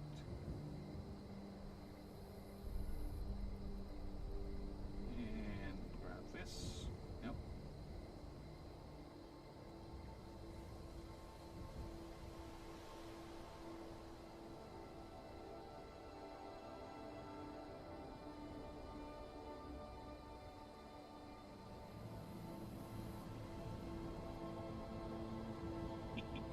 The most draconic way possible. Fucking hell, it's snarling at me. It's doing that smile. Give me that smile.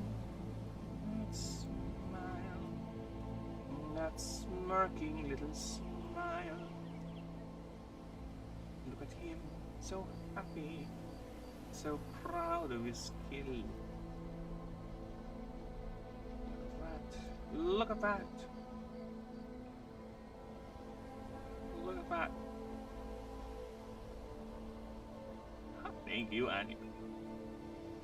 I can actually do this too. Lab, which is better? The smile here or here?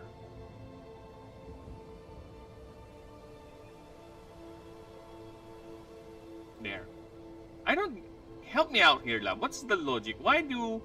Because I've seen anime draw it like this whenever they do expressions. So, why is it the border remains here when logically, if you look at someone's side view, you should see it like the mouth should be, the teeth should be lower, right? Like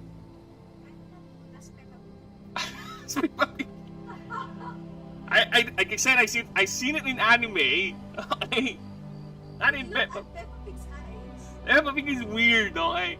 She has 4 eyes, okay? She has 2 sets of eyes. She's not a pig. She's an alien creature with 4 eyes.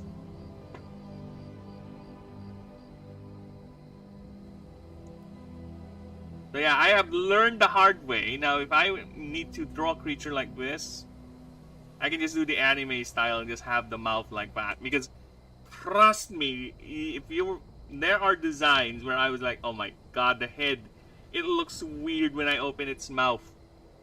Like, so I have learned. I have learned how to do the mouth now with these types of head shapes. The clips. Because they're old.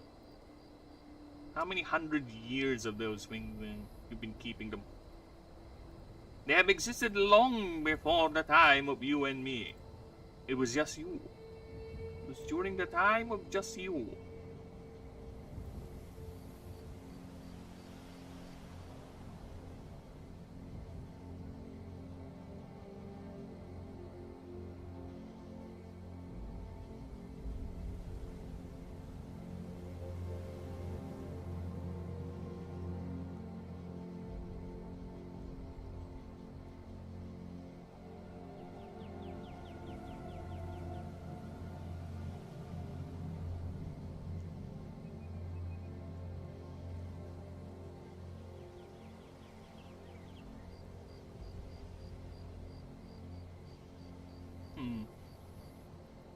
Yeah, I think the eye should be thicker.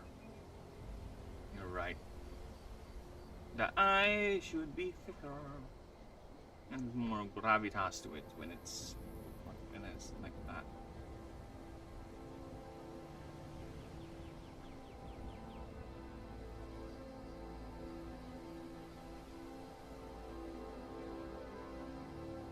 Or not.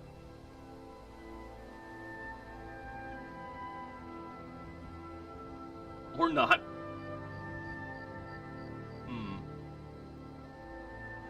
Now I'm thinking the head is too small, to be honest. I think the head is is a bit too small. Give me a moment here. Or let's do this.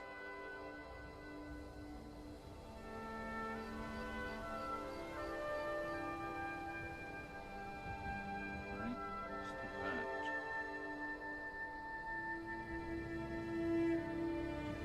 Yeah, I am convinced the head is too small.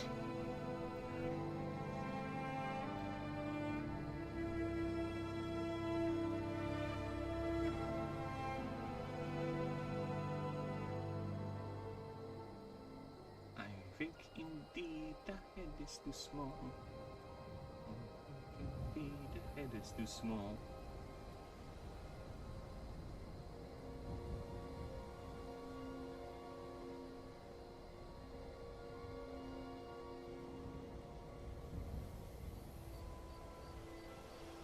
He's that guy is overconfident as fuck, and I love it. I think the anime smirk is selling it.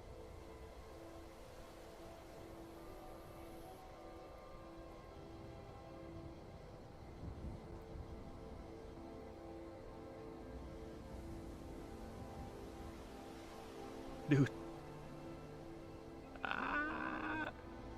Yeah, I think I like it. And yeah, a bit wrong on the eyebrows too. I'll have to change that coloring. And a bit.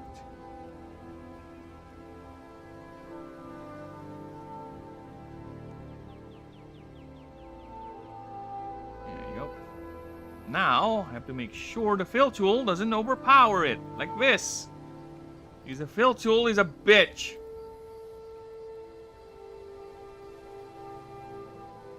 Yeah, I'll have to just manually fix it. Like I always do with this stupid fill tool.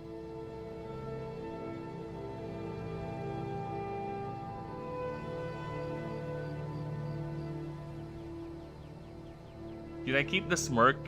Or just keep it with the scowl? This one is... Well, it is a dragon, so I guess it's very, very proud.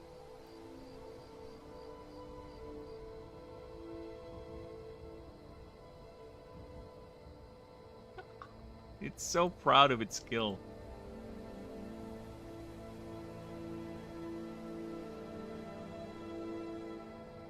Smiling ear to ear, the little fuck.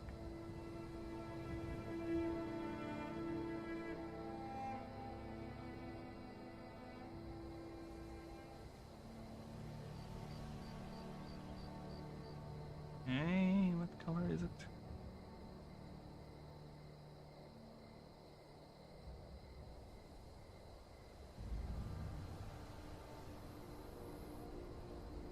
Grab that. Horizontal. Put it there. And go.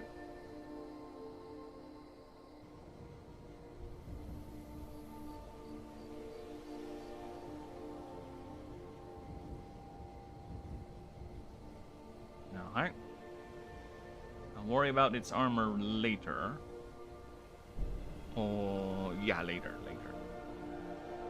We'll just have to get back to the head later. Okay, now time for the rest of its body.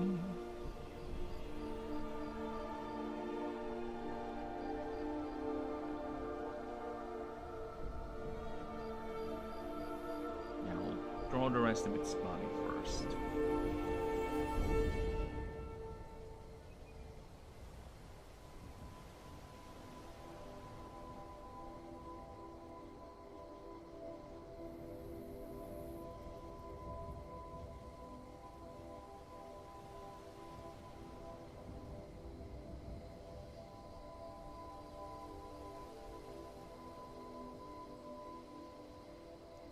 I don't know, should I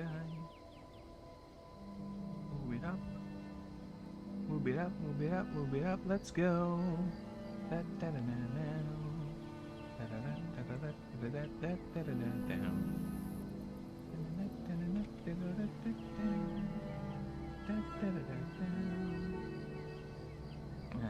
Ay. It's losing the shape that I want.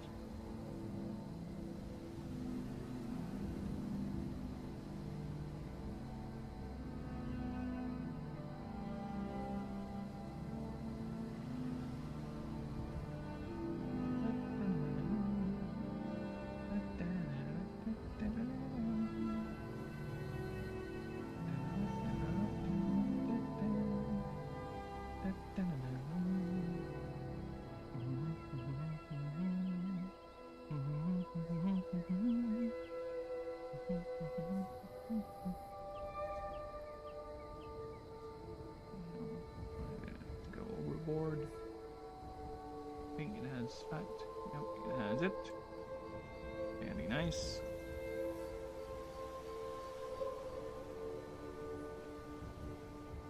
Don't worry about that later. Now let's finish.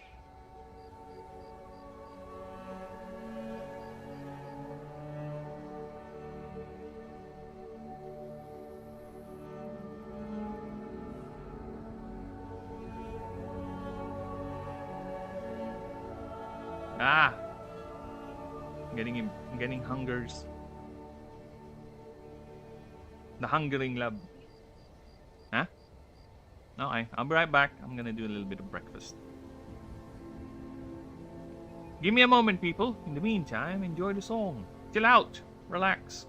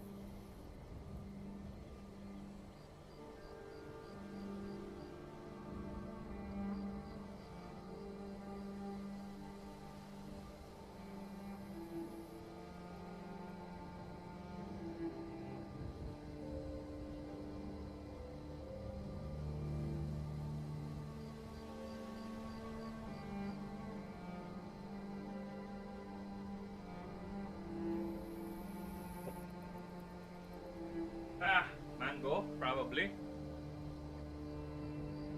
Yeah.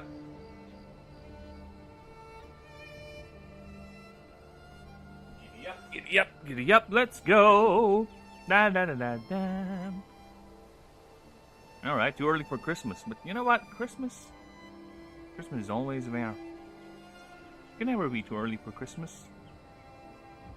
Alright, let's continue.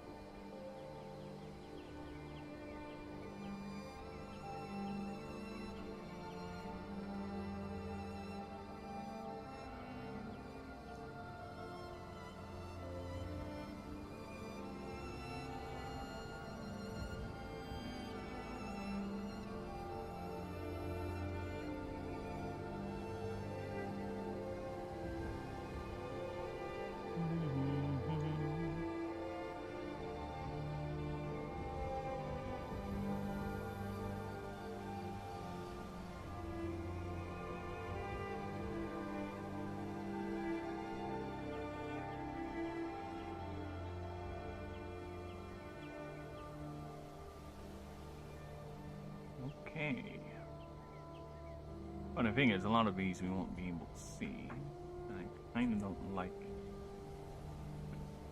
scales. A bit too uneven. Unorganized, if you will.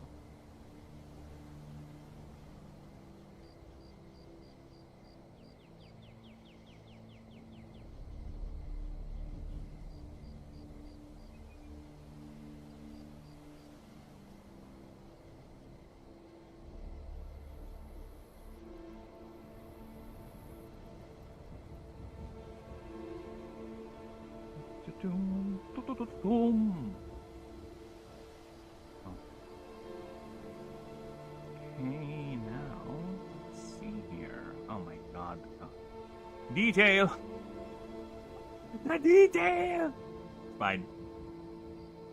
Most of the detail is actually in the tail. So let's see, what are we talking about here? Okay.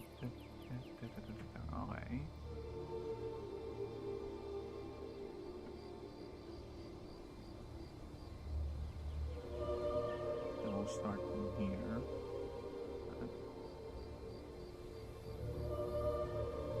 And go here.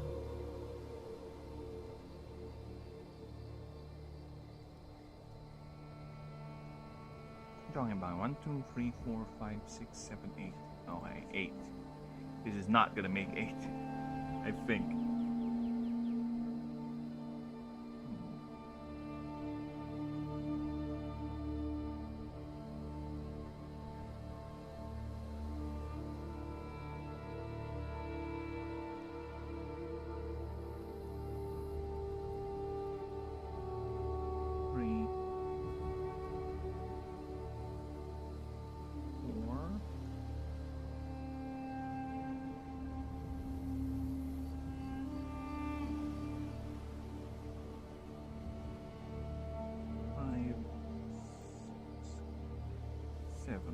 Only 7.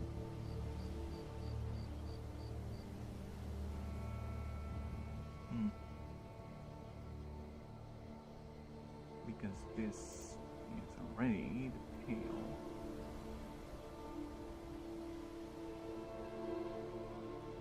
See? Tail is actually a lot shorter. This Dracoyusha has experienced some weird growths. It is stifled this growth for some reason. Oh, I hate that. I hate that. I hate that. Gonna move it up.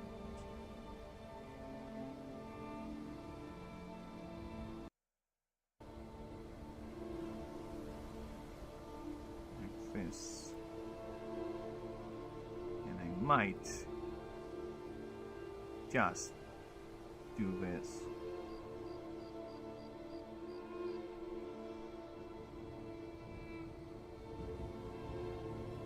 Well, I guess the head wants to be a part of the action too, I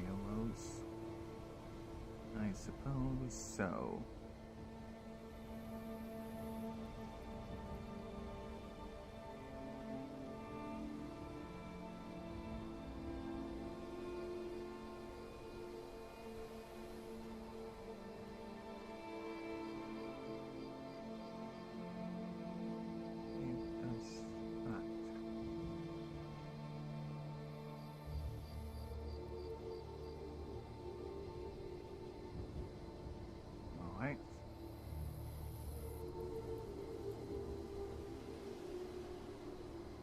try that again. Right, don't we?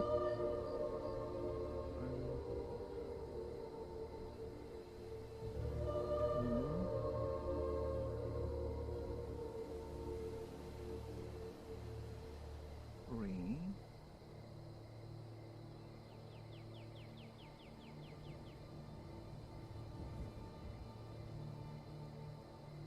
Four. 5, 6, 7, 8. Cutting it a bit closer, but I think this is better. Alright, now let's grab this. And work it like... No, I don't like that.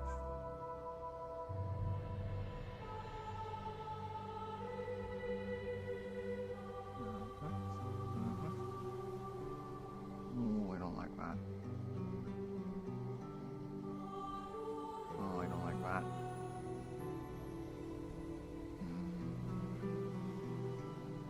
Yokai. Yokai! That.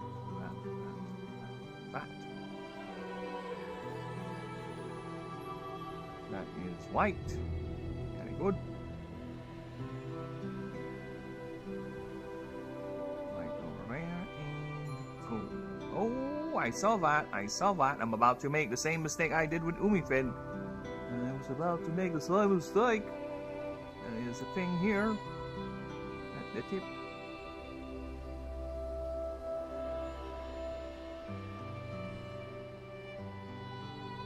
I don't want to make that slight mistake. Huh? Now we can do it. There you go.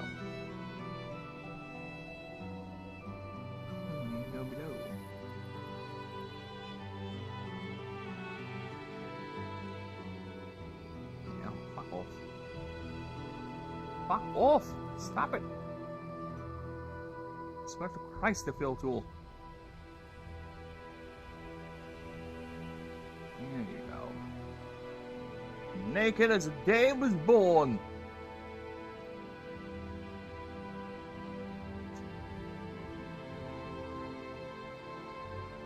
Actually, no, not yet. You forgot something here. Grab that.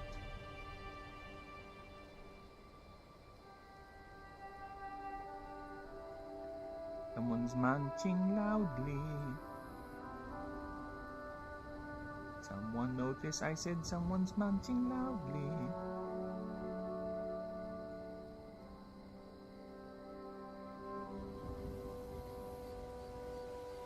There you go.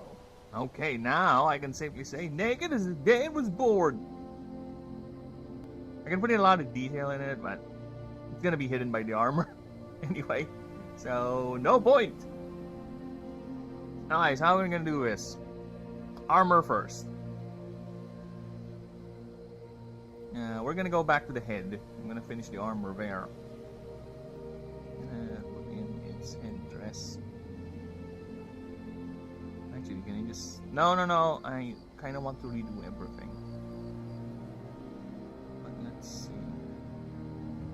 Nah, I kind of want to redo everything, so redo everything. I don't want to recycle anything on this drawing in particular.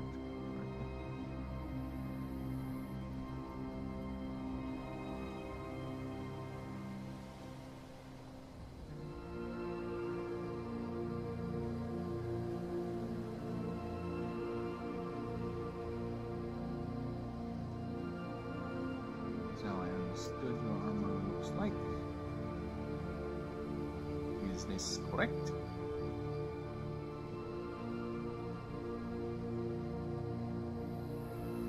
It is largely correct. Okay. That's things over here. Right, and back to pick for that.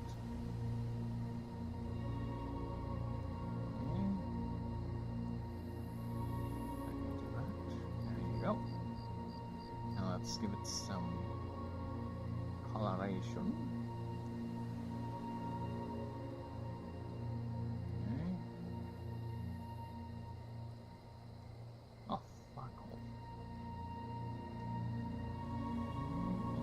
Layer ended.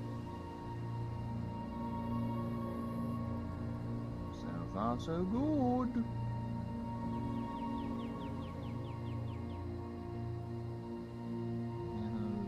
Valkyrie wing tips. I think more like horns, to be honest.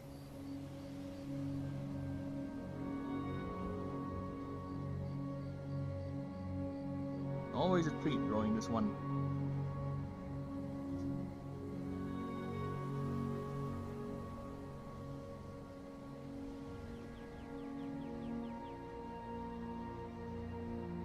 Oh, those things are sharp, baby.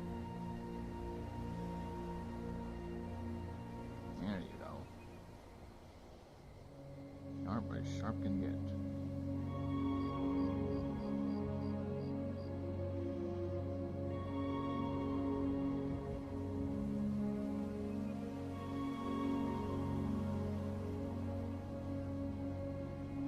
What? This? Way at the back. Grab it. There you go. Aha! Duplicated. Now, we go back up. Grab this. And grab this. That's it. Make the chain link. No. One that holds it. Let's make it.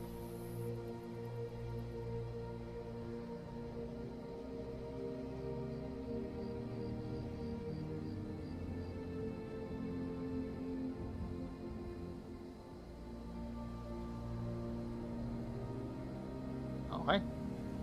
Very nice. What color is it? Yeah, it's darker.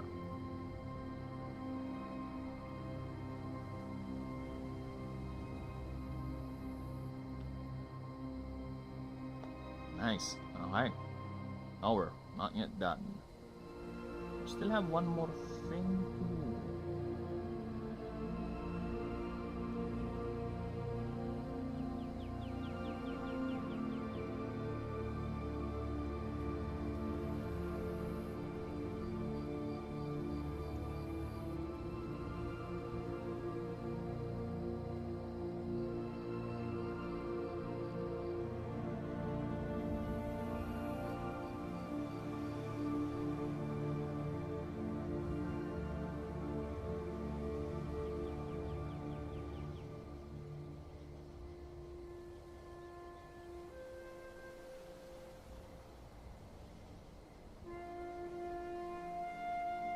There you go.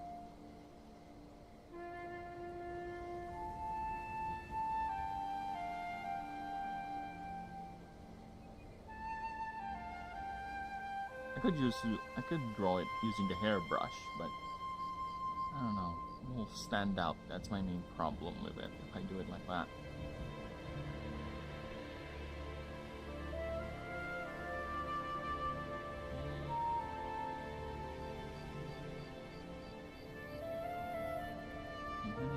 Everything else.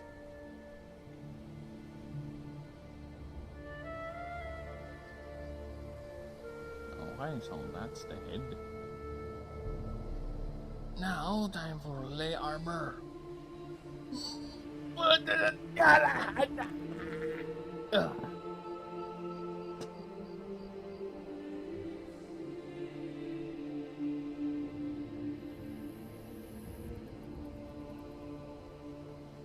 Another layer, of course.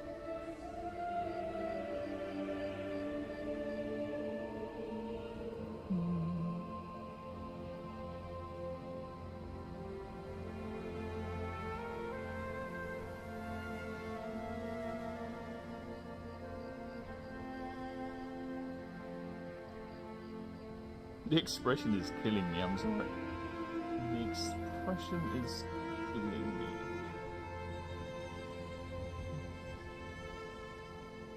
God damn it.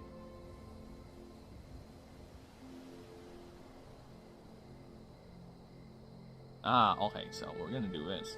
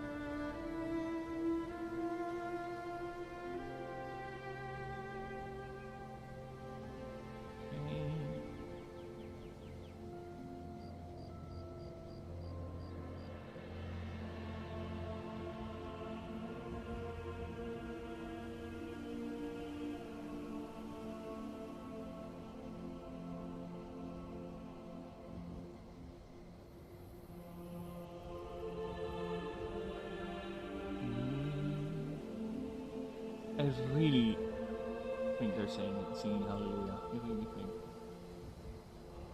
I really think so.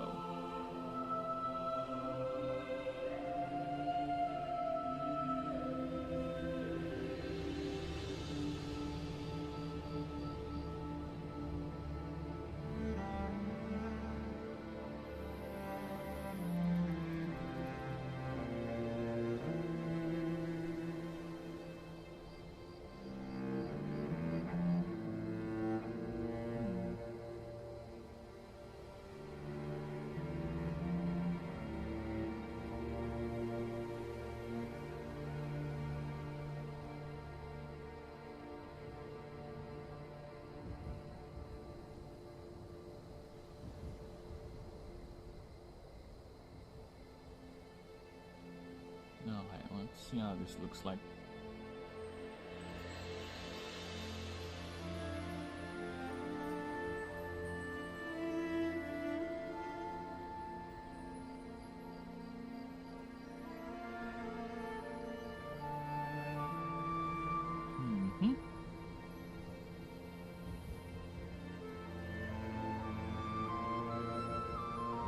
Okay.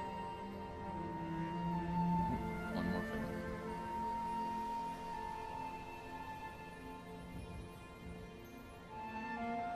One more thing. Like dynamite. One more thing. Watch me explode. No, never mind. Never mind.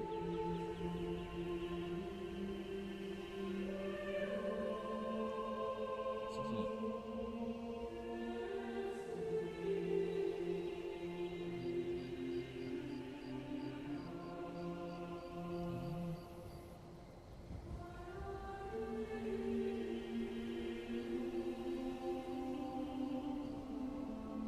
Alright.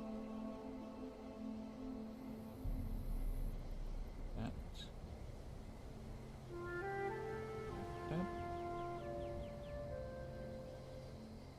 Lower bit. Here, and here. This is that. This. And the lower bits over here. And that is this.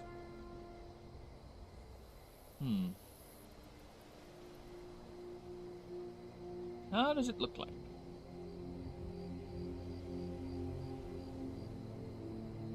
I think it looks fine. It's like an actual breastplate, to be honest. Actual grass.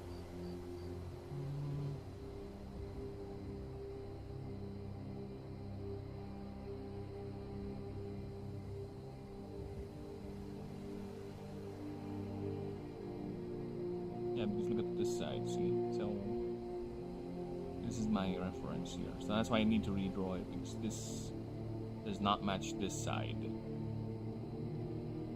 So that's why here it matches now. So yeah, the very first drawing has some chisms in it, especially with the armor. So this, I'd say, is the proper rendition of it.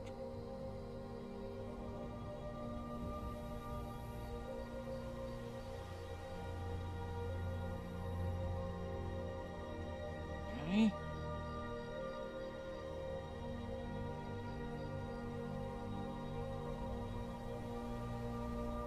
Well, we're gonna have some fun with you, are you?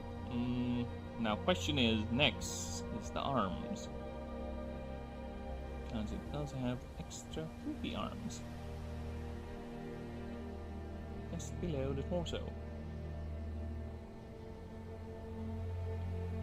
Let's get that done.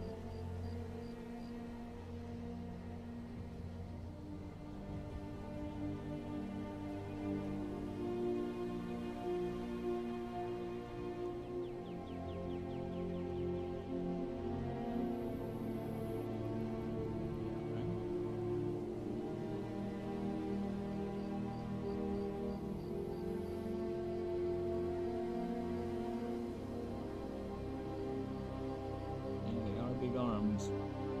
Cannot discount them for their bigness.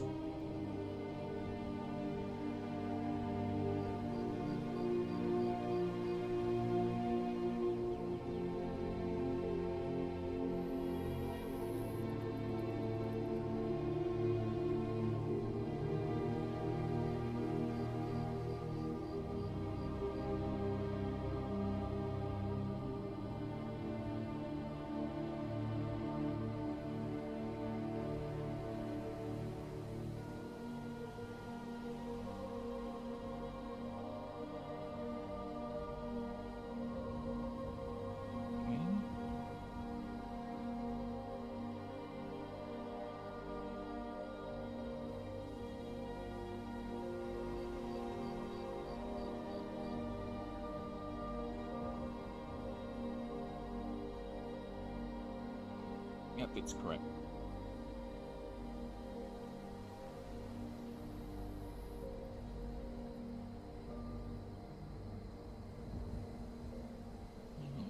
Oh, why is it erasing? No erasing! Like that. Okay. Let's do that.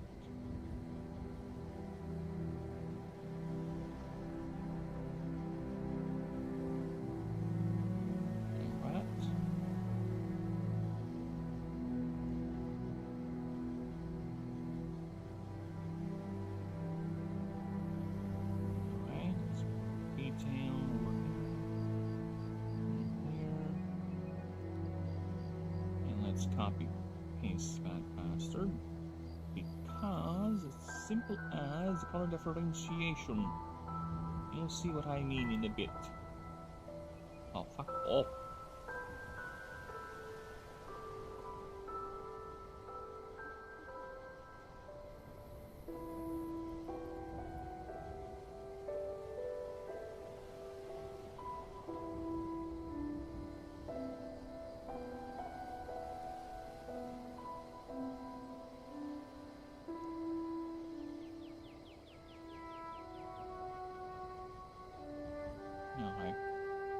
As for the hair, this thing is going places.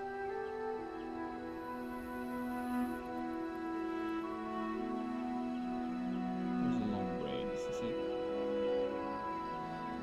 Where's that long braid? Where is it? Is it? Alright, so people are going places. Get out of there.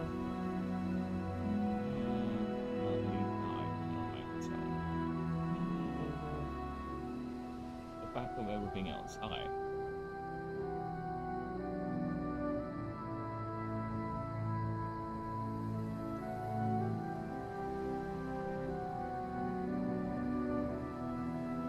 There's a bit too long for me.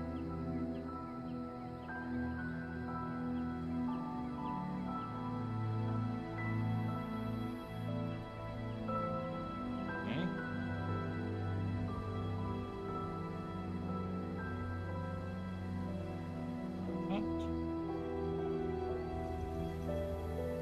Shut up.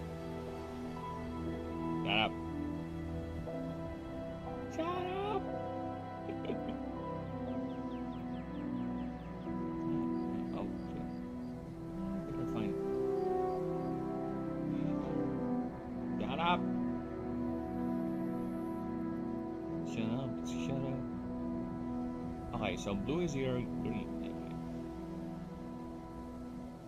Blue for you. Earth for you.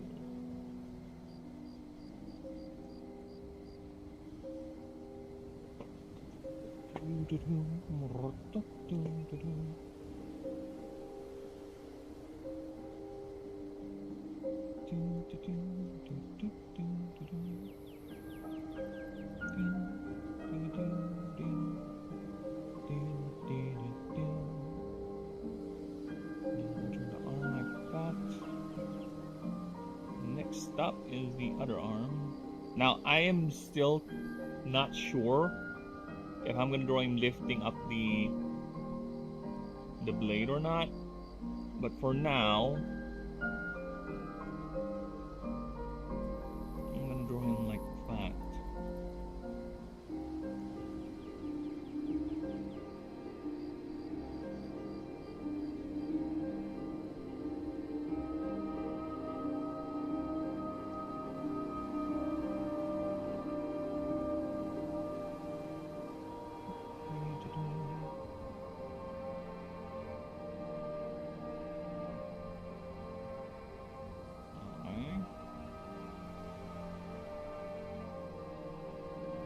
Oops. Wrong color.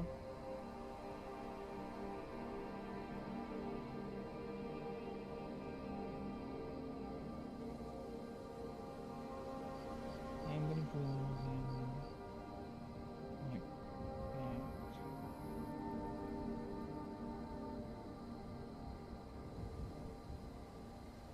Right, so we're gonna do do it.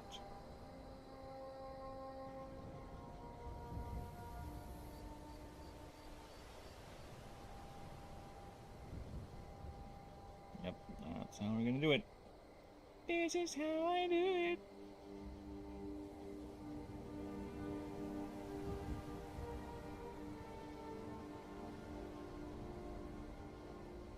This is how we do it. This is Earth arm.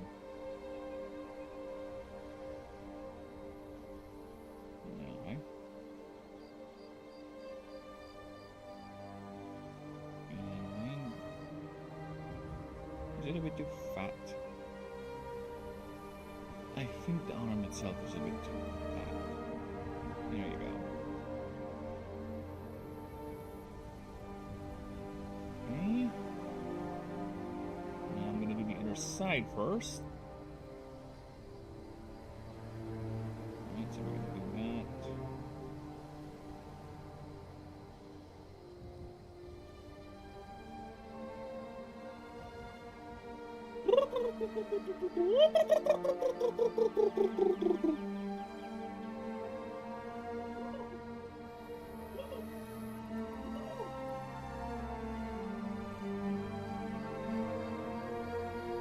Why do I feel the spag will be lunch?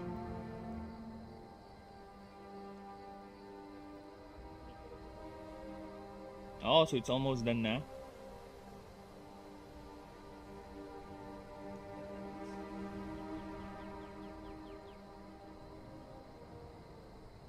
Oh, she's still not back.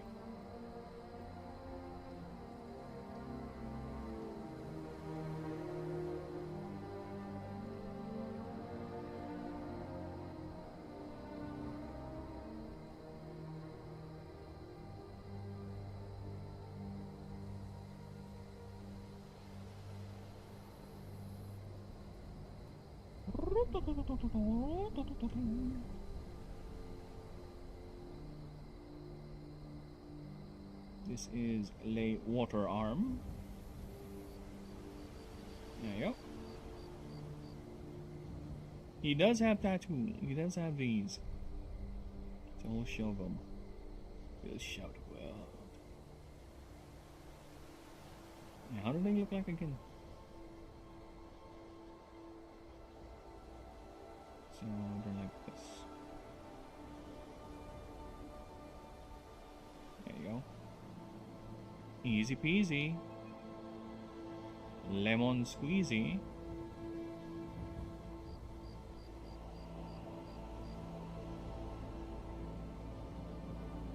There you go.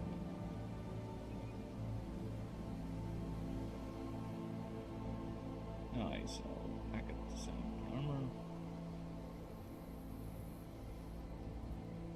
Alright, now for the easy part. Hands! Hands.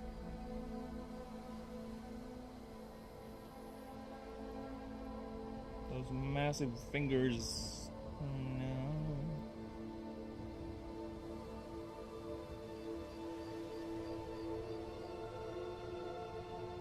Four and a thumb.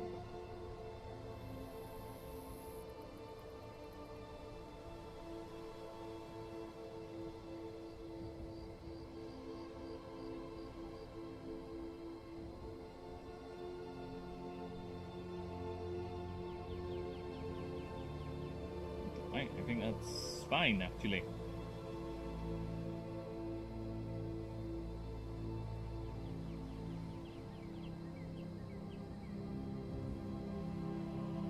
There you go.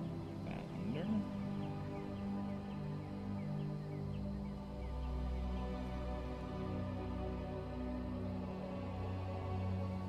Okay. Now let's combine them all together and form Voltron. Alright, next is the hand that is actually gripping the weapon. Okay, let me just make sure I'm not missing anything else. No, we don't need this. Armor, dog. Oh, I saw that. I saw that. Ah! Look at that. Oh, shit. that was a mistake. That was a mistake on my part. Oh, fuck me. So yeah, we'll have to redo the arm.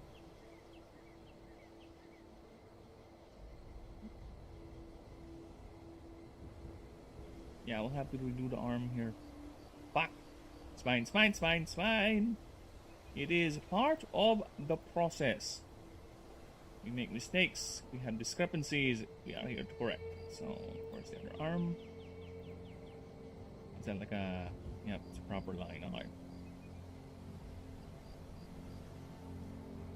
Yeah, alright. So, never mind, never mind, never mind. There you go. Then this thing should be the dirty white valiant.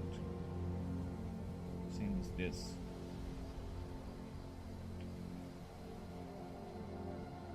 Get this. Reduce it. And there you go. Done.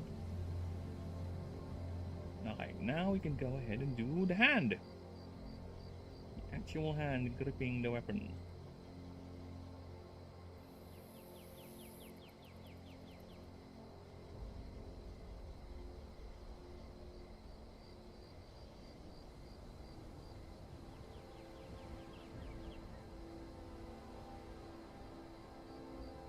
I have an idea.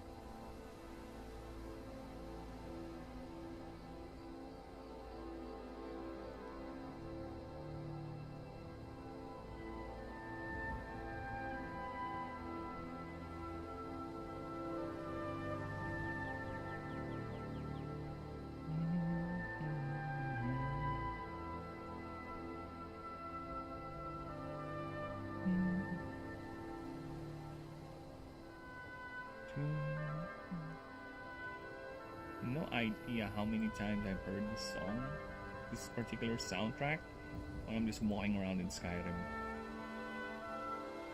I have no idea how many times I've heard this.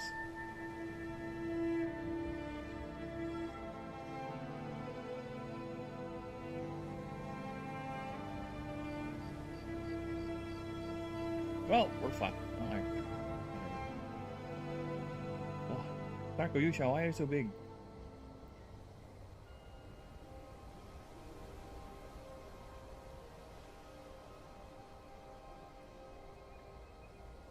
No!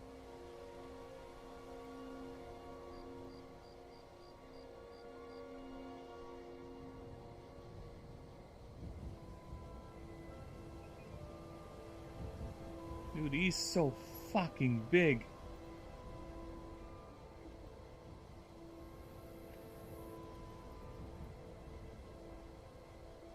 The weapon and the wingspan alone. Yeah, I'm gonna draw the Mirage down here, knocked out.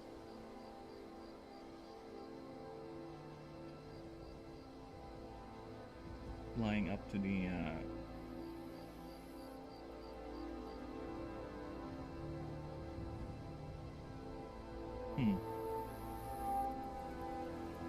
Yeah. Then I can have the Animancer Mirage running towards it. A little snippet of the arena down here.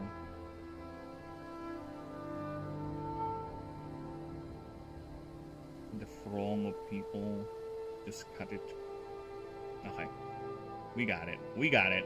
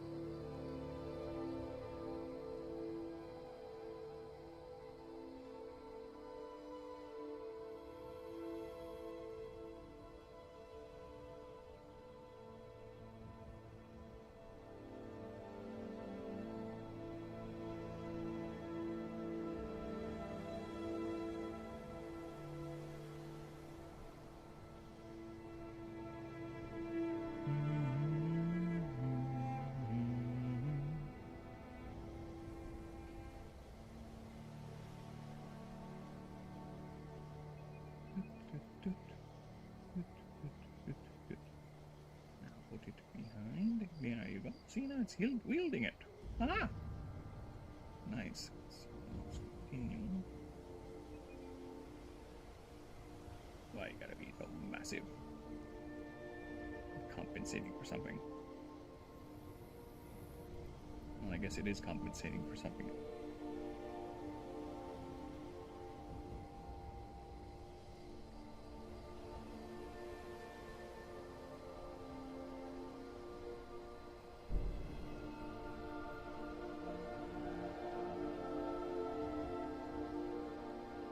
Okay.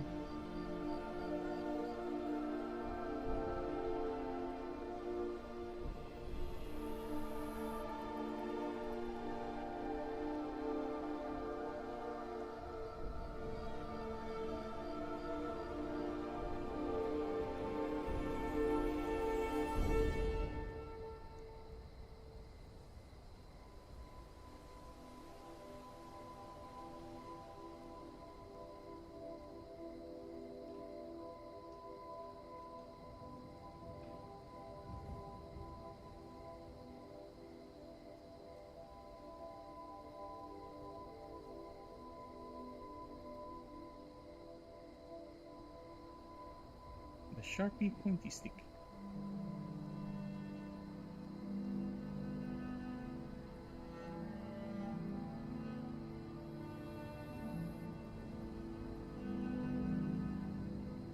Next up.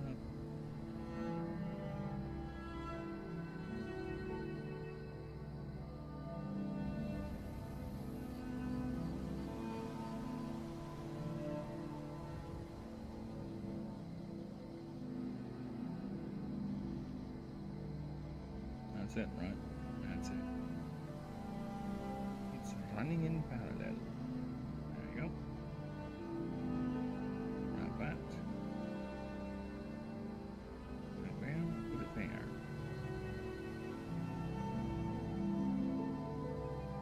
No, I think I prefer if it were doing this.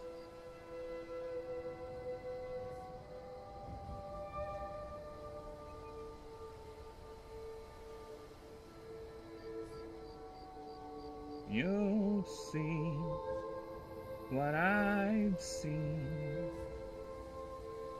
You're the answer to my prayer. Baby, it's you. And everything.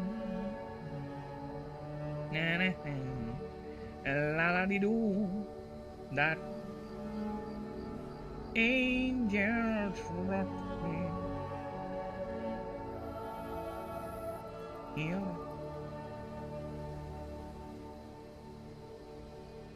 Ah, look at that! Look at that. Nice. He's celebrating. He won. He won the fight. Alright, now time for the wings.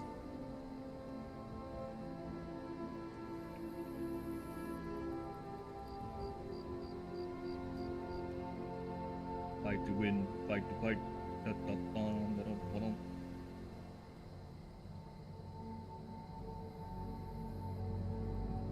I told you his wings are fucking massive. What did I say about his wings are fucking massive?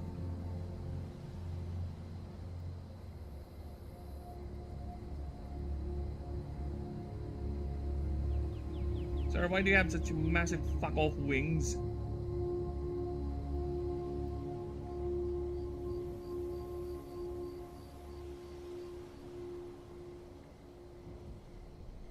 You really are a show off, aren't you?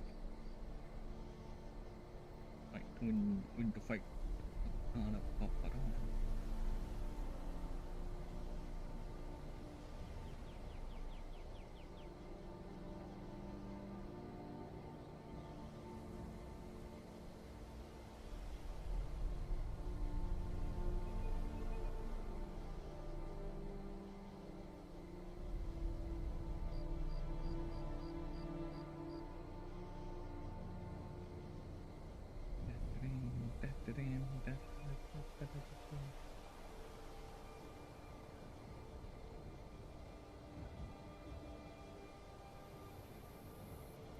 off.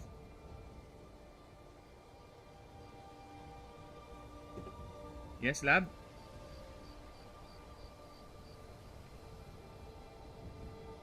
Dapon itpil. Dapon?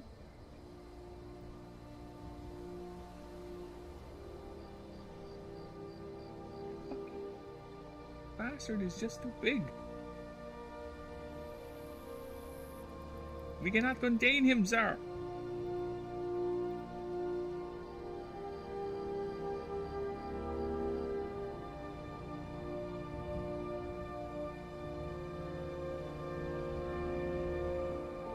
Can I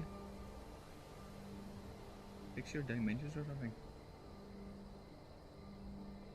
Keep aspect ratio, right? Oh, okay, nice. Okay, that's nice. How fucking massive this thing is!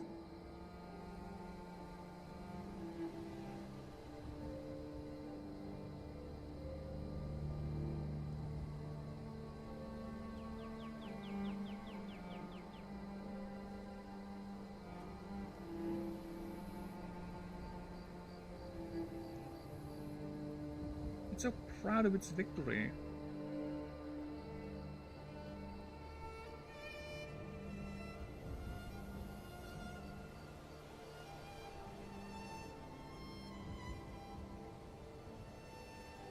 You have to tell me that has a massive fuck off wings.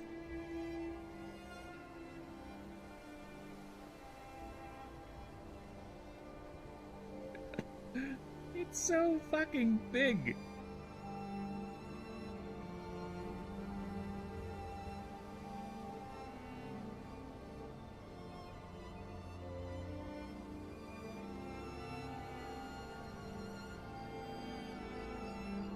I need a bigger canvas for this fucking thing.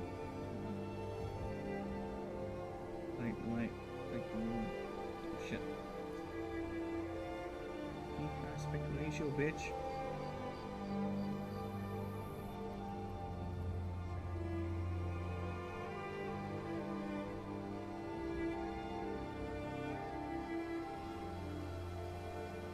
So fucking big. Sir. Why are you so fucking big?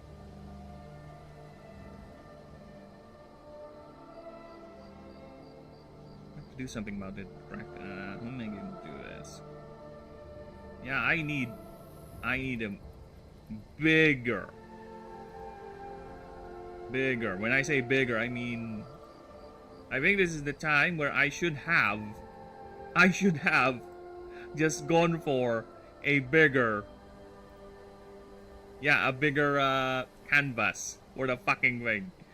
Look at him. He's so happy he just made his wings emanate to massive proportions. You bastard. You annoying little frick.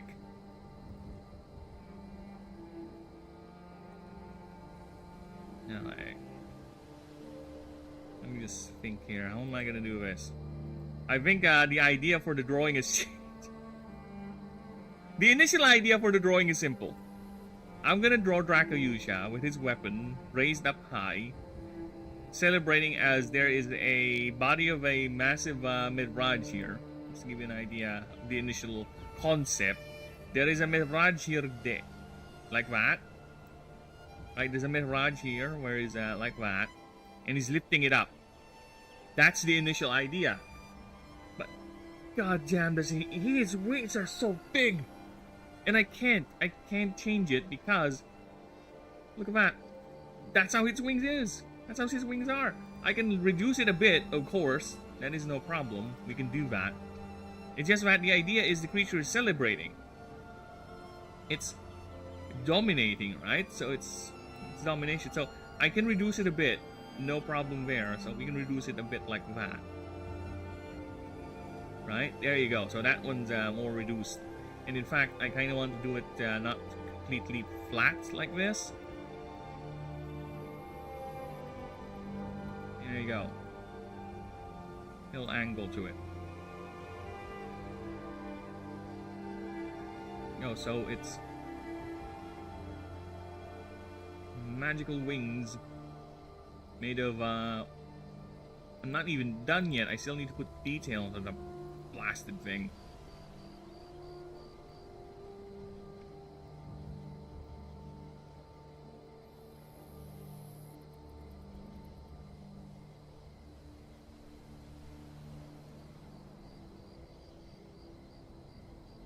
Hey, I made him. I'm not complaining. I made him. Look, I made him this way, alright? Here's how he is. He enjoys, he revels in the fight.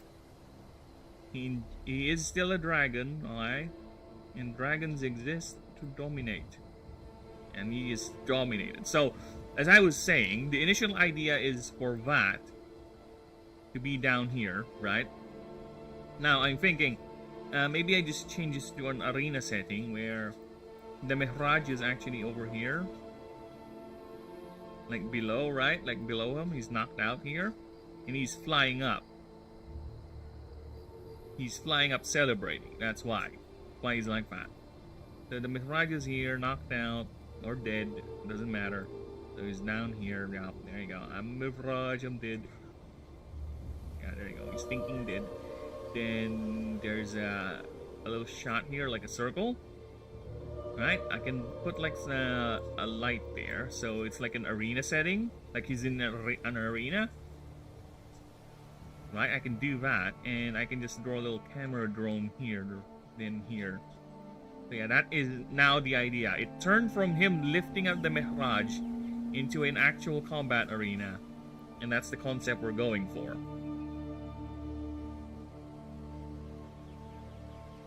So yeah, so let me just get right to it then. We do that. Let me just double check something real quick. I'll be right back. I've been going on 6 hours now. Why?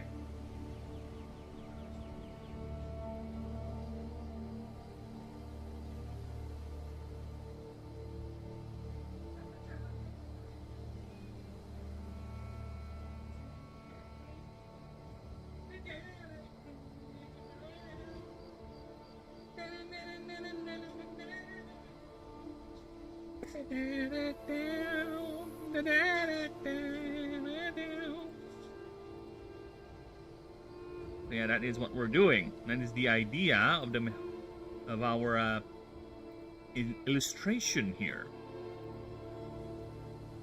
So, well, I do have things to do actually. It is unfortunate, but yes, we do have things to do. So what we're going to do is I'm gonna call it for now. Okay? Because yeah, we have things, we have business with the in-laws. So I think it's high time we start taking care of that. I'll continue with our good friend here. Let me save him first. Alright.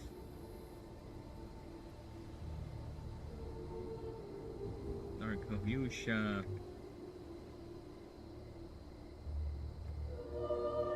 Tournament. There you go. An actual Animancer tournament fight. Alright, so I'm gonna do that, and I'm gonna continue with him, of course, always on stream. So we ain't skipping that. So you guys will see the entire process. So in the meantime, I do thank you all, you lovely lurkers, all of you bastards out there. Thank you, all those subbers. Please, please. Don't hesitate to like and sub, and you can always speak to moi. Just go ahead and ask them horrible, nasty questions. Always here. And like and sub, so you'll never miss a beat. Alright, I'll see you guys later. Poodle loonies. Bye-bye, bye-bye, bye-bye.